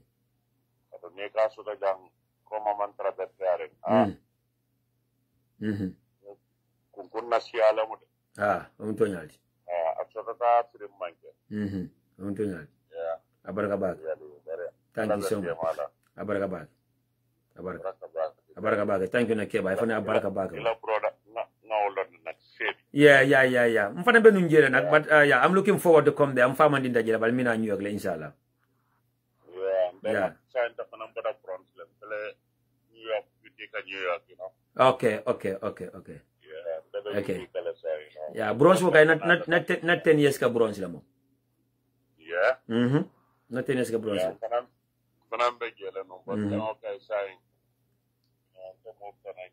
Okay. Yeah, ndale GYY commencé je the Gambian Youth Organization. Oh wow. Ndale commencé je in 2002. Yeah. Yeah, I'm trawala mboka boje na ke bala mo. Mboka boje. Oh, okay. They're from 2000 to 2010. Yeah, no, New York, yeah. Okay. Abaraka. Thank you so much. Thank you very much, Abaraka. Thank you. So mbadi ngolu kakacha sutra do mentor jamansia atala na radon is all about Sarah Dima koto fanutala warata bake. Niko Sarah Dima is not only about churai. Sarah Dima is all about the happiness, it's all about the ambience. Mbena false sodole mbena aerosol sodole one important jandro wala mbe lord lal no already futu bungo kono ke wala rolbe menti ala ya fonyel ni mum muslimoti mbe alone musola rol mum menti na alone yaje it's all about cartoon nyoy aninka misunderstanding ta bayla dobe sangarala dobe sonya do dabe sala dobe kala silent passionate but shi toy rek muy toy rek di happy rek di bax rek alkani na obelale. We all have to be on top of the game. Na safrek, muy tangarek, akana sumaya, boom seda. Yes, boom seda. Churayo malay sisi. Ni menjamani kungo jatale, amani finto kasiale. Ni ka churayo di dawe faka kungo sishindi fake timil tamala faka siro mo ka hoisi. Ka siro doctor. Ye kyo jajita do gudla ka jar garam plasoro. Wala ka jarala friend kariya kata hati al minje. Akata da minje ala bungo kono ala jemandia. But now ko nintara churayo bejere. Nintara kissing bejere. Sura tasbalo kumalala. Yirigiri yaga be kala jaraga ka bungol kono. Wallahi ko ka jile straight ni be tiro no kono tiro no fan ka slow fere. Ni be drive ka fan traffic ko ka slow fere. Banama dia ko ka jile drive da hata mingula. O hata mingula tara sire je Manchester United, Real Madrid, Chelsea. Balagay. Alisi sila jara manyin ka be Scotland. Akana Dakar, nantara abukala fikase. Ika kungo sisi ndile faye tu. Wala nyininga. Ala bilbino la fanga ka choose kese ba kese mesen. So, even nyuro mbarek ikeje drog dama kayandal musol fane ya try ibe tamala bunko ibe kunkinki kamara ke kanon anide muso no tamara nyanta mala kissing kesen way ki muso be tamala singo be kumala kunkinki kamara ke kanon katam na be jila laram kana ya chupe ko ke kanon ke chupe ani na ya chupe enda kumala kissing wala kesen so it's board games alimbe mbe na part play. Even me, I'm not perfect, but I try my best. Nina kumbe nyanya, I think my ex-wife can guarantee me on that. So, Gambia muso right now, tata na ala pro moment the disappointment of Malkadi Mola, the deception. Post the right picture about yourself, please.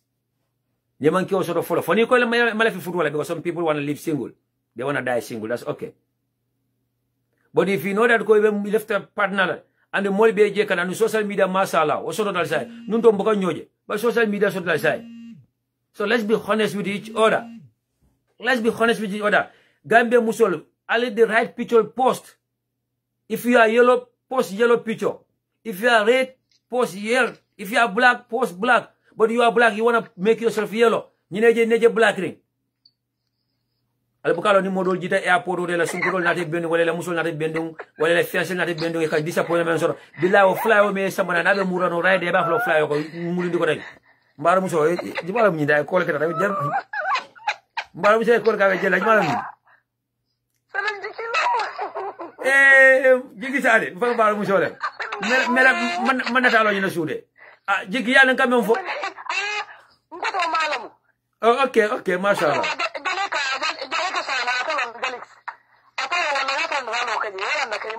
Okay.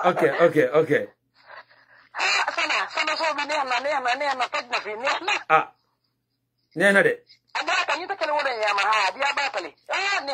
Yeah, I think board ways len. Board ways from the amante ko two ways wala ka dia wala ka tayi tajak sana wala ka dia. But never one way traffic at dia. Ayin ta kala board way te ñu joxante ko ben neex. Wala ñu number keletan te ñu ndaw what is that? Na ken fa ne to fa nang ya kam fa ba tala. Hani mi yalo ka dia te sana.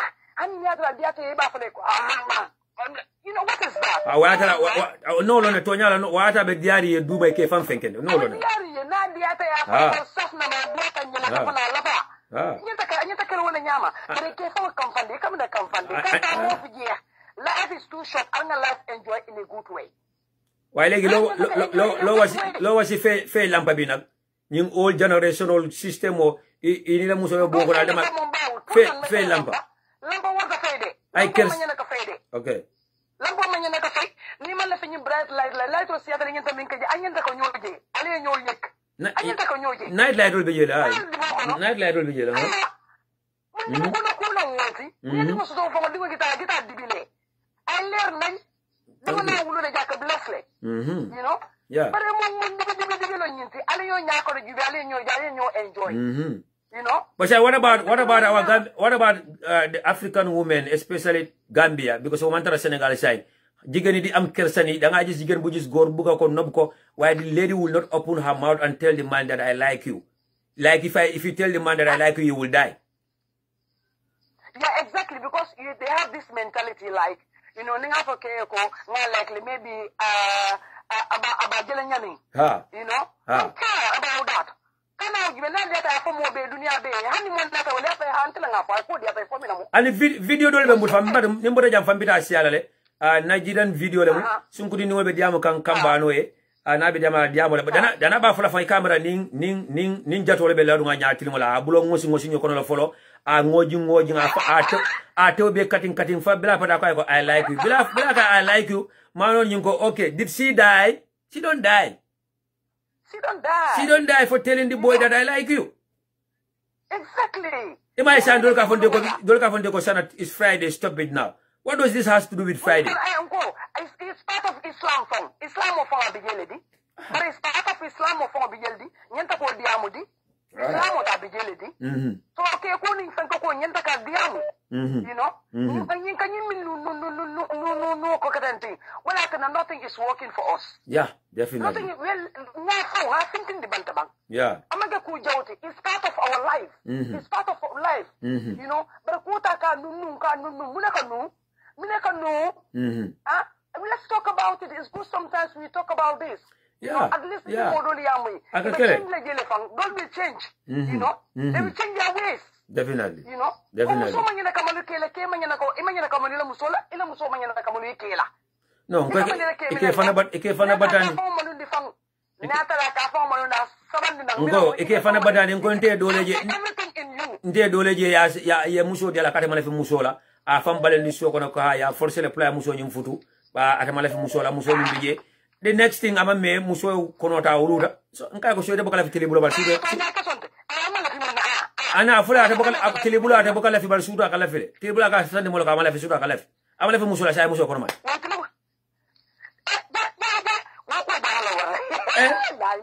na fa la kon te atele si atante bin na fa ko mbulata la nka mambulela e sudu ko mala fi muso la ba sudu akala fi e mala fi mene ko mani mu ne wani jaldi bar ni man la fi inte ni ko man la fi abanta man ni man la fi ko man la fi be pare su to ko yo lero ke no you are just lying. Stop pretending ni la sta fo barakana ko alon kon nde muso nyina bulem na muso nyina ka to men ka tan ni mola man la fi la ka man la fi la su do na de fanan kana la fala la inde la ni ngi nangu iba muso la ni ta fay jam ko na jam tika su jall na fa ni ko man la fi nekata ni mo man la fi la ko na ta si kuta donc comme nénon that's it because yata ni mo la koy man la fi na men la su de kay yole o muso fon ku feare wolati ita muso ko wala mu gambe muso fa ngeta kay nyaayele nak ngeta kay abal jay ba san jigi to nya nak now you need to talk about the fake pictures wala intellectual batani right now wala be batandika abe heart attack bika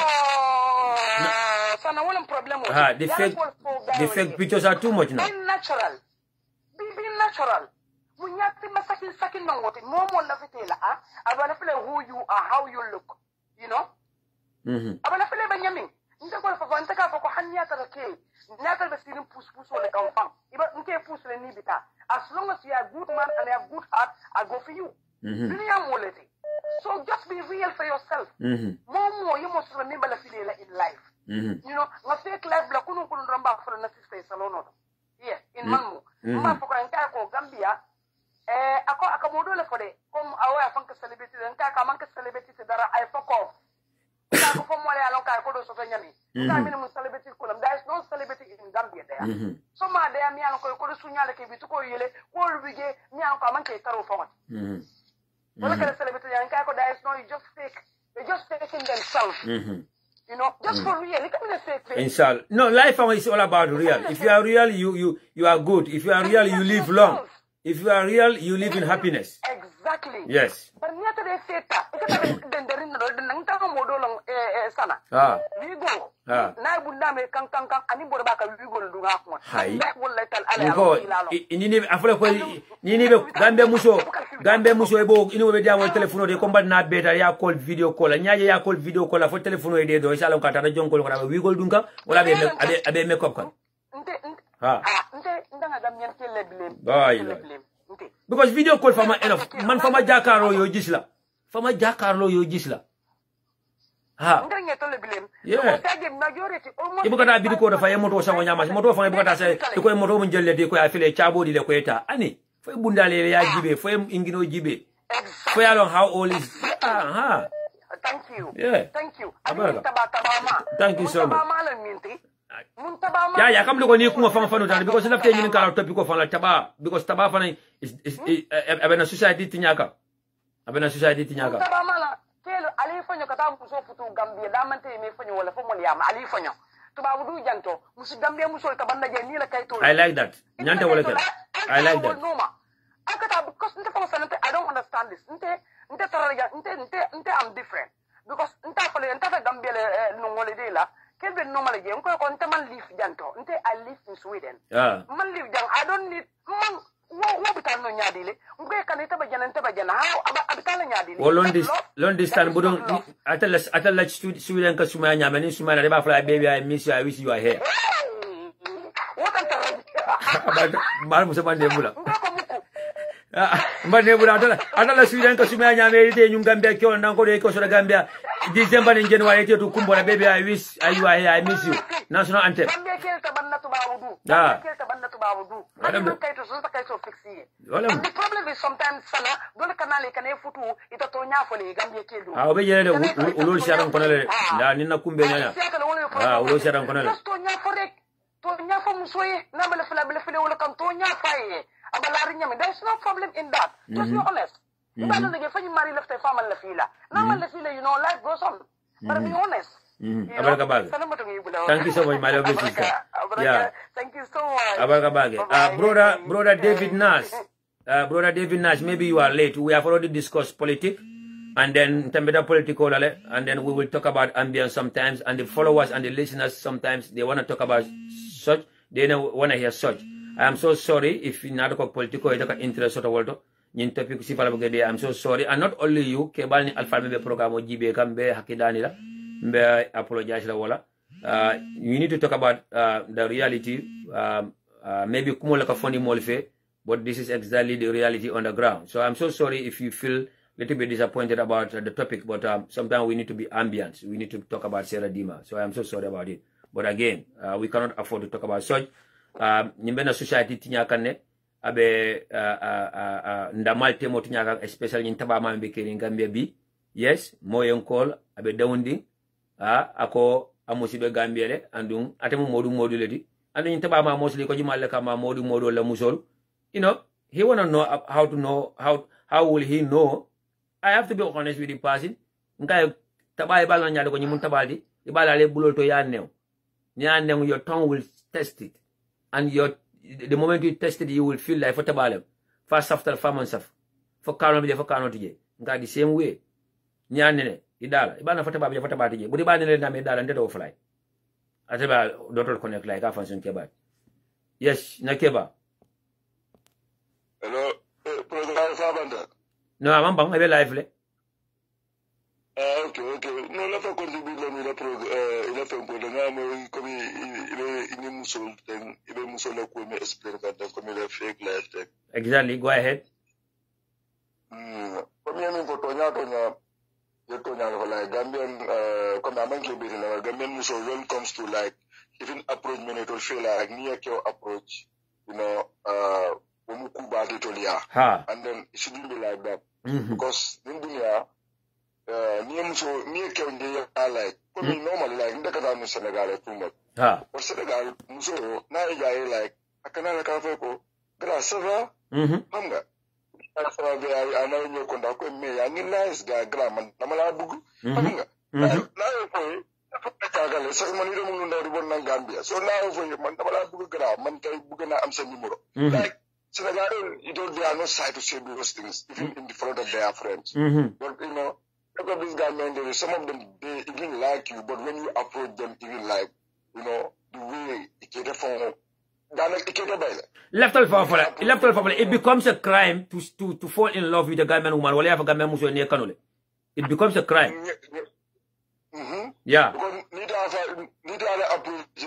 I think thinking even marry Casilla for another Kugo better phone call. You can move for you, like you Muslim Gambia, like intention, it's starting Lahata accept with me, let's take a king of Musotil. But Nidiam, the way I take the response from them, I can't make a give of total. Yalam, your promotion damn, Tonyalam, come now for the Yaman. I don't even go there with them. Kafoko Kelman better because the Kel from Solomon better. So you tell K clean up better, Balia, or a cake clean Jawa, Kafu Musul belly, Kel belly Palawola. So they think that all Tonyalan Kelke approach Obeaga. Approach fair Gambe for Yam Muso like one Musot. Now witness. But you don't have to punish all men that think that any man that approach you or any man that says he loves you or he falls in love with you, you think that all men are bad. Yeah. Exactly. And the next minute, like it will, most of them their problem is it will kind of kill me for accept. Okay, they see the boys with the durak, like with the bling. Ke omen ke mboka ke jas ke omen be lipola luolu ma be mboka la be jas la be kurupenye kanela bangol tala. Exactly. Yeah. Because those kind of men, like, they are swagger men. So, and then when they see responsible guys, like, following them, you call more shit and maybe but maybe we'll have to get a telephone to Sunan in Faraga. But we can go with and I be there in Kumabando for a Abu Kumakan. Yeah. Next minute, Abanda, but they are ready to listen to those type of men. Yeah. Then, like, responsible men that approve them, you know, just give them chance, like, really express. Especially now, alcohol, but you have to go from like cheese. You I can't get out of so that I've been yaring. I've been over yaring, boy, and I can't listen to my feet out. I've been no baby. My daughter. Yeah. Muso be koy fer ha ban ne ke da mani da filming ban ni gambelan wo ke si bani di ande muso si fa sa fe hay Senegal wol nyamari Senegal 75% or 75% ke won ila muso kam Coca-Cola ni mfanta am na Coca-Cola ni mfanta Senegal ke Senegal dara Dakar na muso be len to songo mo sugu ro ya da na bo ni nganga ki be ma hojo ko no ki gaina mo to ngale I got no music. When I'm not going to go so we go to the query fair. But Gambia, Muso, Sakani Sasa Boro, Nite Wolje, Gambia Muso, Katasasa Boro, the Aliaso Coil and Natural. It's a Kobola approach. Or camera sky, she can bring the sky down. So you can't go. Ghanaian Muslim, to be honest, okay, we may also have our fault, but in Ghanaian women, they have to work a lot to be like multi-approach. I mean, in more respond. I mean, it's very important. And then when I go to Europe, you have document. Always sitano ikataikana ile muso inaka penyoje oyana fi ay terestibula but fanan do Europe jam fane muso ñu so ko no la you don't have document you know ma ko jandi be tamale ya futu ba ni tamara nan jangi la fa futu la fanan next so before you get married to Gambia try and find ntanya no fa muso ntako fa muso le ala yalo nyina fa muso do le nkai ko ke wose wuli afo no abe tubabu do akoy kayto be mul kayto tabulu balan ko nkai ko ninke waye futu wuli aka ko kayto babula ko anu kayto matabulu ite ya futu waka ni mu musik kendo di sumata wo kewo sus maximum sanji sabala na siada kar kewo me kayto so sanji sabo manya na sila manya na musin amanya na musia so ninke waye futu tubabu du sanji sabe baba dunka manna no ko kayto babule yanda sospel ko nyin kayto tabul wonen kayto babula tinyata because modo be je waye kayto dundi abal kayto batunka aji kite ko ba sodlale ayite je akoy kayto be mbulle because I jikito kala kayto be fintile ale ya kayto manna soto do be jo yakele dirbe li pour ke futu so nite tara fo sanyi sabe mo muske oje wallahi ye raiso la ka futu nyimba because mo musu fanan dani nyina ndan ko do suma jikara gi tubabudu mu le yone moni yo ngay solo benen jikadu la hol benen godu la hol ni ala moni te de ma mara de tare mo nakay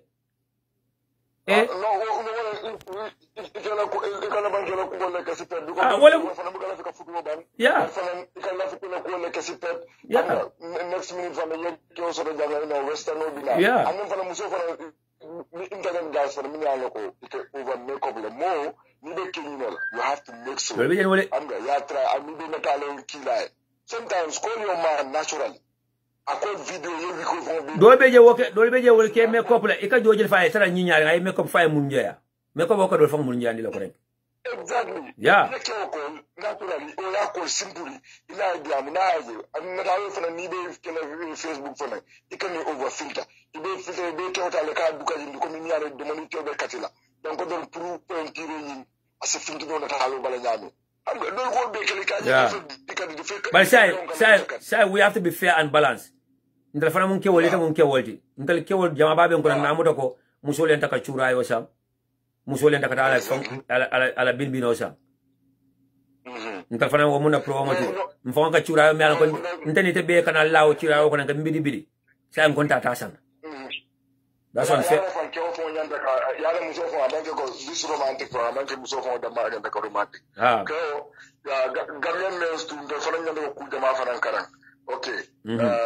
kanga muso samba outing la c'est que romantique le wala yi fa yendo yela muso when is necessary am na ku jama bi defaran ba am na ko wala wala defana nyaada fa na tax ku yaari ne rek ni la resu kono a ben stress o ka fa andal alfati jam wo mentality si fa faran we have to try we fa ne ya try fa ne upgrade do man because na fa na gami mi ra futoti wato wa ni na ran telen jang alfati nin ka e aba sonna nin ka bi aba sonna no sometimes come joke with her komi lego legi fo ita ga ko baby ita chura yo sanna fa maybe chura yo ta musu do ya ta fota kalam ina fay a ne chura yo ta ya mala bu ko fa be sere la na jita nan do ko la am na flower landa e ku jama ka ya fa nan kabbe ta do ku la fa na ban ka ke ma nga nam bi da ga so ko no ga ba ta jele na suma gur joya lego legi jele ba play o yem bala play abe se sa lo remote ba bu liye do anya bando gande me from bu kafe no boy don mo rastande o boy don mo alfa ne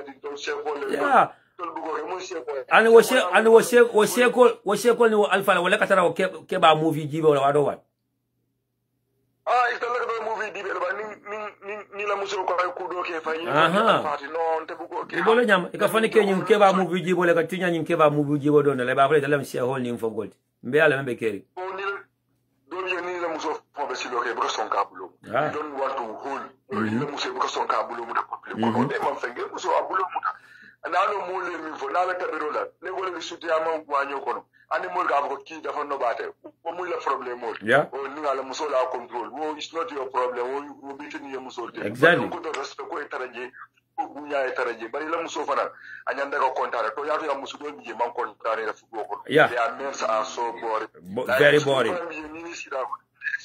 very boring exactly so she cannot tell your wife a sweet word pray jele every day they nyado ko yare exactly shouldn't be like that dole amere ko fana Western Union wala support ta jana na 100 euro kinanne ta kambana banila muso ko televuno fodo ita kuma di ma fal o itinana but you think that to get married or to hold your wife is because of the Western Union exactly she need to get herself so neither man now 1 year 2 year 3 years you must expect boy, if you're not faithful to now, don't be for exactly. And then it shouldn't be like that. We both have part to play, Thank you so much. Thank you. So, Gamben Kiola Minti, Gamben Kiobedia Mukanten. So, Nyantalo Naloko, generation of Father. I received a message from someone, a good program, Sana. Don't mention my name, please.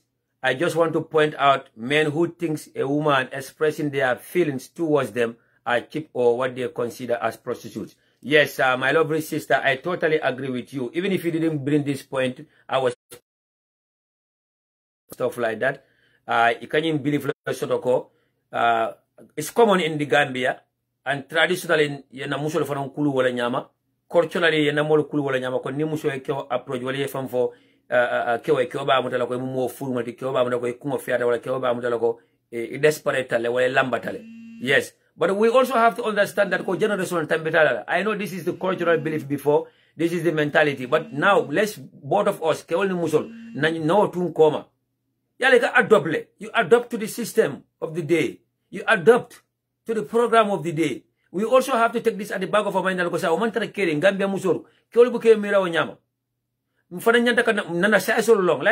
I have to be honest with me, or you people.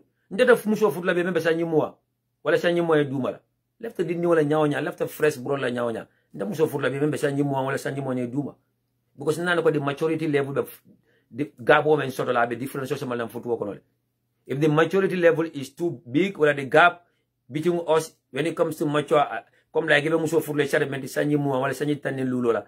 Ala maturity level ni tela maturity level ni man tara kanyan ding nyomo yo ka kole ale.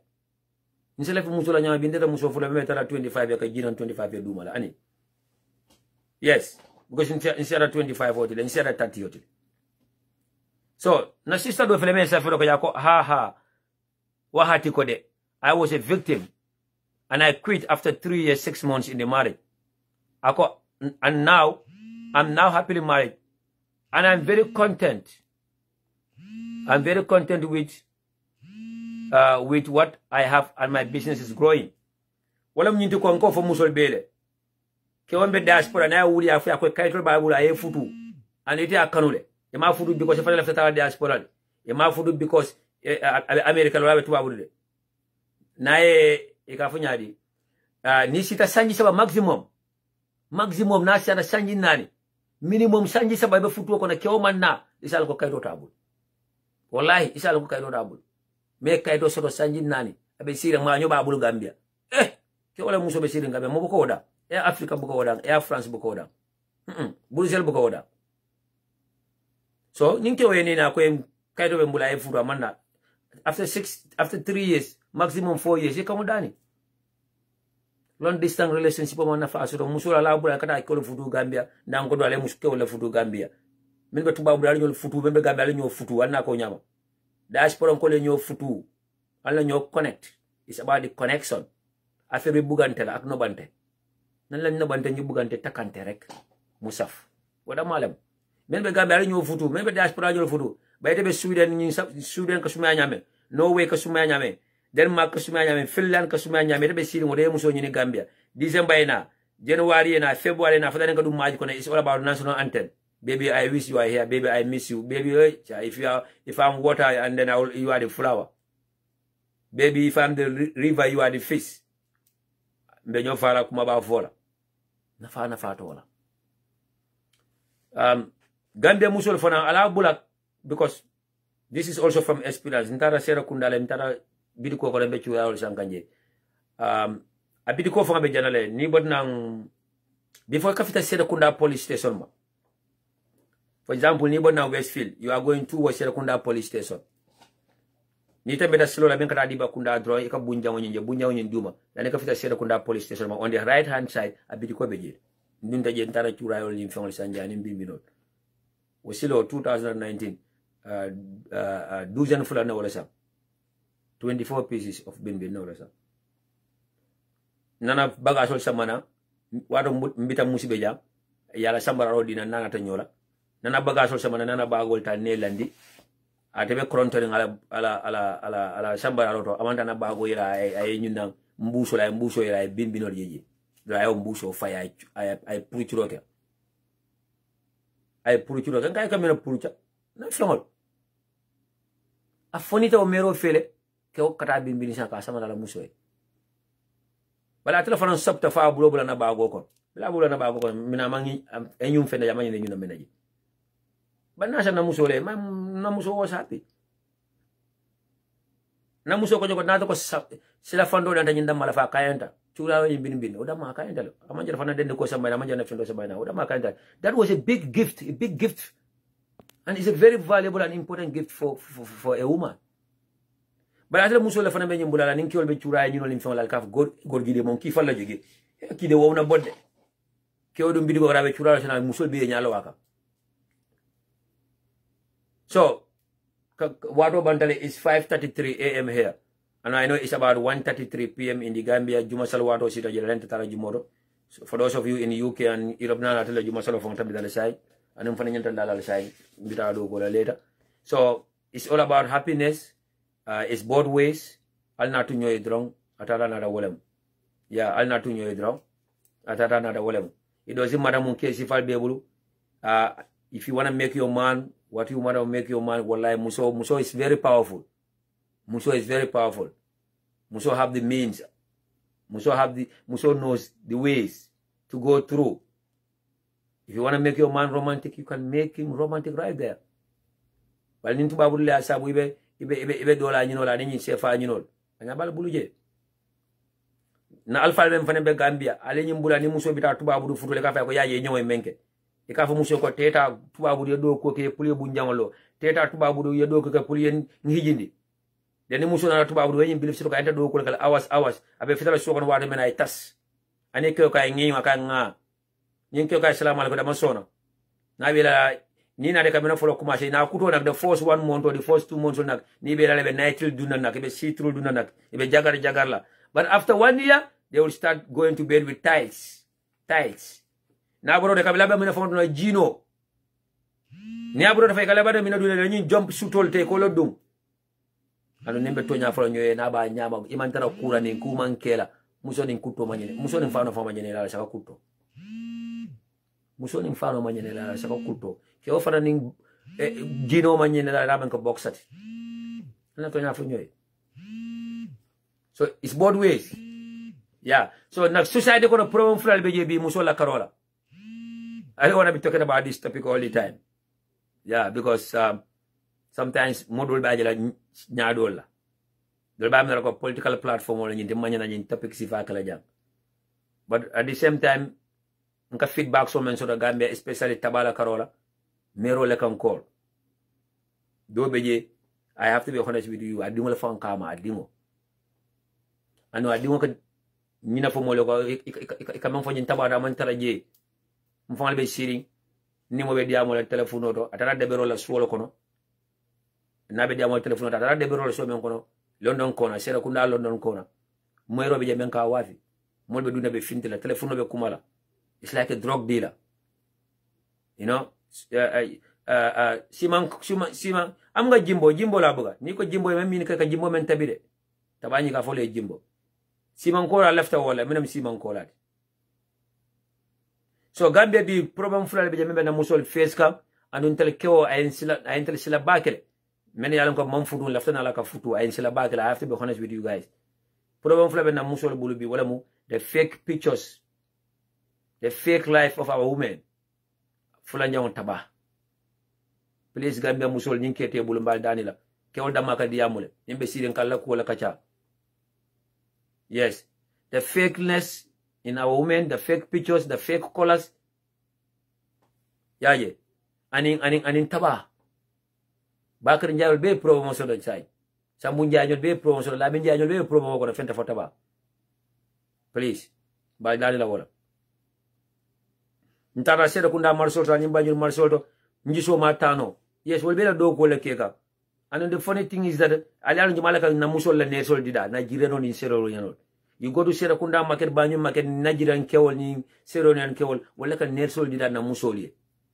Will like a yellow Musoji searing, and in Koya, Musoy Siri and Koya, Yasumobula, Yosumo, Yatili, because of a Jimmy in Kewala, eyelash, Kewala, eyelash is all did that.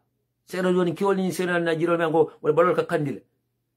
Well, my uncle, the temperature is always 360, 420 degrees all the time. Yellow Musoy, I see Siran Sutumo content. Sierra Leone kebe siri nyatru ye uro blo nyu udo ko nyatru na bala ala si sol di dalay e Nelson fixi ni muso fa bala ala si so da ta nyo muso ya te nyo muso ya ba ni sero ko ni sero yan ke wolle ya no ano wala la price fa ka chip dala muso tita sila sero don ke wa na ka nyatru nyo la kala ala si so di da in fa ngala muso be muru la fa na mashallah na muso be kala ibadu inshallah. Yeah, I feel very jealous about it. I'm a very jealous person.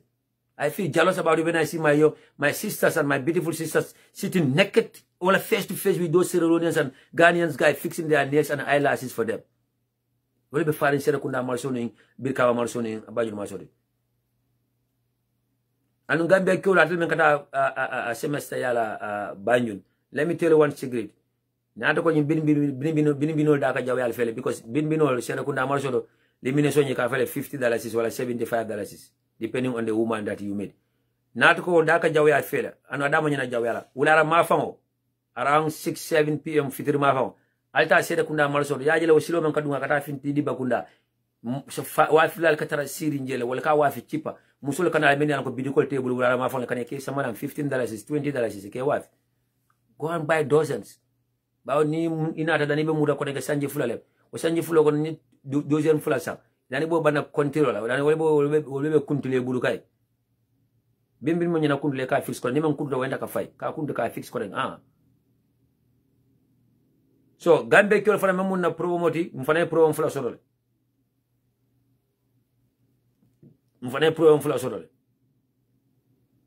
na romantic balia the lack of romantic or being romantic.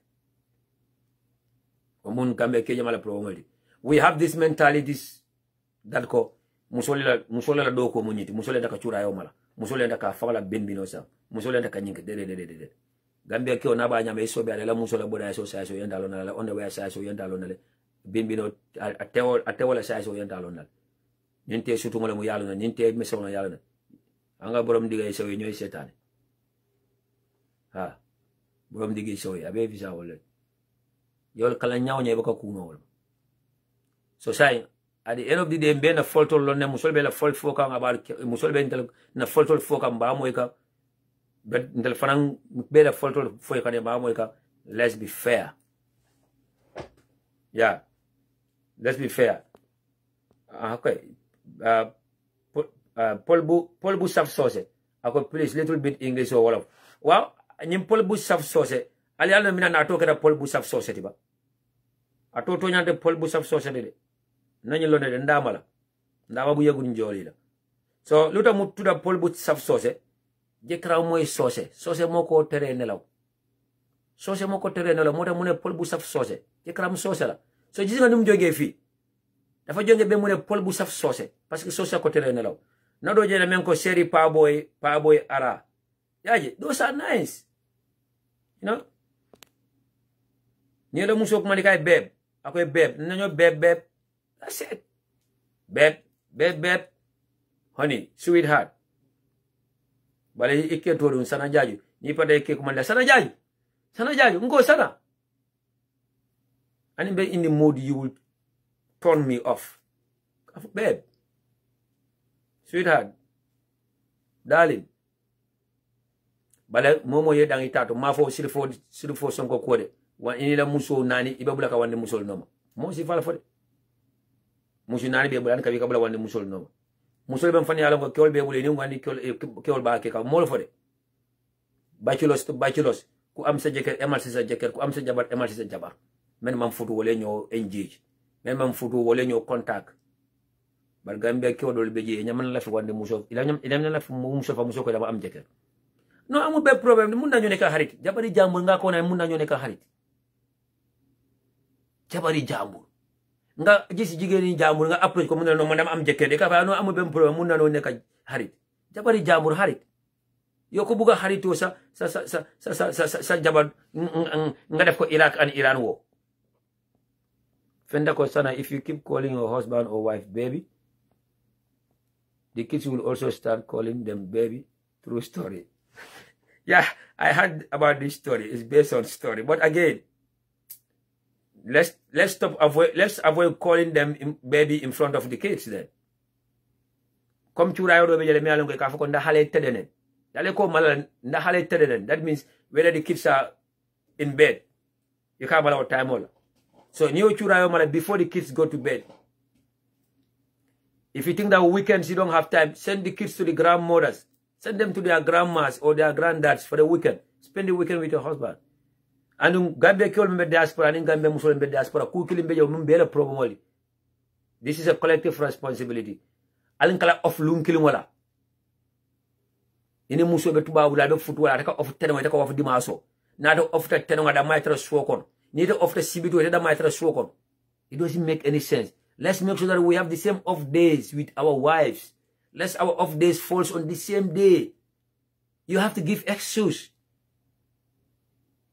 This are the days that I'm availability because I want to make sure that the day that my wife off, I'm off on that day. That the day that we can go out for dinner, we can go out what. Nina kuwe na futu wakono. Na musola birthday, we go to dinner.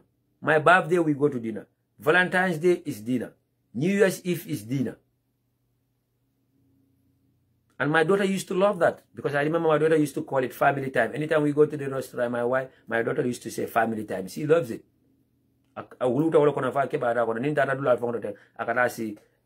Restaurant. But Gambia musolo wala Gambia keoru. I used to live in New York, like I said. Nin Senegal lebe New York, Senegal lebe mbula. Nina Senegal invite Gambian program dole. Eka jelenna. Senegal program ni taraje Senegal musul ni Senegal keol keol don na fa program e bang. Dina fecha be few bije. Way Gambia program ni ni musu tata li parete ji moto kono. Ida fadede musul yalla musul na Gambia musul kamen kaba. Tableau men fa yalla ko ya ta ya dida e tableau ni ta ya dida as a dining table well organized. Eka shira ngala folo sika ya saba. Che Gambia musul. Albe mulfa ikasira ko la folo sika ya saba iteleta si kona kilin ye nakinyola budu ye geta yo lonni je misiko be kuma ko geta yo budu nyin ibe nyo ko sila nyin do tabde ko nyimo jiba sala hola kolum hola kimom lum solo seda kimme ko bum la hola daliki nyin ke o frandi amna nyin ke o jibe ba iteni keta programme do atelier kewol tu lori njana atelier ta groupe nyoka albe kachala je gambe kelo fanela musolo bula ibe lori bunda dala boy long time man boy je nyala gis de boy yo fo nekkoon ni tara July 4 mol be musique be kumaka boy se welo bu nadal boy long time man boy je nyala gis de boy mané dem ba sa man don setan game Real Madrid boy Manchester United boy den ni way man boy man way man Lakers dal dañ ma buga ite na muso ta parti dula ye muso bla way dum kono dawal dama be kacala ata be lon bande talking about Manchester United and Real Madrid mbeke njele yeah the moment Gambia boys will know tara program like force la poulet dum kono because in America here sometimes it's not allowed for people to be standing on the street when the club is going on or whatever.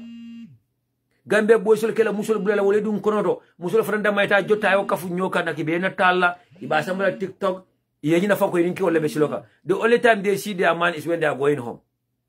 Mo be la separate way ta buru ngaleta.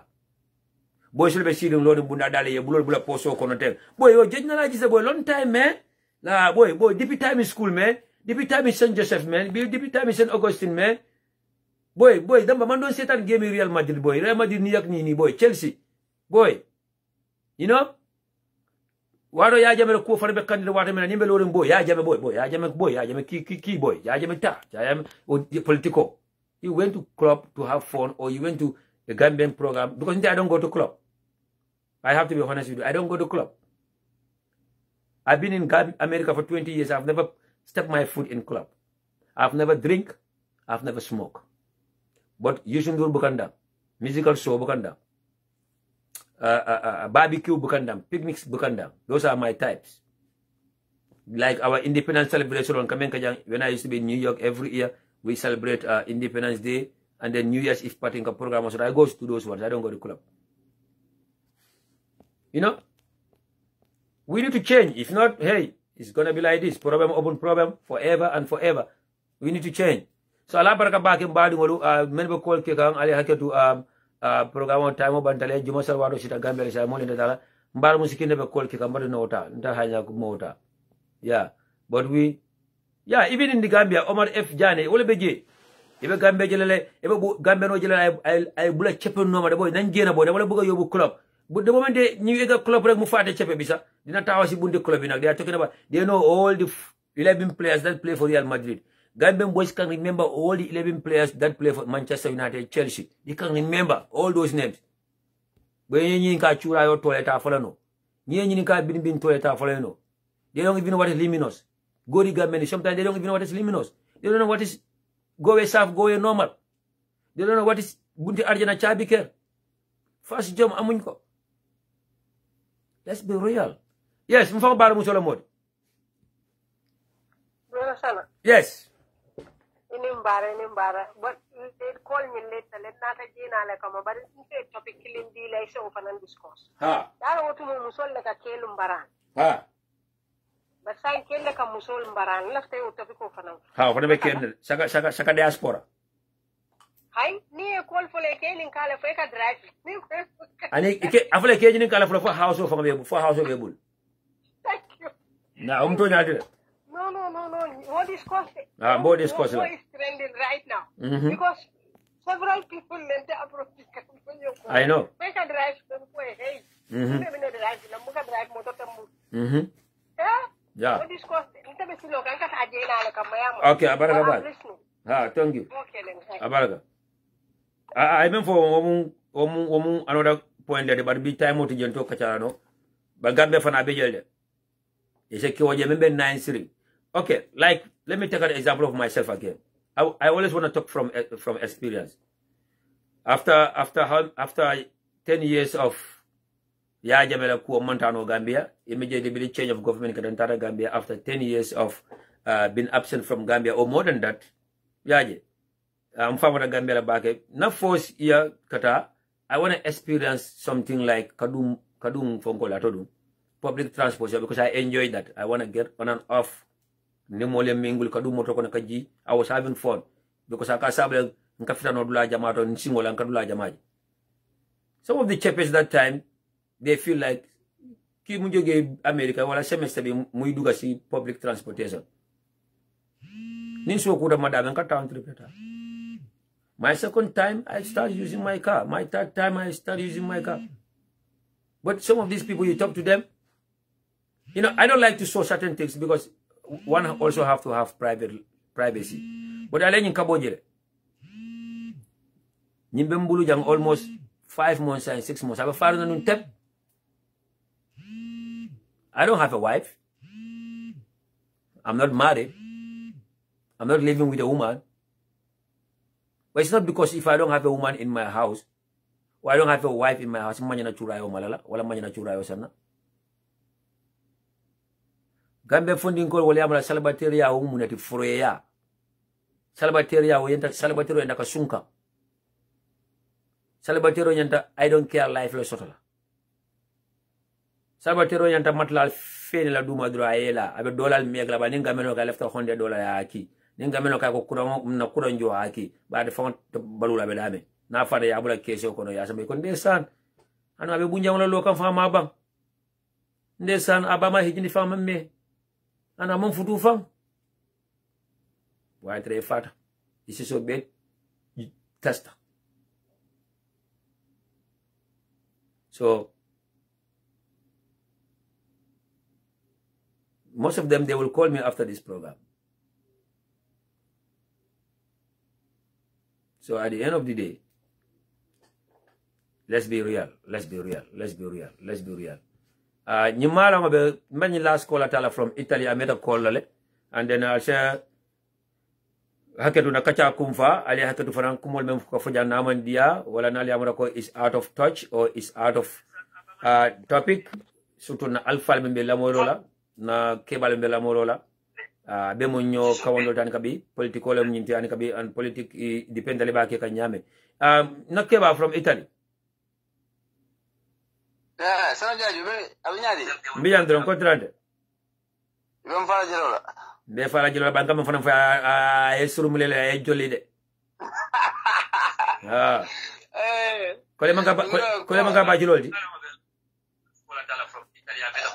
okay ani manjabi de ngo kole manga ba jiloleti wallahi bam fala ani manjabi de ani kabide ngo kole manga ba jilolti kole manga ba jilolti kole manga ba jilolti okay so ida ka ye ka chura yo san no memba jete mala mem chura atel sifa ko chura kala India no ni Pakistan no le chura kala fa ko sifa da mala sa bila ya dan teman chura sore bal African bi ko de jele ka chura yo wati ita fa ko Italy de da African big road yeba ka chura yo wati istru abiya kaya bari ma abiya kaya ima time o so bila ya biso ke ni man so ya me nite muso nyini sa de be chura yo sanela muso yo why not man na kaya because iban chura ite man atolo ite mal fanyanta sana dame man chura tolo le yeah and yalo Italy malon ka to ku ya nyinale Italy malon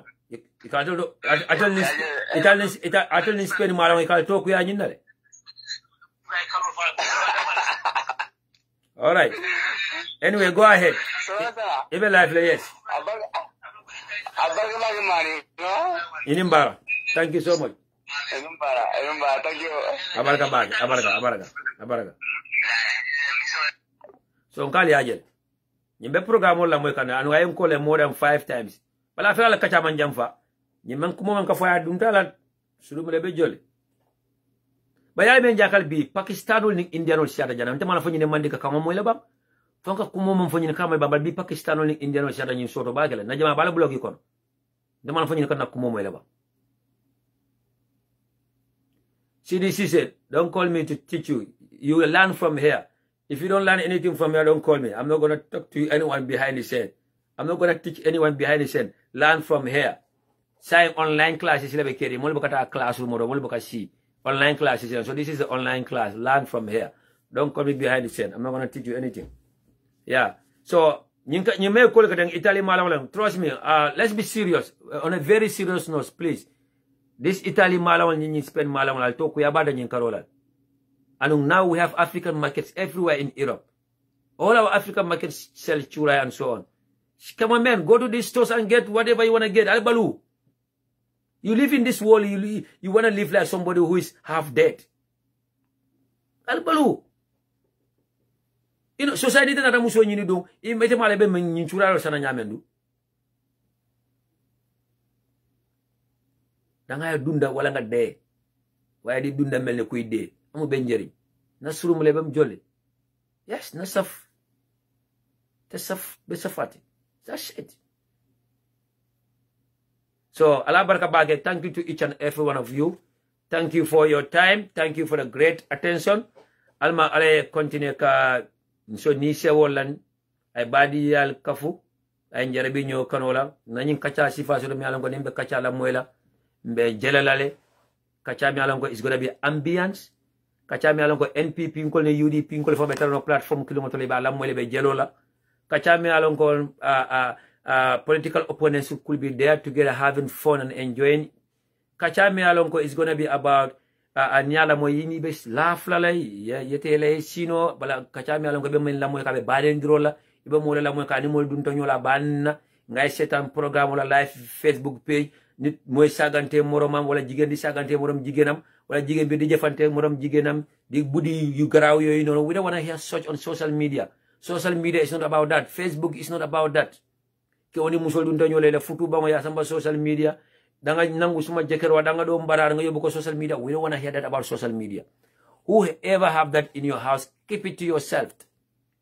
Social media is for two things. Go and talk about business. Go and talk about politics. Go and talk about happiness, Sarah Dima. That's it. Why Carlen Neng? Inambulo bula jana. Iba fonko. Nobody want to hear that on social media. Yes, I will talk about politics because politics is a daily life activities. Our lives are controlled by politicians. And if we elect politicians, we need to hold them accountable. Yes, but after politics, it's banner, happiness. Aferi bugantela na bante. That's it. So, men be fudu bongo na alma alayana anal kewol alla kewol jarabi nyo kanola. Kewol ben fan be fudu bongo na alma alayana musul jarabi nyo kanola. Alaya tanka katato ni setanola.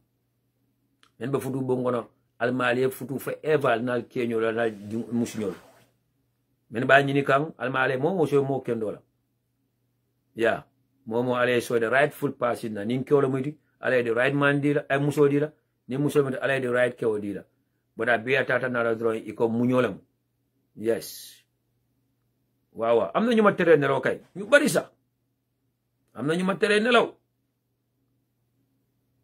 te mënu ma taka ñep nak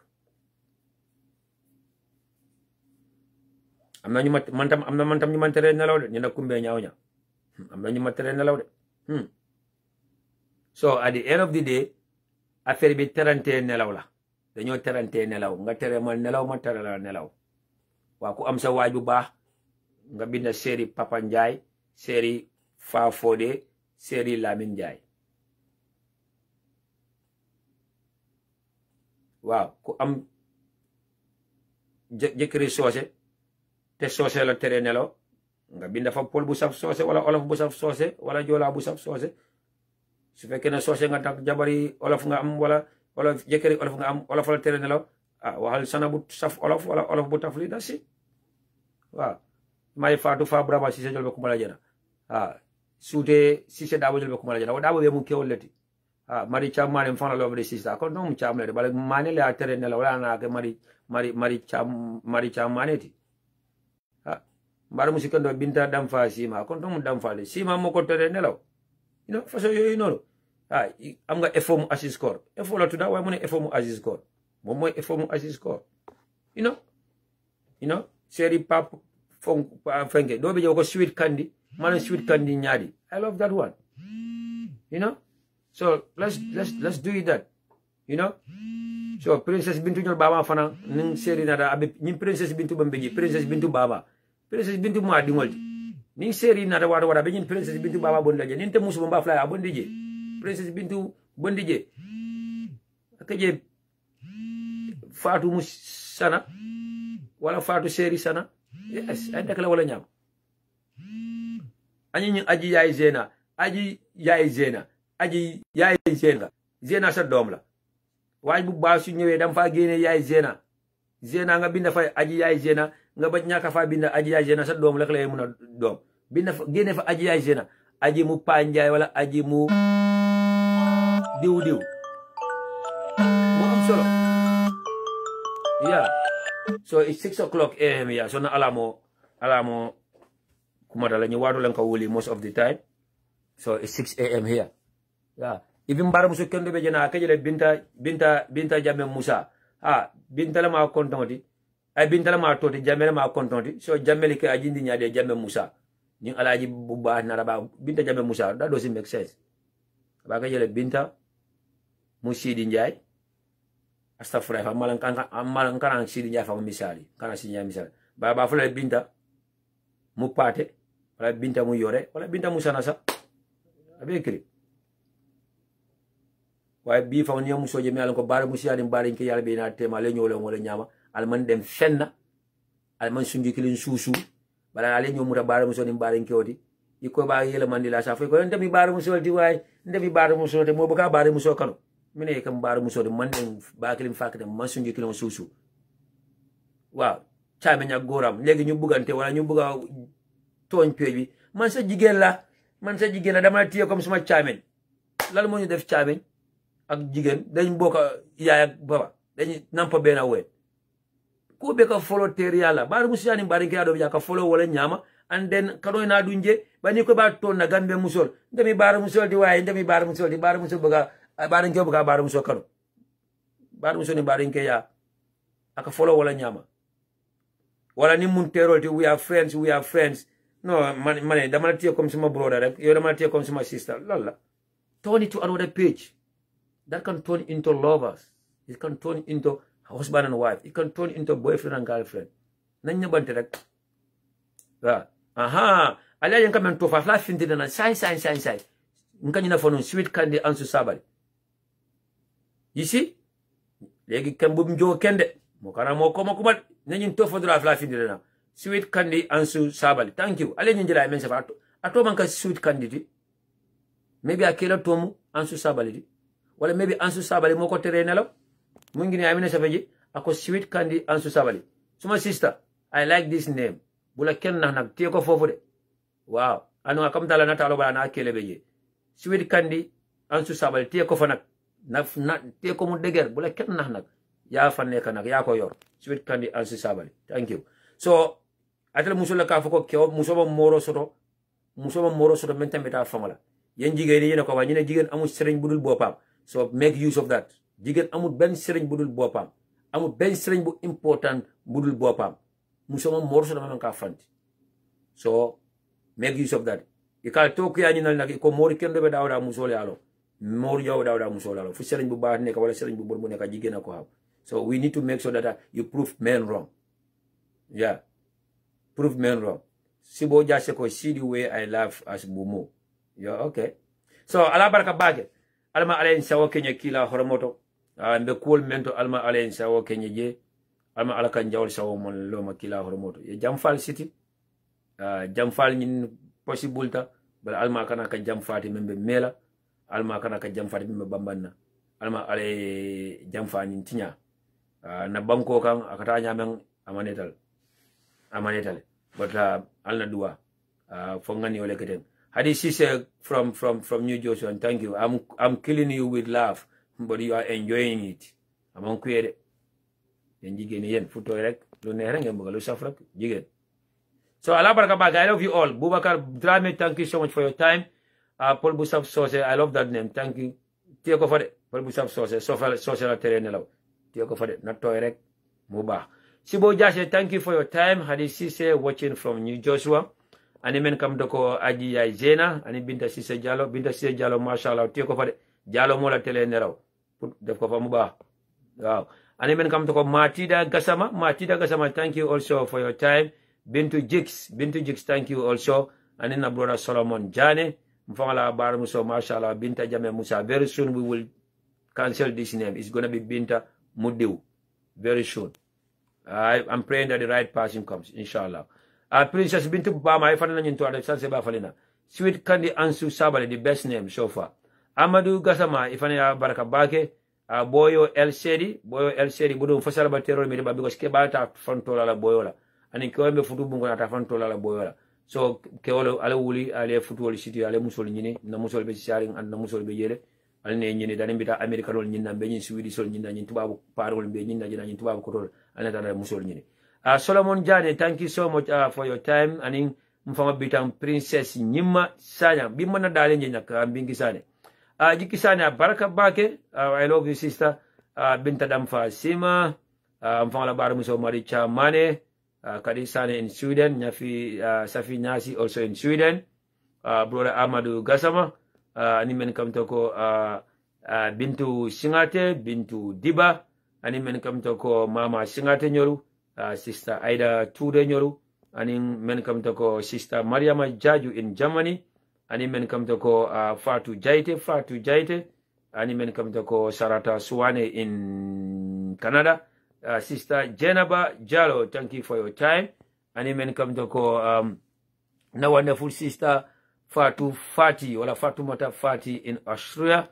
Memo fanan konto jamen kam toko big sister Binta Jame.